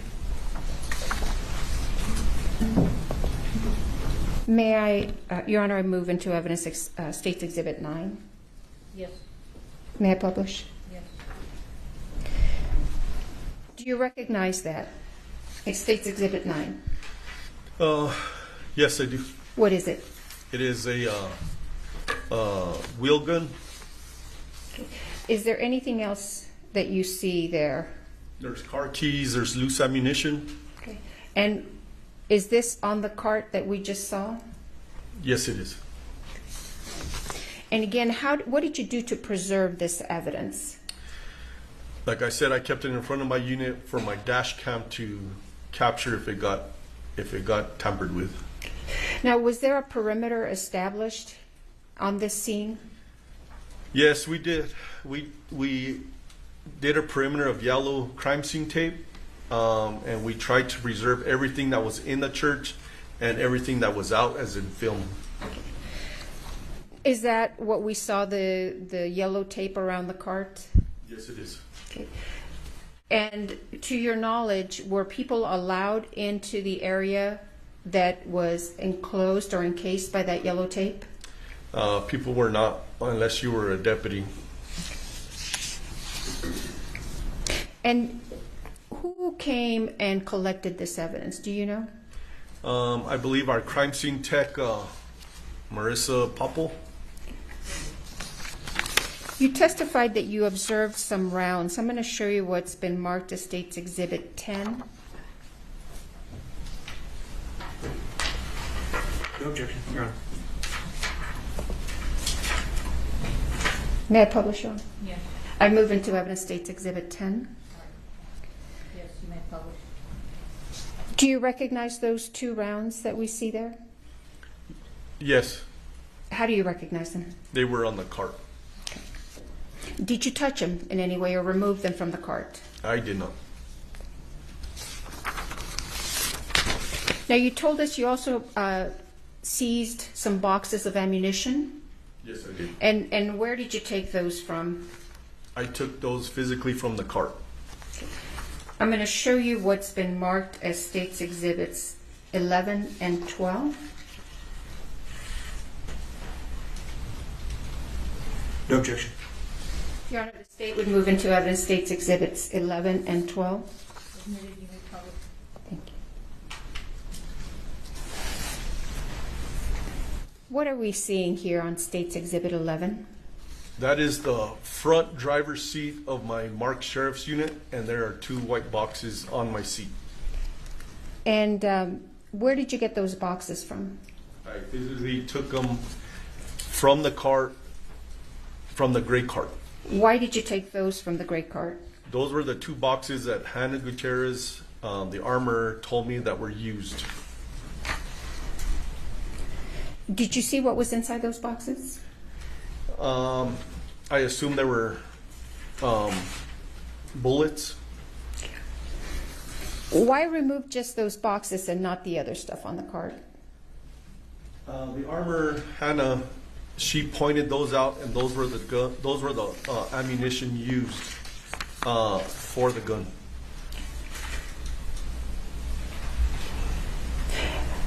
Let me show you State's Exhibit number 12. Your Honor, I move into evidence State's Exhibit 12 and ask to publish. Yes. What is State's Exhibit 12, Mr. Benavides? They are a close-up of the two white boxes. And what kind of rounds are those? Those rounds say 45 long Colt dummies.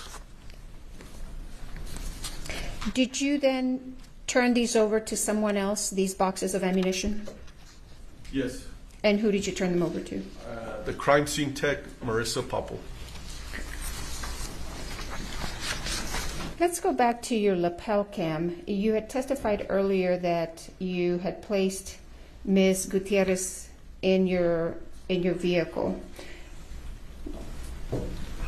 What happened to Ms. Gutierrez after we're seeing her here at 20 minutes and 8 seconds? From this point, I took custody of the gun and we walked over to my marked sheriff unit.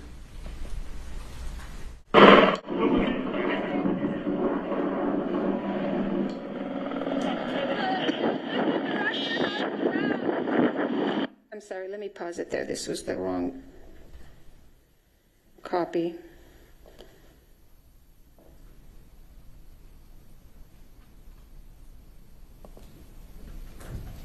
Sorry, Major. So what's going on? They said two. Now, we're not secure. You can either.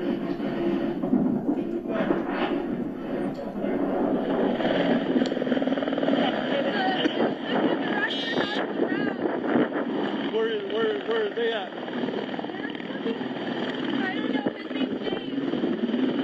What are you being directed to at this point?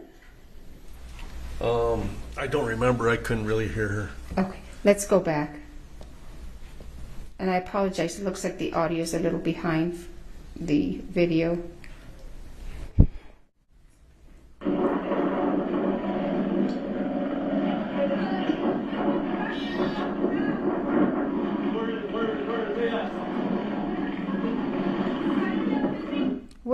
What were you referring to when you said, where are they at?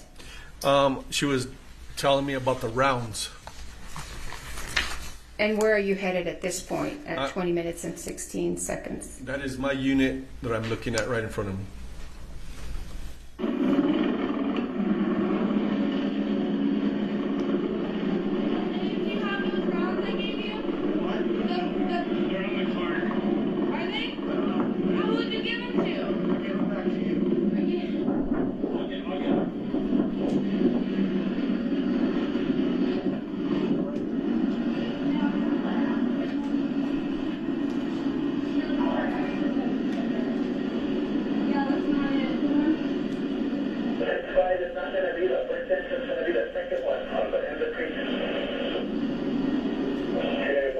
Is that when you secured the gun in your vehicle? That is the front of my unit on the passenger side. Yes, it is.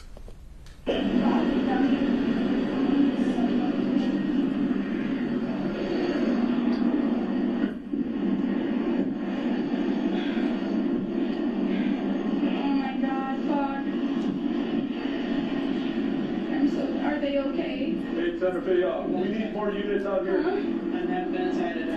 Oh my God.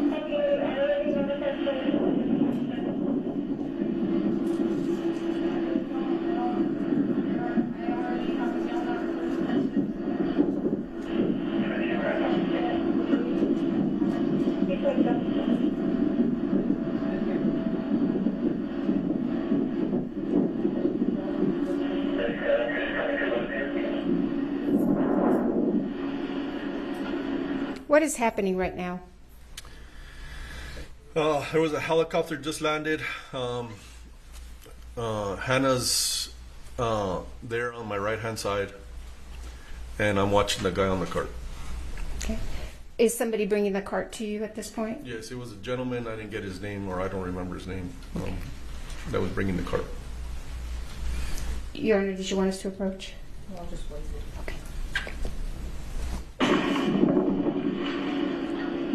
Are these the rounds here? So, okay, You got rounds here? okay, now, so, this is the one I'm pretty sure, remember, this is that's the one, and okay, sorry, You're okay. sorry. Just relax. Just relax. Still scared. Zero, just relax. So, it's the box that I got them out of. Okay, do one right there. Do one right there, okay? Relax. I just need you to, What's happening right here? Hannah, as you could see, she's upset, visibly upset, and she's showing me where the rounds are that were used. And was it the same rounds that you put in your vehicle? Yes, it is. Just relax, okay? I just need you to relax. Just please relax, okay? Just take deep breaths and relax. Can somebody get water for her?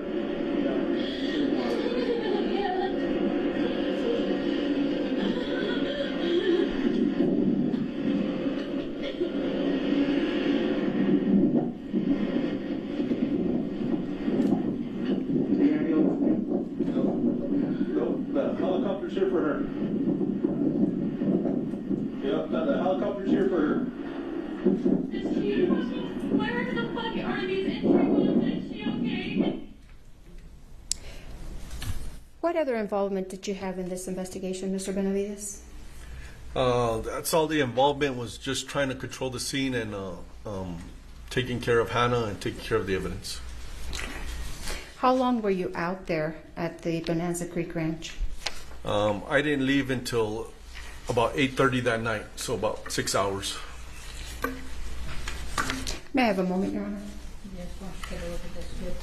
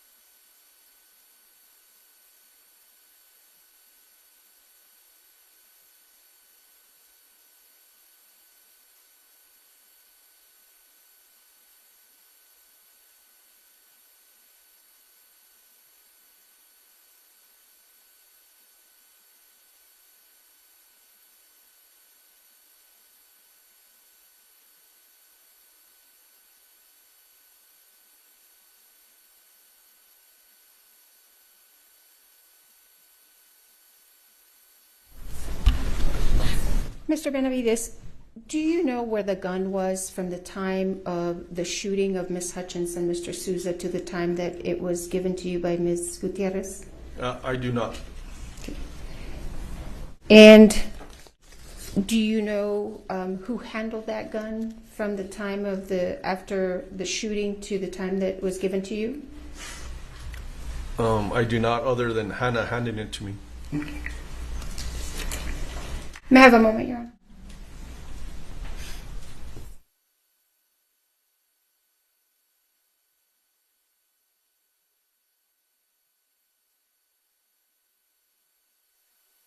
Thank you, Mr. Benavides, and you can take those gloves off unless you want to keep them on.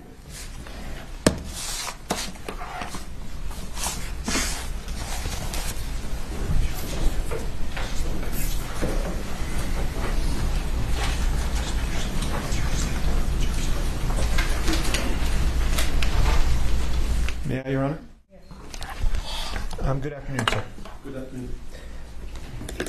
You know, when you get to this scene, you can hear yourself yelling in the lapel, "Where's the prop person?" Right? Correct. And when you get to the cart that we looked at, I think it's State's Exhibit 7, and if we could publish that when we can in a moment.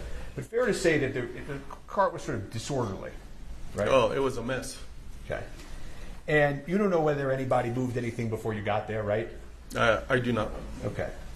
And you didn't see Sarah Zachary, the prop master, there, correct?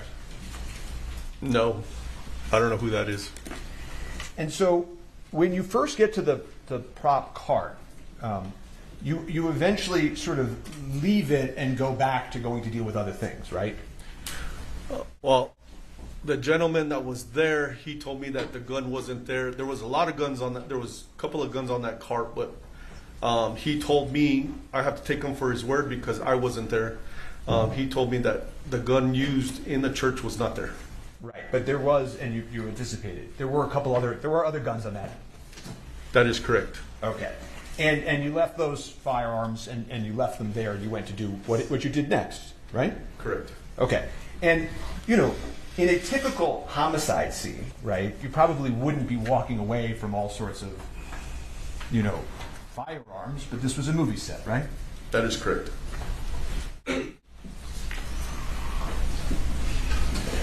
And an empty prop gun without live ammunition isn't going to hurt anybody, fair?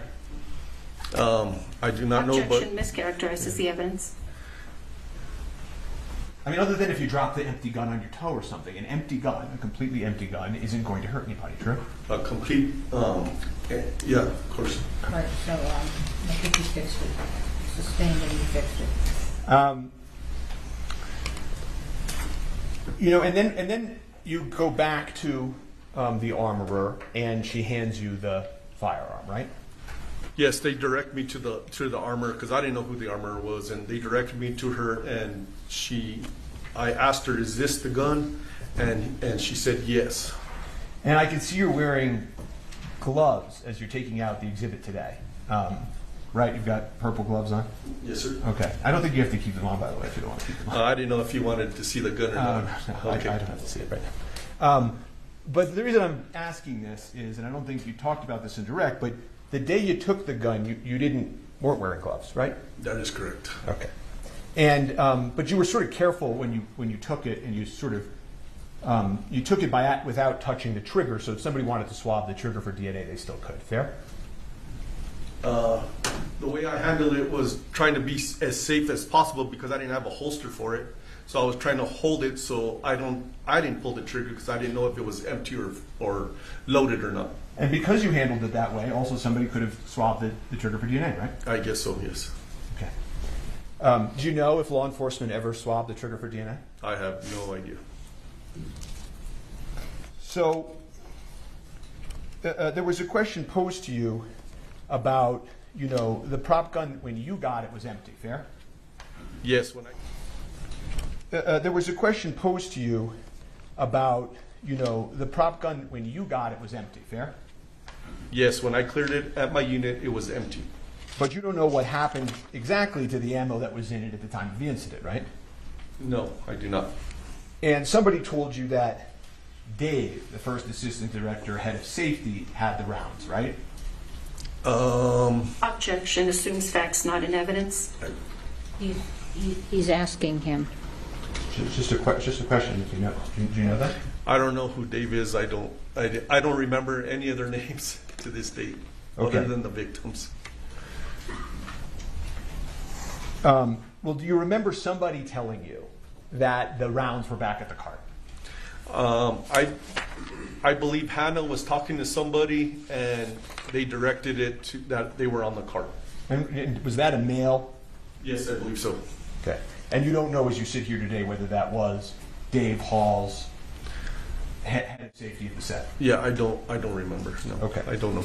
I'm going to refresh you in a moment on that, but while I'm doing that, I'm just going to move on for a second, which is the next time you see the cart, right, it's being brought to you in a different location, right? The cart gets moved. Yes, yeah? From the first time I saw it, where that gentleman directed me to it, and he said that the gun used wasn't there until the gentleman brought it to me. Yes. And you've said that ideally that's not how it would have gone down, right? Not at all. But I was trying to improvise as much as I could. Okay.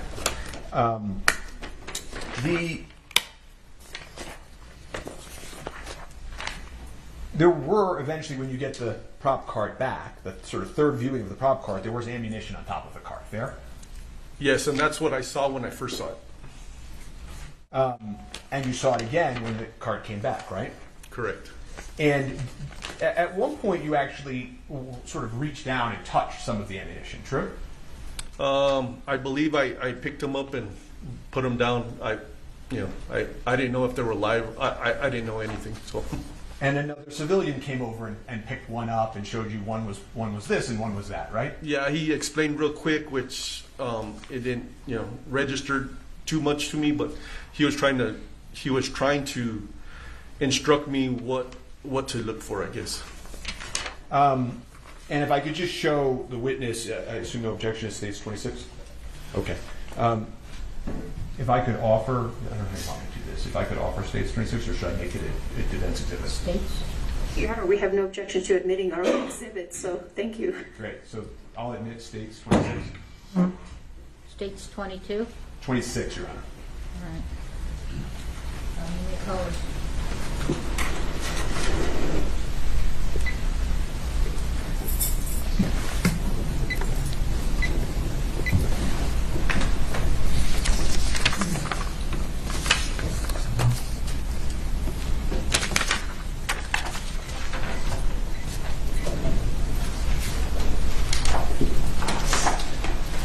Do you see that on your screen, sir? Yes, I do. And if you look sort of in the middle section, you know, the 2 and 2, the 2 and the 2. Oh yes. Okay. Can you tell which ones are dummies and lives by looking at them? I do not. We can take that down. Where was the backup? You know, you're talking about a lot in direct about how, you know, this happens and that happens, and I'm just sort of curious, where was backup? Backup is in... That's in more, you know, reinforcements, sir, so that you didn't have to try to manage all of this. So that day I had 7 deputies, including myself, on duty here in Santa Fe County. I had Deputy LaFleur was a swing shift deputy, so he was coming into work.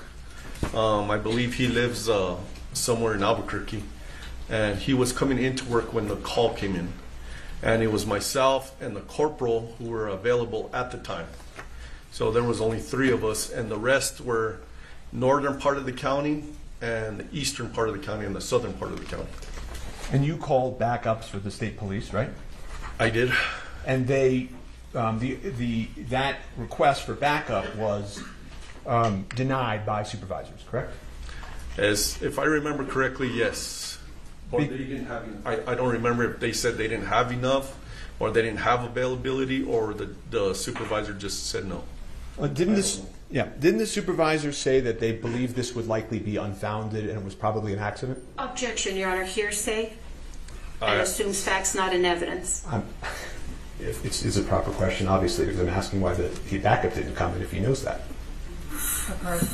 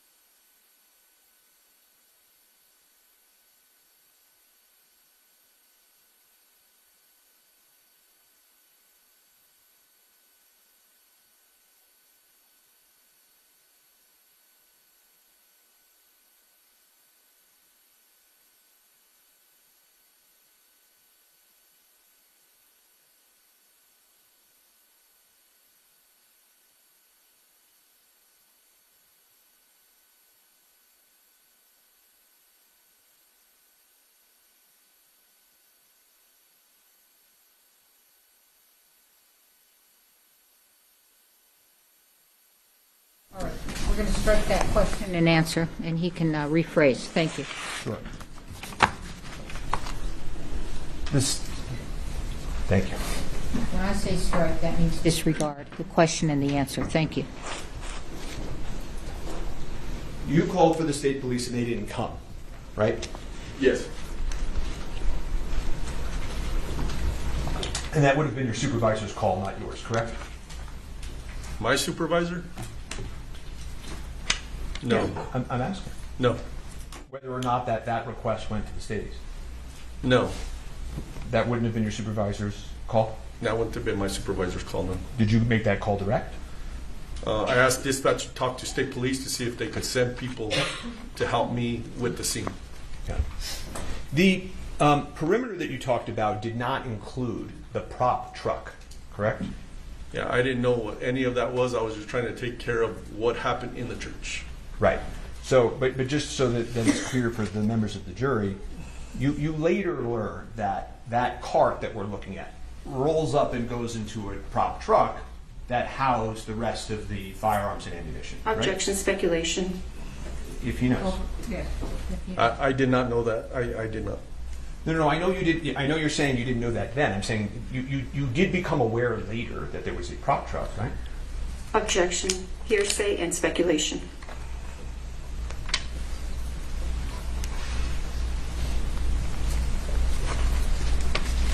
I think it's asked and answered. Do you need to ask that question? I can just move on to another if he doesn't know. Okay. It's fair to say law enforcement wanted to find the origin of the bullet that struck Ms. Hutchins, right? My personal involvement was just taking care of the evidence, and I don't know what happened after that. Well, you collected those white boxes, right? Those Yes. 2 white generic boxes, didn't you? Yes, exactly. Okay, so, I mean, you wanted to, as I think you testified direct, find the source of the ammunition, correct? Yes, whatever Hannah directed me to, yes. And you wanted to talk to Hannah about this, correct? I kept her for the detectives, yes. She said, "Oh my God, fuck, I'm so sorry." I did hear that on my lapel, yes. Okay.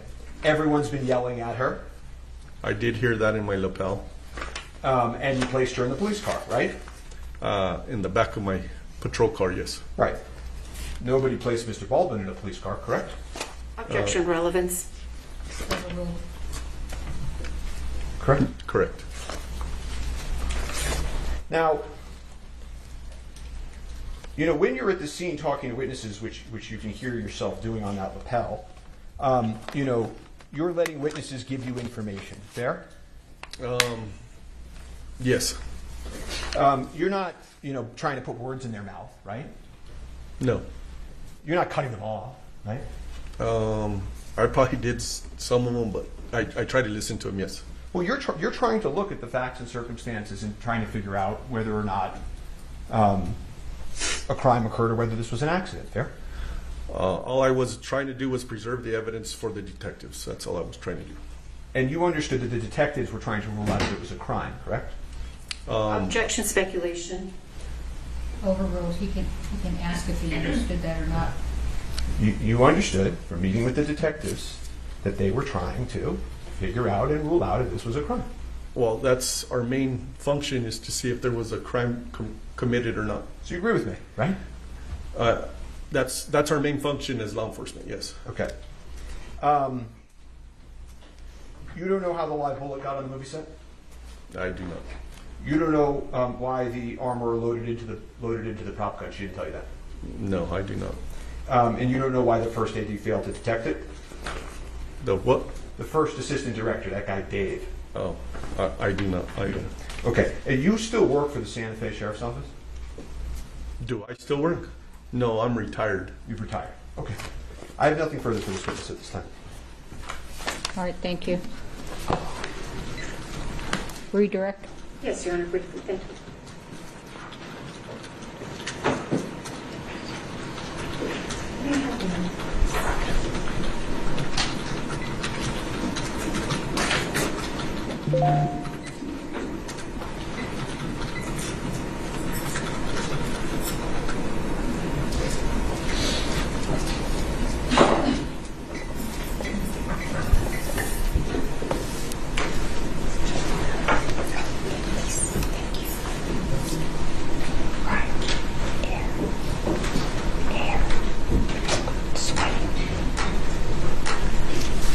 Mr. Benavides, you were shown State's Exhibit 26 on cross-examination. Do you know where those rounds that we see on 26 came from? I do not.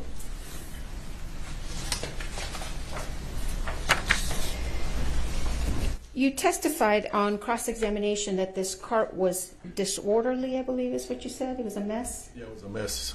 Was that cart in a place where it was visible to everybody who worked on that set? Objection. Calls for speculation. What was, if I'll rephrase, Your Honor, was it in a visible place? Objection, vague, unclear. Well, why don't you describe where you saw it? I believe it was next to a tent, and there was people all around it. Now, you were asked a question about leaving the cart, this prop cart, unattended. Did you leave it unattended where anybody would come and be able to remove and take things off it? When I took custody, when I saw the gentleman bringing it Yes, to sir. front of my unit, Yes, it sir. stayed right there, and nobody messed with it. No.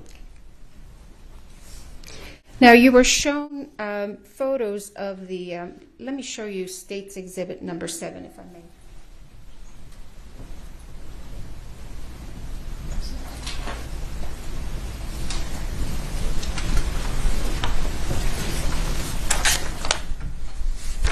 showing you State's Exhibit number 9. Did you have any reason to believe that was a fake gun?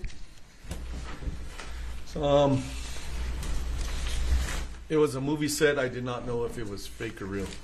How about State's Exhibit number 6 that you have in front of you? When you took that into custody, did you have any reason to believe that that was not a real gun? No.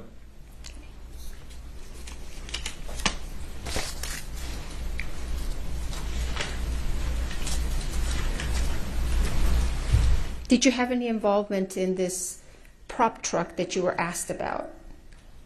No. At the time, I didn't know anything about a prop truck. Why did you place Ms. Gutierrez in the back of your police car? She was the main person that was handling the firearm. And common sense told me that detectives wanted to speak to her. Were you asked about where to place Mr. Baldwin? No. I believe Deputy LaFleur asked me, but there was so many witnesses on his side. I just told him to keep him separated from everybody and everybody from each other as much as possible. Now, is the reason he was not placed in a police car because he wasn't a suspect? At the time, I don't remember if somebody told. At the time, I don't remember if somebody told me he was handling the gun. I don't remember. So no. So he wasn't placed in a police car just because there were other reasons? She has not asked the question yet. So I'll rephrase, Your Honor. Now, Mr. Spiro asked you, you didn't place Mr. Baldwin in a police car, but you placed Hannah. Is it because Mr. Baldwin was different from Hannah, or was it other reasons? It was other reasons. Like I said, Deputy LaFleur had a lot of people on his side of the movie set, so keeping one person in a police car, you got to watch them, and then you got to watch everybody else. So he was able to watch everybody all at once. May I have a moment, Your Honor?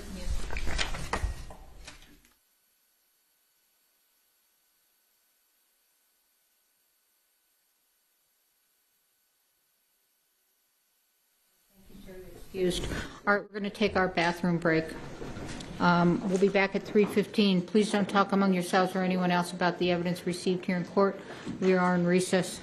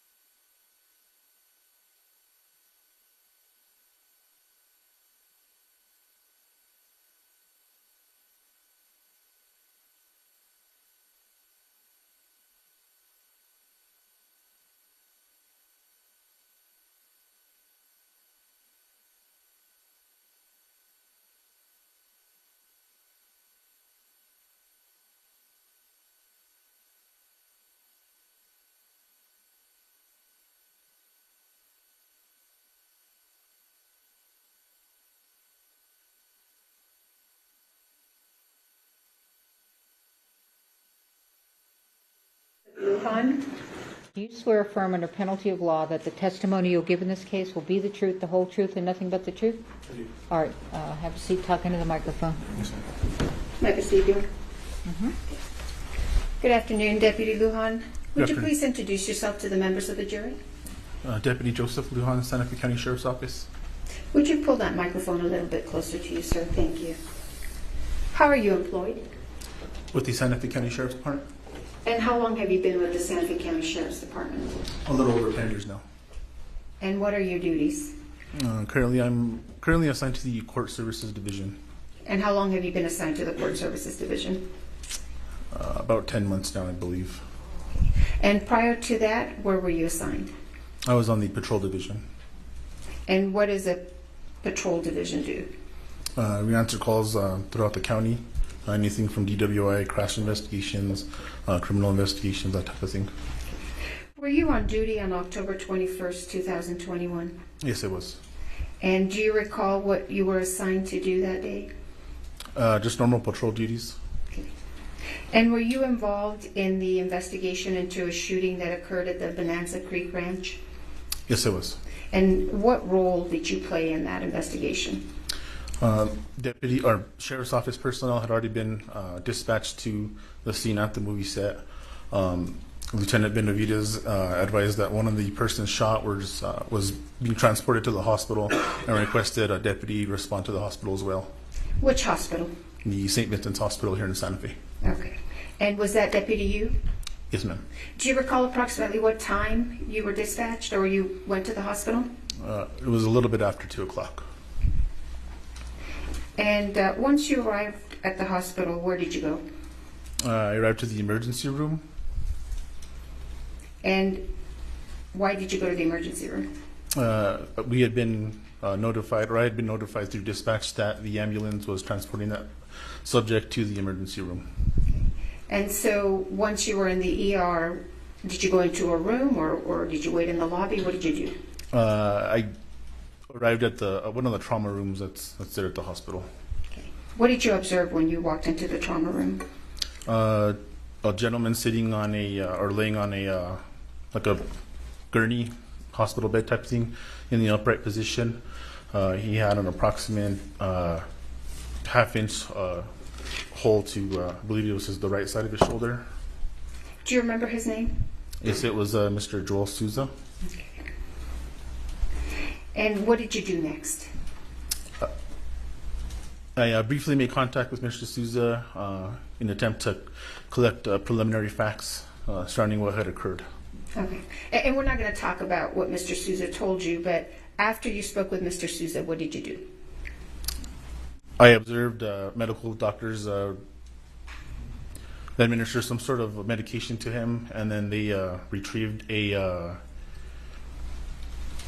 projectile from his shoulder. Okay. Were you watching this as it was taking place? Yes, I was. So did you watch doctors retrieve that projectile from his shoulder? Yes, ma'am. And what happened to that projectile once it was taken out of Mr. Souza's shoulder? It was placed into a plastic container. It was handed to me, and I kept possession of it. Okay. And where did you take it? It was in my possession until Santa Fe County Sheriff's Office investigators arrived, at which point I transferred it. I gave it to them. Do you recall who you gave it to? Yes, Miss Marissa Pop. I can't pronounce her last Popple? name. Yes, ma'am. And who is she? She is an evidence tech, crime scene tech with the Sheriff's Office. Okay. I'm going to show you what's been marked as State's Exhibit 14. May I approach you, Honor? Yes. No objection, Your Honor.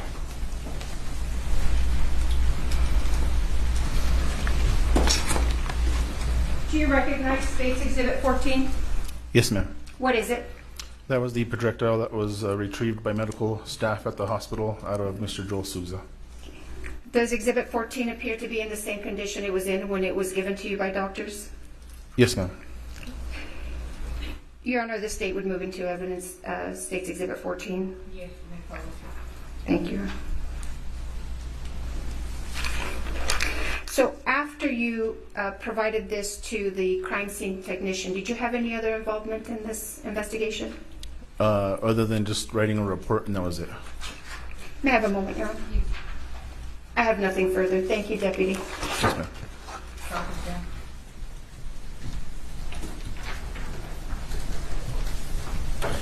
Good afternoon, sir. You were the first member of law enforcement to meet with Mr. Souza, the director of the film, afterwards, right?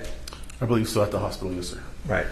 And I think you told the prosecutor you briefly made contact with him to get some preliminary facts? Yes, sir. And he was willing to speak to you, right? Yes, sir. And he never once mentioned Alec Baldwin, did he?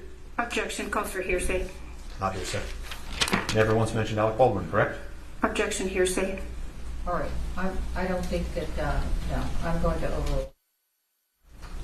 He never, in describing the preliminary facts to you, ever mentioned Alec Baldwin, correct? Correct. No further questions for this witness? Any redirect? No, Your Honor. All right. Thank you, sir. You're excused.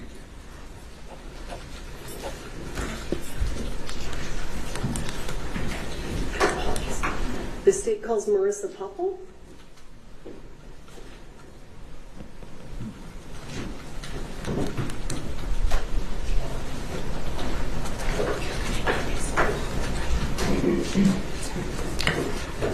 Yeah, that she took it. Okay.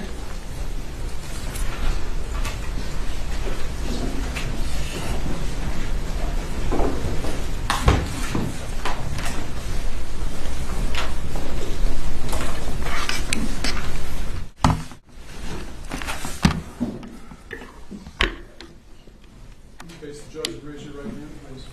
Do you swear affirm under penalty of law that the testimony you'll give in this case will be the truth, the whole truth, and nothing but the truth? Yes. All right. Thank you. Have a seat talking to the microphone.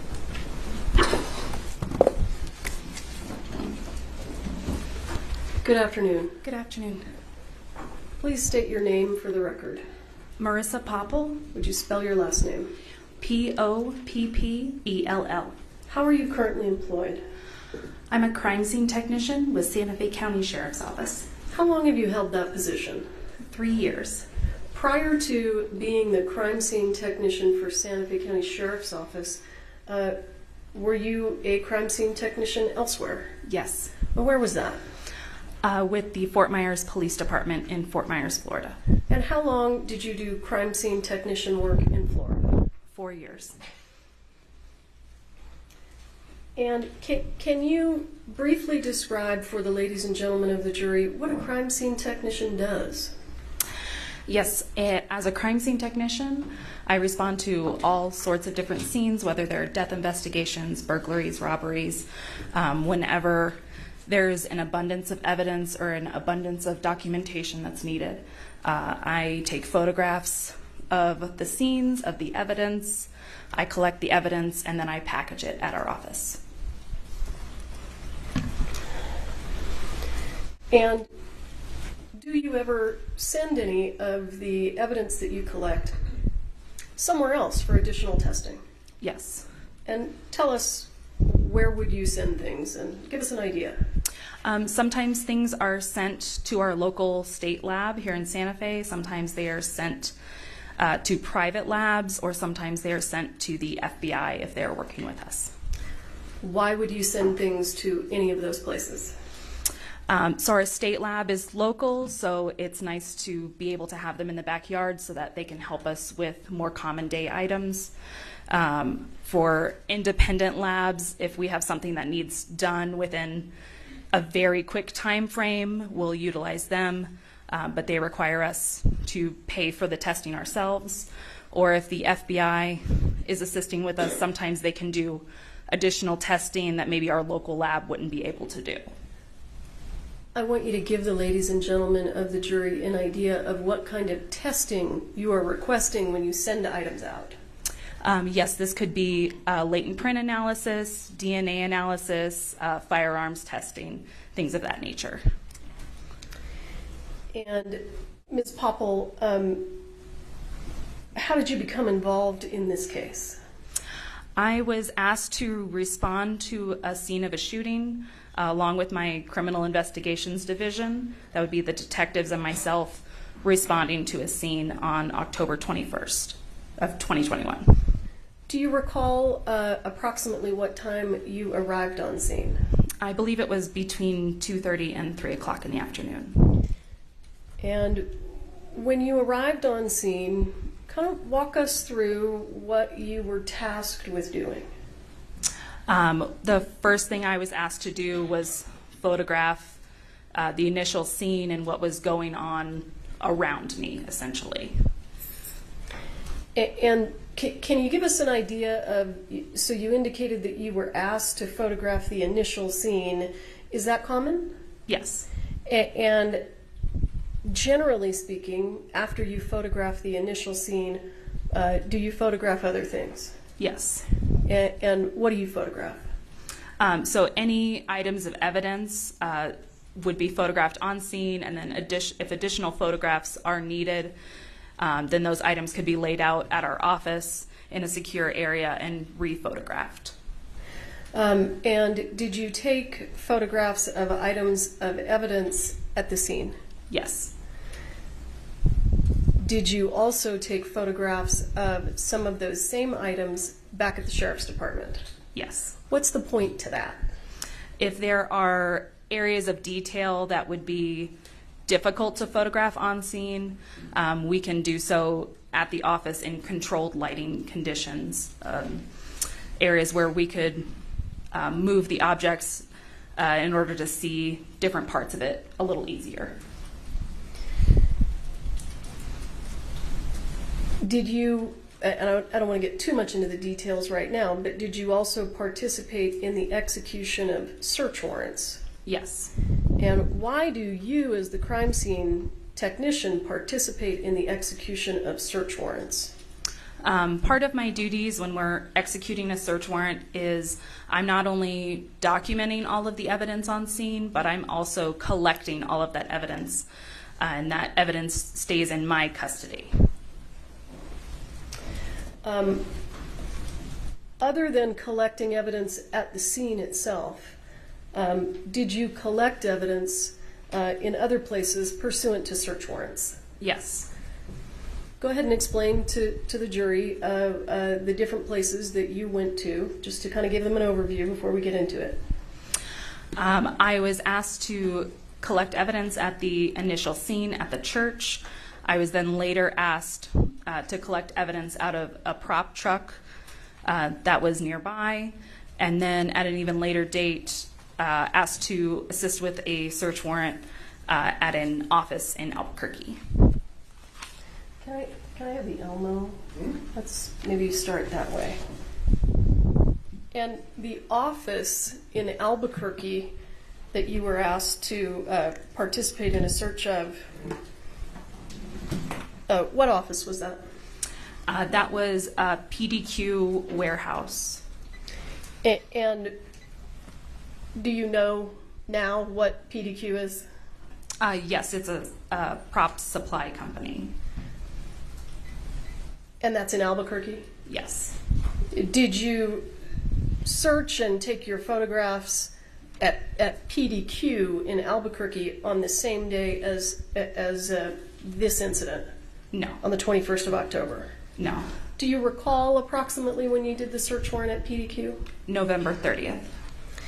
And the search warrant that was executed on that prop truck, do you recall when you participated in that? October 27th.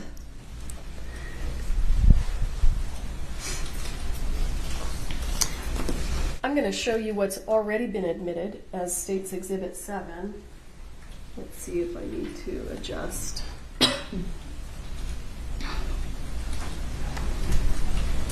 Did you take that photograph? Yes, I did. And why did you take that photograph? This photograph is of the prop truck that was at our initial scene. Did you say, is this a truck? Or, I apologize, a prop cart at our initial scene. Do you know what a prop cart is used for on the movie set? My understanding was that it was a cart that had some props on it. Do you know whether or not those props included real guns? I do not. Still today you don't know? The firearms that are visible on this, one is a plastic gun and the other is a firearm that has a blocked cylinder. So it's not a loadable gun. So they're not usable firearms. Understood. Can you, if you recall, did you collect real firearms from the set of Rust? Yes. How many real firearms did you collect from the set of Rust? There was one firearm that was taken on the initial scene. But when you continued your searching, when you indicated you searched the prop truck, is that right? Yes. So let me back up. The initial real firearm that you took, where was it when you first saw it? And do we have number 6? What happened to the item of evidence? He's got it.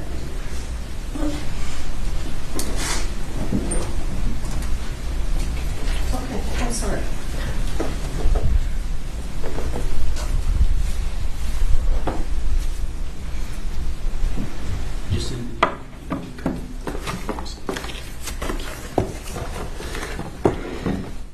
Ms. Popple, this is State's Exhibit 6, and it has previously been admitted into evidence.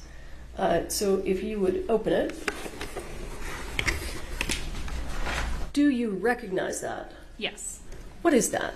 This is the firearm that was taken out of Lieutenant Benavidez's vehicle. And what did you do with it? I photographed this item and then collected it, took it back to my office where it was photographed in more detail. And then what did you do with it? It was submitted to the FBI for analysis. And why did you submit it to the FBI for analysis? What kind of analysis? I believe that we were requesting DNA, latent prints, and firearms testing on it. DNA, you said latent prints? Yes. For those folks that aren't involved in law enforcement, what does latent prints mean? So your fingerprints leave behind oils and waters on surfaces, which are then referred to as latent, meaning invisible. So we have your fingers leaving behind invisible fingerprints. And what was the other analysis that you asked the FBI? The firearms functioning test. And why would you ask the FBI to perform a firearms functioning test? We wanted to make sure that the firearm was in proper working order. From the time that you collected that from Lieutenant Benavidez's patrol unit to the time that it was sent to the FBI, where was it kept? It was first secured in my office and then submitted into our evidence vault. And when you say vault, does that mean that it's secure? Yes. And how long was it kept in the vault before it was sent to the FBI, if you recall? I don't recall exactly. I would say it was within that week that it was sent out. And when we send items of evidence to the FBI, how do you do that? Do you just throw them in a box and put them in the mail? No. A formal request was made to the FBI lab, and then they had an agent respond and take custody of the items. Who was that agent? I believe that was Agent Cortez. So does Agent Cortez come to the Sheriff's Department and take the items? Yes. Okay. And then at some point, do you get the items back? Yes. And do you recall when you got these items back? I do not. Okay. Were they away from the Sheriff's Department and at the FBI for a considerable amount of time? Yes. And I apologize, I have been corrected. I thought that State's Exhibit 6 had already been admitted into evidence, but I've been notified that it hasn't been, so I would like to move it into evidence. I'm pretty sure it has been admitted into evidence. It is She didn't move it. No, she didn't. It's 57813. Yeah. You did not move it in. Okay. I'd like to go ahead and move it into evidence at this time. No objection. All right, State 6 is admitted. You may publish. When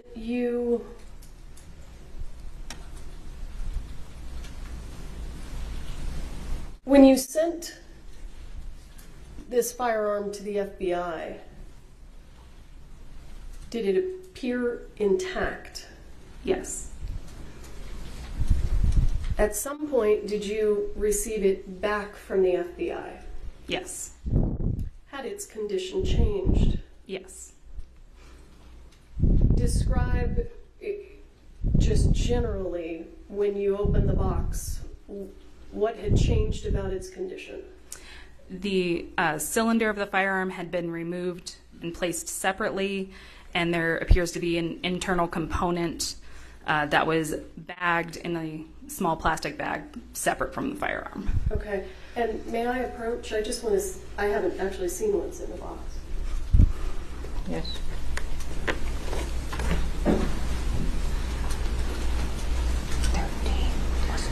I think that maybe what I'd like to do is have it moved to the elbow. Can I move it, or does someone else have to do that?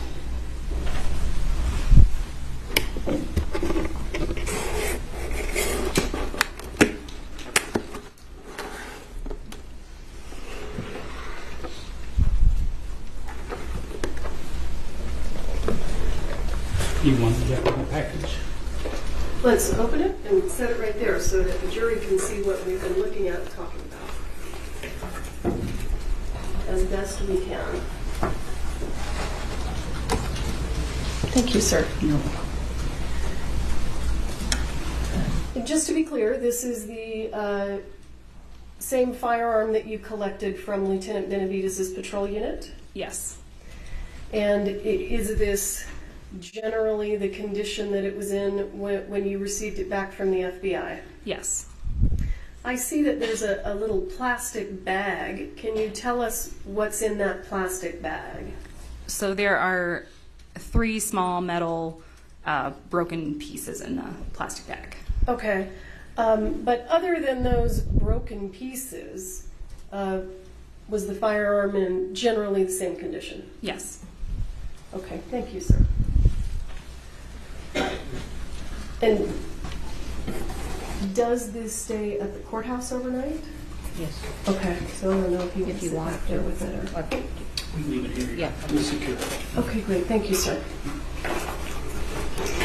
I want to go back to State's Exhibit 7 if we can. This cart, did you go through the items that were on it? Yes. And did you photograph them? Yes. Can you give the jury an idea of what's on that cart? Because it's kind of hard to see everything. There were multiple boxes of ammunition on the bottom section of the cart, bags, the fake firearms, gun belts with ammunition, earplugs, candy, a fanny pack with ammunition inside, just a multitude of items. Did that cart, did those items appear to be in any discernible order? No. Was there loose ammunition on the cart? Yes. And did you collect that? Yes. And when you collected that ammunition, did you take it back to the sheriff's office? Yes. And what did you do with it when you got it back there? It was then laid out and photographed. Now, is this the first time that you've been called to an investigation on a movie set? Yes. And have you learned, based on your work on this case, what a dummy round is? Yes. Can you explain to the ladies and gentlemen of the jury what a dummy round is? A dummy round is essentially ammunition that is not designed to fire a projectile. It is ammunition that's made distinct by either a hole being drilled through the side of it, so it's obvious that there's no gunpowder inside. The primer has been removed so that it can't be fired, so it makes it obvious that it's a dummy round. And I'm going to stop you real quick. I want you to explain to the ladies and gentlemen of the jury what you mean when you say primer. The primer is the base of the round, so it's the small circle that the firing pin hits. So since that's removed, there's nothing there for the firing pin to hit and project that projectile. The dummy rounds are also indicated by, if you shake them, they make a rattle sound. Instead of having gunpowder inside, they have ball bearings inside so that you can shake them and know that they're not live ammunition. So you just kind of went through some of the distinguishing characteristics of dummy rounds. Would a dummy round have all three of those distinguishing characteristics? No, it could have 2 out of the 3, but I haven't run into any that have had all 3. So approximately how many dummy rounds did you end up taking into evidence? Specifically that were dummy rounds, I think we have 50. I might be mistaken about that. I apologize. I'm not sure of the exact number of dummy rounds that we have. And let me just ask you this. You talked about how a round may have a ball bearing in it. Is that right? Correct. Would that dummy round that has the ball bearing in it, would that also have a hole in the side? No, because then the ball bearings would fall out. Okay. So do the dummy rounds either have a hole in the side or a ball bearing? Correct. And based on your work on this case, how would someone know that the dummy round with the ball bearing in it is actually inert? They would shake it and it would make a rattle noise. Okay. And did many of the dummy rounds that you took to the sheriff's department make those noises? Yes. Did you also collect any other kind of ammunition from the movie set? Any other types? Yes. What other types of ammunition? It's a type of ammunition that's referred to as a blank. And can you describe to the ladies and gentlemen of the jury generally what a blank is? So a blank is a round of ammunition that has gunpowder in it. However, it does not have a projectile head on the top. So it has a crimped end, kind of like you would see a dumpling have crimps. And that way there's nothing for that gunpowder to project out the barrel of the gun.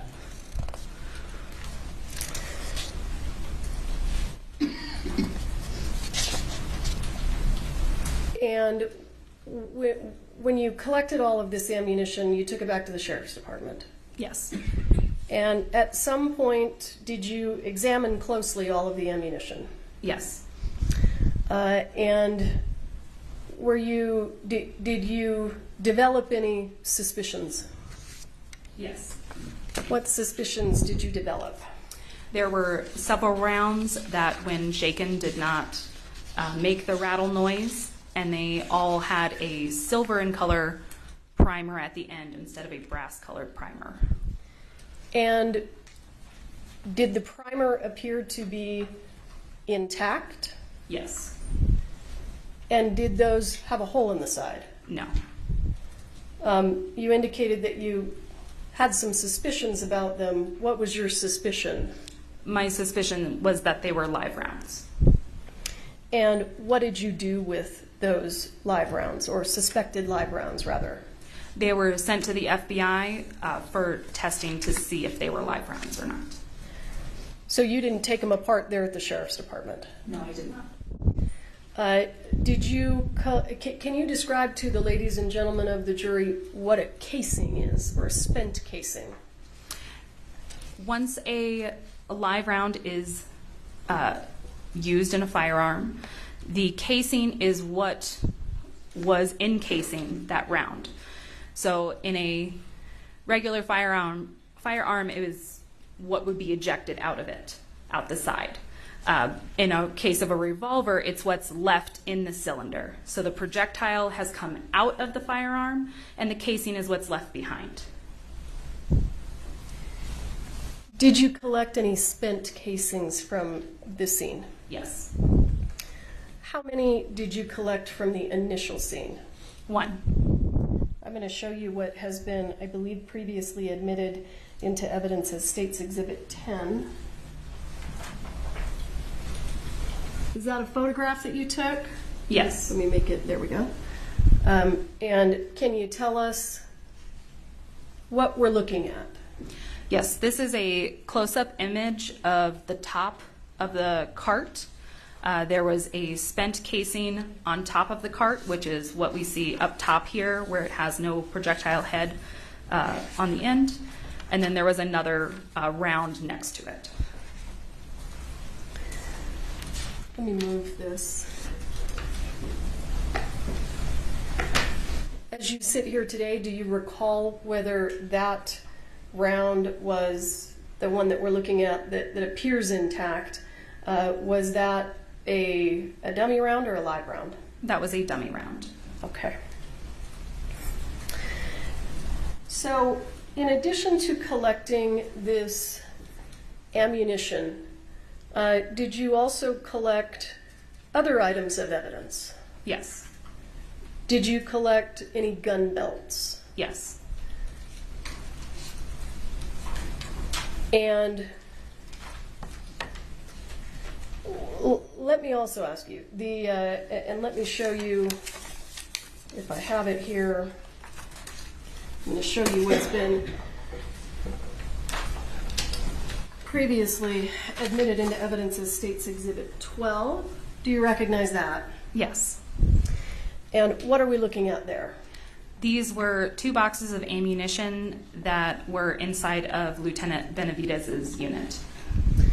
So let's talk about exactly what we see in the photograph. Do you see the white box that says 45 long Colt dummies with a very small JS in the middle? Yes. Did you open that box? Yes. And what was inside that box? There were rounds inside of the box in a foam insert. Some of them were marked as 45 LC.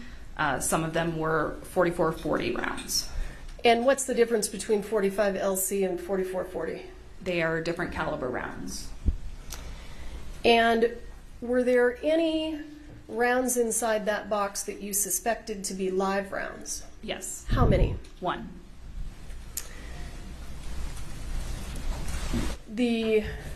Let me ask you this. How many rounds altogether did you discover that you thought were suspected live rounds on the set of Rust? 5 and the spent casing, so 6 in total.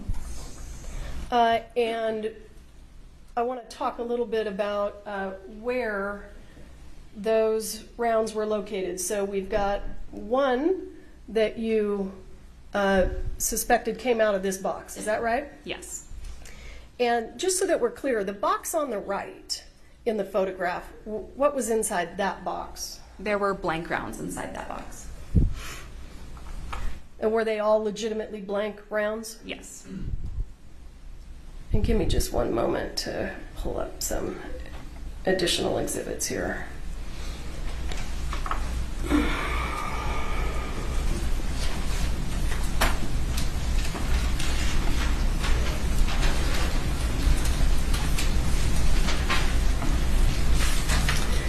I think you testified that you collected some items of evidence from inside the church. Is that correct? Yes, correct. Did you collect any gun belts from inside the church? Yes. How many, if you recall? There was a gun holster, just 1 inside the church. And did you take that back? Well, the holster, was there anything unique about it? Was it just a piece of leather, or did it have additional parts to it? It appeared to be a shoulder holster, so the one that would not go around your waist, but one that would go over your shoulder, and it had a fake knife attachment to it. And were there the piece of leather? Did the holster hold anything? Yes, it was able to hold ammunition. And when you collected that holster, did it have ammunition sitting inside of it? Yes. And the ammunition that was inside of that holster, did you closely examine it? Yes. And did any of that was in the holster cause you to suspect that there were any live rounds in the holster? Yes. How many rounds that were in that holster did you suspect were live? 1. And you sent that to the FBI? Yes. And based on your work on this case, do you know who was the actor who was assigned to that holster? Alec Baldwin. Can we go ahead and, I don't know exactly. Yeah, let's publish it. Oh, I'm sorry. Do you have any objection to the exhibits that I showed you previously? I certainly don't have to this picture. Okay. So I'm going to move for the admission of State's Exhibit 22 and ask for permission to publish. All right. Hearing no objection, States 22 will be admitted to being published. Did you take this photograph? Yes. And what are we looking at here? This is the interior of the church, and it is a close-up of some of the benches or pews that were inside of the church. And what is, do you see something leather there? Yes, on the second row of benches, there's a jacket and a holster. Is that the holster that we've been talking about? Yes. Is that where it was when you collected it? Yes. And I would like to show you what has been previously marked as, give me just one moment. I think it's 12 and 13. Mr. Spiro, do you need to go through these with me? If you just show me the picture quickly, I'm sure I have no objection. Okay, so I'm going to have to unplug. Or do you? Oh no, I can pull another set. Okay. I'll look at this one quickly. Well, but it's going to come up on the screen, so I don't want to publish it. I'll look at it then, I'm sure it's No, but as soon as I move it, it's going to come up on all the screens. Okay. Here, let's do it that way.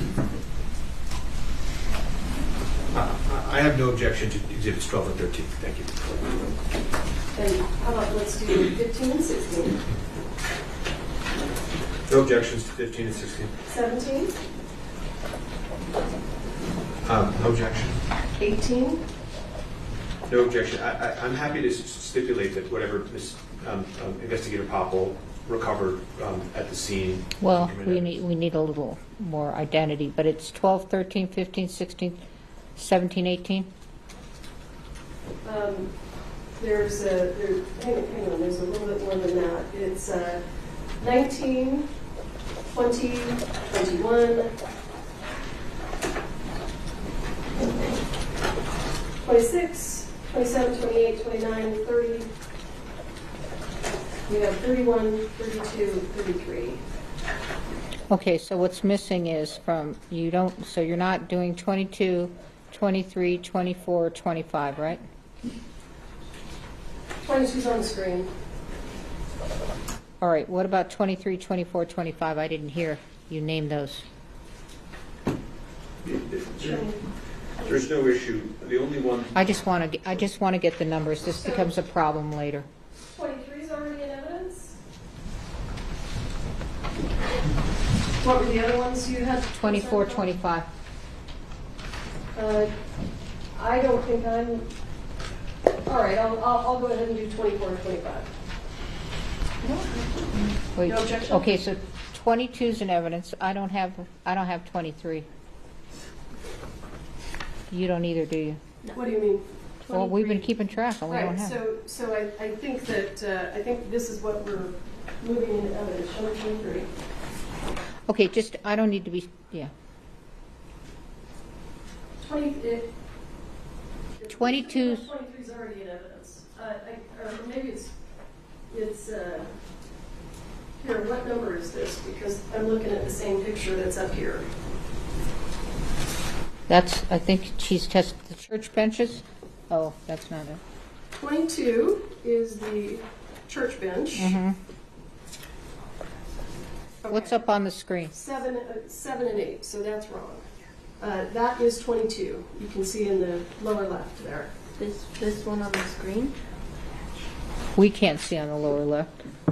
Oh, exhibit 22. Okay, 22. Yes, it is. All right, so Stand here with me so I can look at let me just clarify. All right, 13 has already been admitted. 12 has already been admitted. 26 has already been admitted.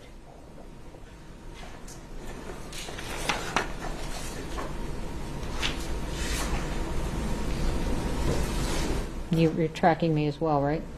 Me? Mm-hmm. Yes.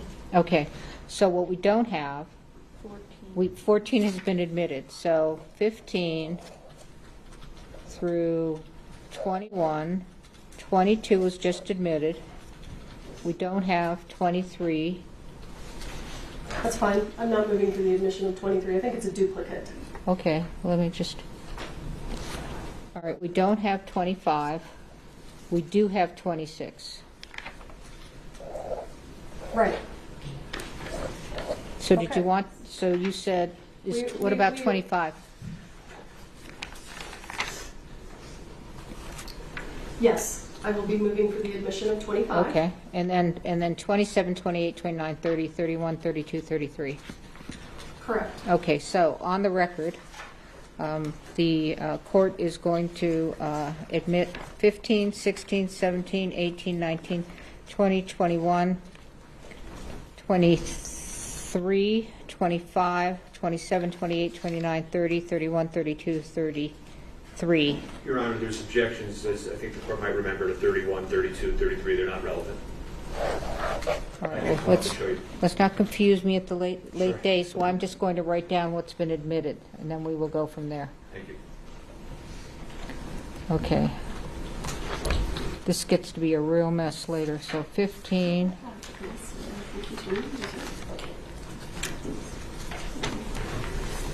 So we've got 15. Sorry to slow us down. 17, 18, 19, 20, 21, 23, 25, 27, 28, 29, 30. And you're objecting to 31, 32, 33. Yes, Your Honor, we've discussed that issue. And I believe the court reserved ruling on it. We can take it up in the morning if you want. All right, so let's just go with what we've admitted. You may publish. Okay, and I apologize. I will move also for the admission of 23. Where I was looking at there is different than the actual 23. Any objection to 23? No, you said you needed 23. You said 24 you didn't want to publish. I did. Okay. Okay. Okay, great. Come on, please. Let's do it that way.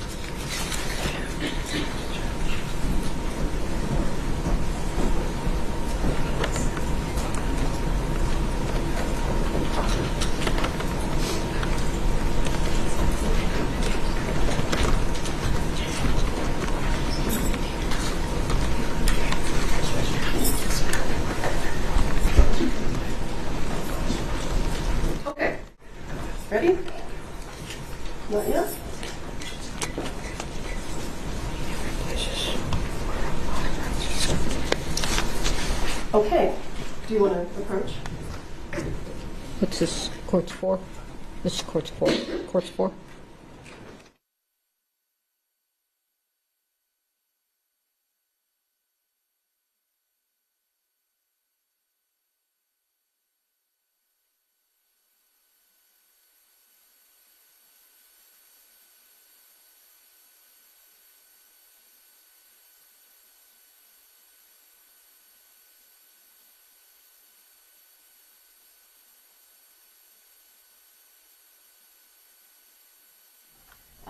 Ms. Popple, I'm going to show you what has been marked, and I think these are all stipulated too, so we've just moved these into evidence. I think we're just collectively moving them into evidence, and I can go through them now. Okay. State's Exhibit 15. Ms. Popple, do you recognize that? Yes. What is that a photo of? This is a close-up of the rounds that were in the holster that we were discussing. Mr. Baldwin's holster? Yes. And I see, how many silver primers do you see there? There are 2. And which one did you suspect was a live round? The one that's closer to the center that has a cleaner look to it. This one here? Yes. And the one that was on the left that has the silver primer, when you examined that, what happened? When that one was examined, it was determined to be a dummy round. Do you know who provided that dummy round to the set of Rust? I do not. Okay. Other than Mr. Baldwin's holster, were there other gun holsters that you collected? Yes. And were there other holsters that contained what you suspected to be live ammunition? Yes. How many others? There was one other gun belt that was located on top of the cart that had a suspected live round.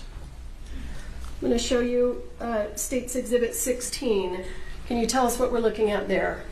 Yes, this is a close-up of the gun belt that was taken from the top of the cart, and it is a close-up specifically of the rounds that were inside of it. And was the suspected live round the one with the silver primer? Yes. We talked a little bit about that box of ammunition the box of dummies that you took out of Lieutenant Benavidez's unit. I'm going to show you what's been marked as State's Exhibit 17. Do you recognize that? Yes. And can you point us to the suspected live round that you testified to inside that box? Yes, it's the round on the far right with the silver and color primer. This one right here? Yes. And I think you testified that there was some loose ammunition on the top of that prop cart. Is that right? Yes. And did you collect all that? Yes, I did. You took it back to the sheriff's department? Yes. Any of the ammunition that you collected from the top of the prop cart, did you suspect any of that to be live ammunition? Yes. I'm going to show you State's Exhibit 26, which I believe was previously in evidence. Do you recognize that? Yes. And did you take that photo? Yes, I did. So what is this a photo of?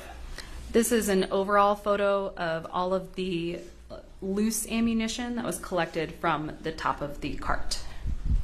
So these 6 items here at the top, what are those? Those are all blank rounds. They have the crimped end. So they're missing the projectile? Yes. Do they ignite? Do they make a sound? If you know. Yes, they do. Do they have gunpowder in them? Yes. What are they missing? Just the projectile? Correct. And these here on the left, these 2 rounds that look very much like each other, were you able to determine whether those were dummies or suspected live rounds? Those were dummy rounds. And the 2 rounds over here on the right, when you examined those, did you have any concerns? Yes. What were your concerns? My concern was that they were live rounds. And did you send those to the FBI? Yes. And then we see this round down here at the bottom, and I see a hole in the casing. Do you see that? Yes, I do. Is that what you were describing as a dummy round with a hole in the casing? Yes. So was that sent to the FBI? It was not. Okay. Now, I'm going to show you State's Exhibit 27. Do you see that? Yes. And those rounds that we're looking at right there, are they also in the previous photo? Yes, they are. Let's go back to 26. Are they these right here? Yes, they are. So they had silver primers, is that right? Correct.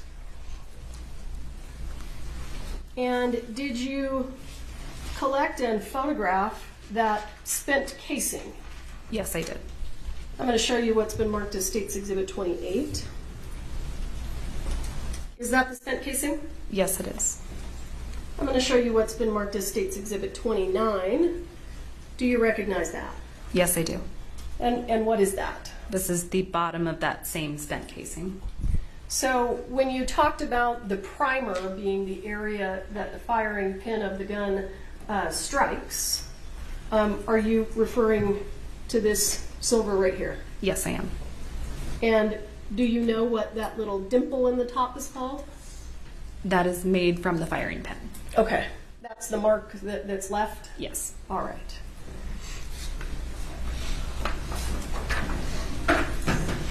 Now, when you ultimately conducted a search of the prop truck, did you collect additional ammunition? Yes. And was there any live ammunition found in the prop truck? No. Or any suspected live ammunition, rather?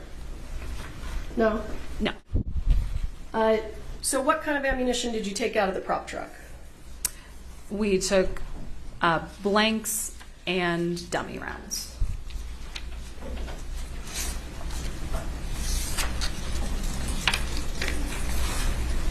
Do you remember approximately how many? I would approximate 1,000 to 1,500. Did you closely examine each and every one of those? Yes. Hang on, here we go. I'm going to show you what's been marked as State's Exhibit 19. Do you recognize that? Yes, I do.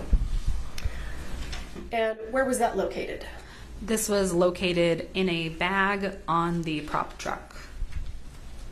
When you say on the prop truck, because we weren't there, can you describe this truck? I apologize. It is a storage truck, so almost like you would see a moving vehicle. It has that amount of storage in the back area of it. And does it have a door that comes down? Yes. So you found this inside that prop truck in a bag, is that right? Yes.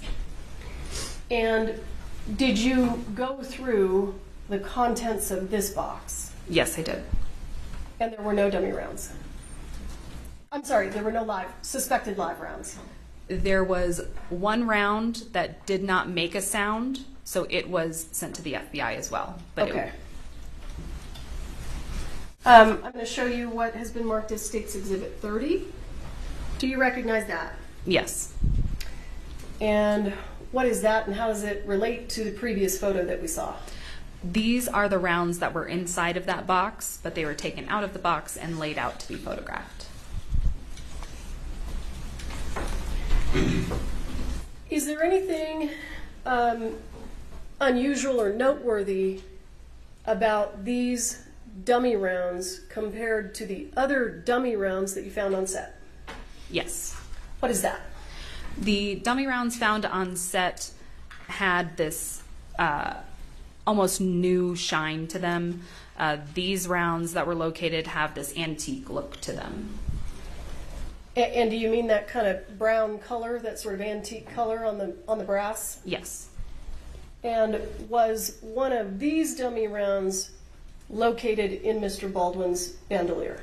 Yes. Let's just jump back for a moment. I'm going to show you what's been marked as State's Exhibit 23. Just for completeness, can you tell us what that is? Yes, this is a close-up of the jacket and holster that were found on the bench inside of the church. And I'm going to show you what's been marked as State's Exhibit 25. Can you tell us what that is? This is a projectile that was recovered from Joel Souza's shoulder. And how did you get that? I responded to the hospital and received it from Deputy Lujan. And when you took it from Deputy Lujan, what was it in? It was in a plastic cylinder container. And what did you do with it? I took it to the office and photographed it with scale. And after you photographed it, this is your picture here, right? Yes. After you photographed it, did it get sent anywhere? Yes, it got sent to the FBI lab. State's Exhibit 20, can you just tell us what that is? This is the exterior of the church. State's Exhibit 21, can you tell us what that is? This is the interior of the church. State's Exhibit 24, did you take that photo? Yes, I did. When did you take that photo?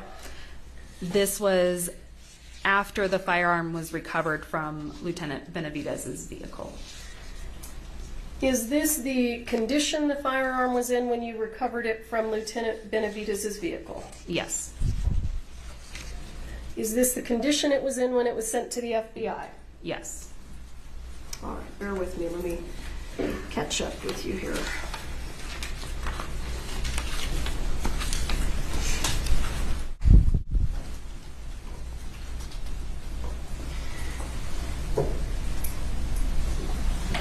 Did you participate in making the decision about which items of evidence were going to be analyzed at the FBI? Yes. And let's go through the items of evidence that were sent to the FBI for analysis. State's Exhibit 24, we understand it was sent, correct? Yes. And I think you testified previously that you sent it for DNA testing, is that right? Yes. And without talking about specifically that testing, did you get results back? Yes. Did you, I think you indicated that you sent it for functionality testing, is that right? Yes. And did you get the results of that? Yes. And then at some point, did you participate in a discussion or a decision to have additional testing done on this gun? I believe I was part of that conversation, yes. Okay. And so was additional testing of this gun requested at the FBI? Yes. And do you recall generally what that requested testing was? I'm uncertain as to what they phrase it as, but I believe it was a drop test. Okay. Was requested. And what did you intend them to test for? That the firearm, whether or not it would be able to go off without the trigger being pulled, I believe. Okay. And did you send some of the boxes of ammunition to the FBI? Yes. Why?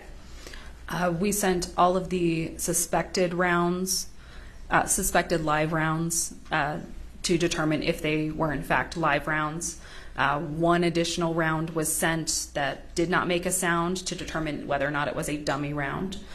And I believe that in the case of the box that was recovered from Lieutenant Benavidez's vehicle, they wanted it in its entirety, so we sent them the entire box. Okay.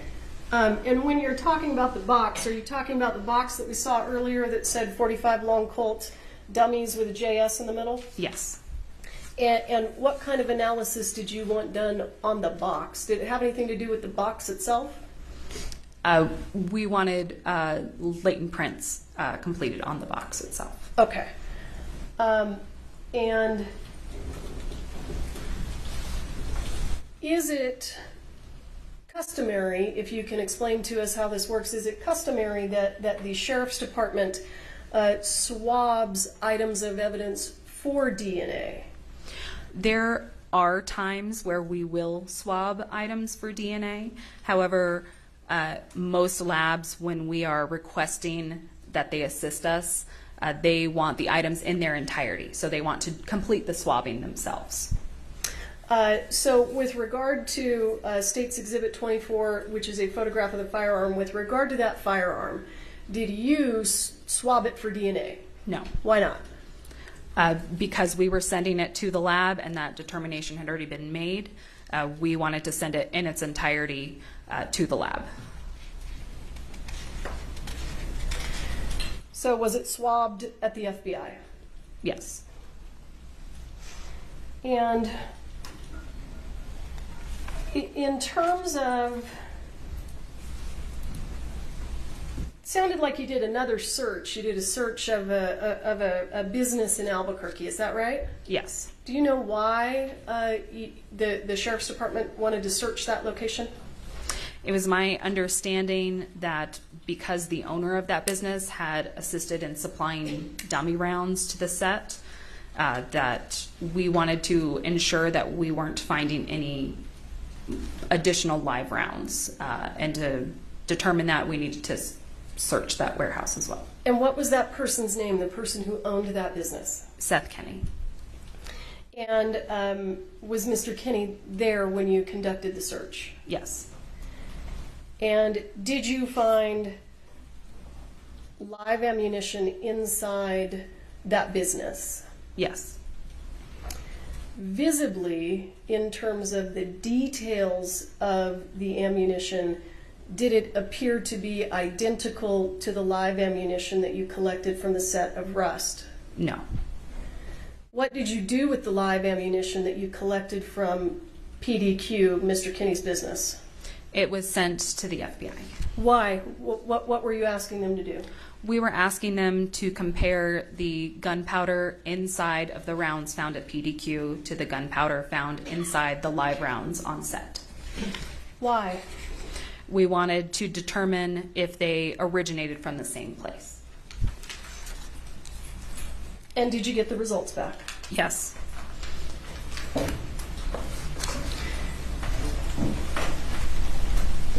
And if you would, I see that you've got a box with you. Yes, I do. Can you pull that box out for us?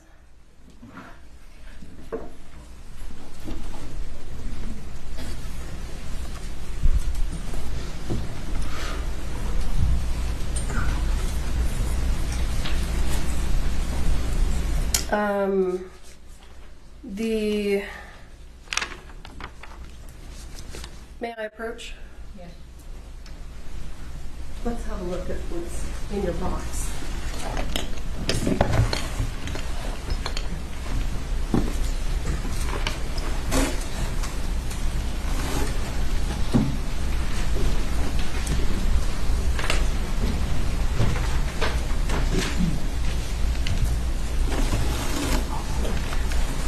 Just the pipe?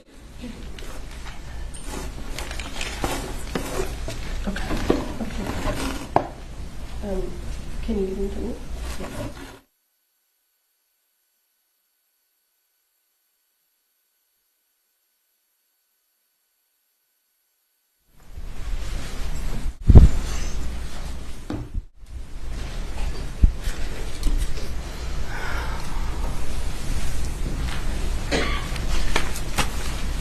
I'm going to show you what I am going to mark as State's Exhibit 34. Mr. Spyro, do you want to have a look?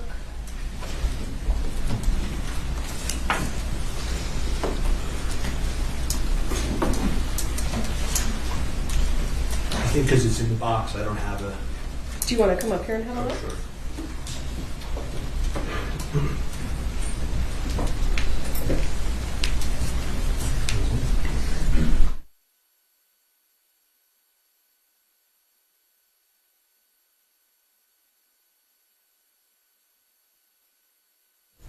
For searches in this game. No objection to 34. Okay, I'm going to show you what I've marked as State's Exhibit 34, and I would ask you to tell us what we're looking at here. So this this is the live round that was taken from the box located in Lieutenant Benavidez's vehicle. It's been deconstructed by the FBI. Therefore, we have the casing, the projectile, and the gunpowder that was inside all separated. And is the gunpowder in this container here? Yes. For all of the 5 live rounds, suspected live rounds that were sent to the FBI, were they all disassembled by the FBI? Yes. And were they all returned to you in this condition? Yes.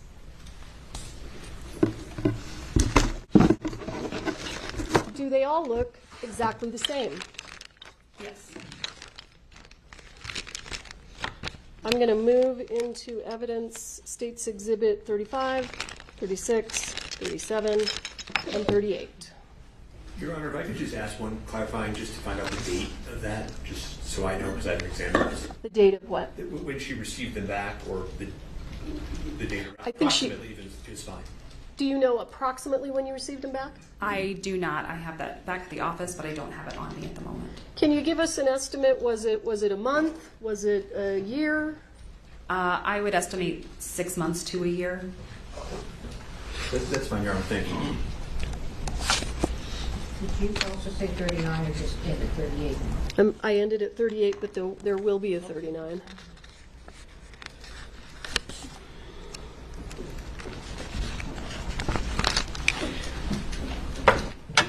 You said they all look the same, right? Yes. Is that true also of the powder in the little container? Yes. It all appears to be the same. Correct. And I'm showing you, sorry, I keep throwing them down, 35, 36, here's 37, here's 38. The live rounds that you sent to the FBI that you collected from PDQ, did those live rounds come back in kind of this same condition, disassembled? Yes. And Are you able to zoom out a little? oh, here. Is the glare, would it be easier if I just handed it to you? It's okay. Well, can I approach and I'll hand you what's been marked as States Exhibit 38. Yes. For the record, these have all been admitted and published. Yes, they all returned in such a condition. So the live rounds that you took from PDQ, did I ask you to bring those here today? You did not. Do you have them back at the Sheriff's Department? Yes. And when they were returned to you from the FBI, they were deconstructed like this, right? Yes. So you had a casing, a projectile, and a container of powder. Yes. Did the container that holds the gunpowder just visibly, did it appear the same or different than the live rounds that came from the set of Rust? It was different. And you could just see that with your eye? Correct. And I'm going to show you what has been, or what I will mark right now as States Exhibit 39, just for completeness. And what is that? This is the spent casing that was located on top of the cart. Okay.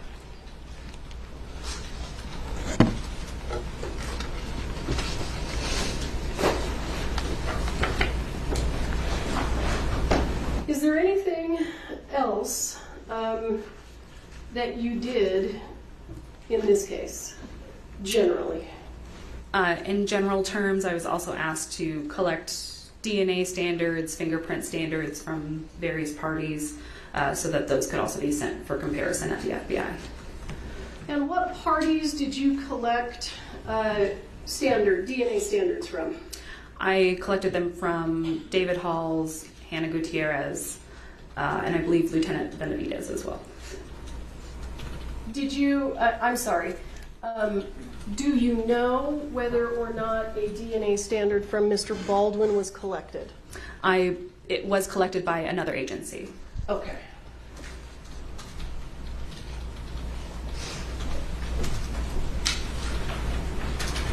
Bear with me.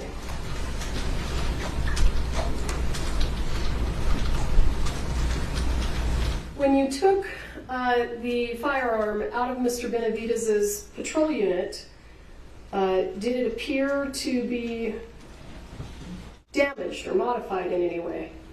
Not that I was able to see.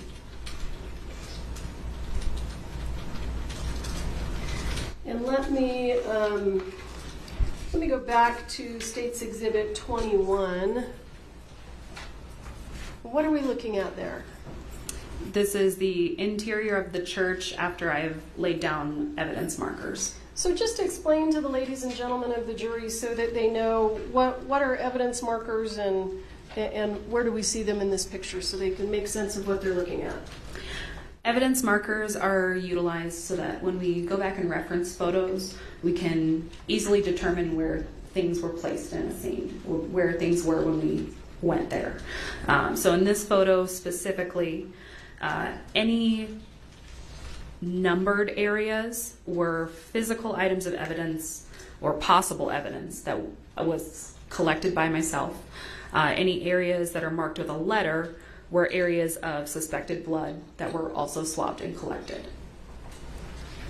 And just to be clear, the evidence that we've looked at that was photographed, all of these, is that all the evidence in the case? No. And the items of evidence that you brought in the box, that's not all the evidence in this case, right? Right. Do you still have all of the evidence? Yes. And where is it? It is in the evidence vault at the Santa Fe County Sheriff's Office. So if anyone wants you to bring it in, you can do that, is that right? Yes. All right.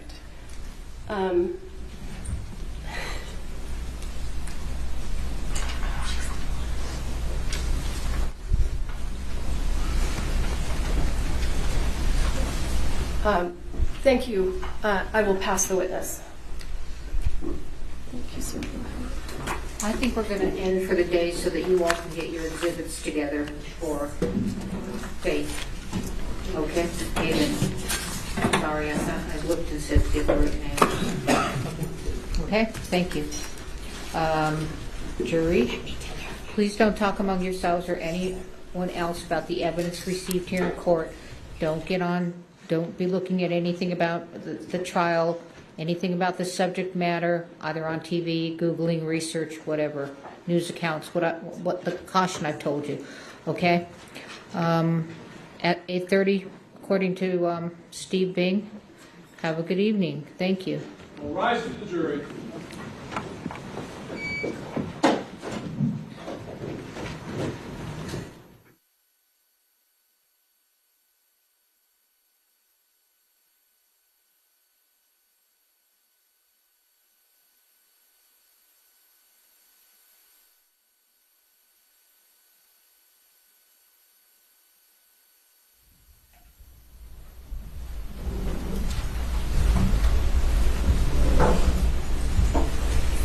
All right, you may be seated. Is there anything we need to put on the record before we recess? Just two quick things from the defense. First is, I just want to confirm who's testifying tomorrow. I thought you all agreed to that with the order that I haven't seen. It's in route, Your Honor. You haven't seen it because we've been here. Yeah, okay. Well, I thought that's what was agreed to. Order of witnesses. It absolutely was. I just wanted to confirm as we're running out and everybody's checking that nothing's changed. Okay. We'll confer you. All right. Anything else? If I could just beg the court's indulgence to quickly look at Exhibit 6, which I wasn't able to see when they opened it, the firearm. Exhibit sticks? firearm. Oh, 6. That's just what all I was. Where is it? Is it here? If it's not here, never mind. No, Martine Oh, he took it to save it. Never mind. You can. I could ask Corporal War if It's okay. Deputy All right. Apodaca. I don't have my glasses on. Are you sure? I was trying to catch it, but it's okay. I'll save Okay. some of it. Thank you. All right. I'm happy to call him up. I can get it. Worked hard enough today. Thank you. Okay. Anything else, Ms. Morrissey? No, Your Honor. Okay. All right. Have a good evening. Thank you.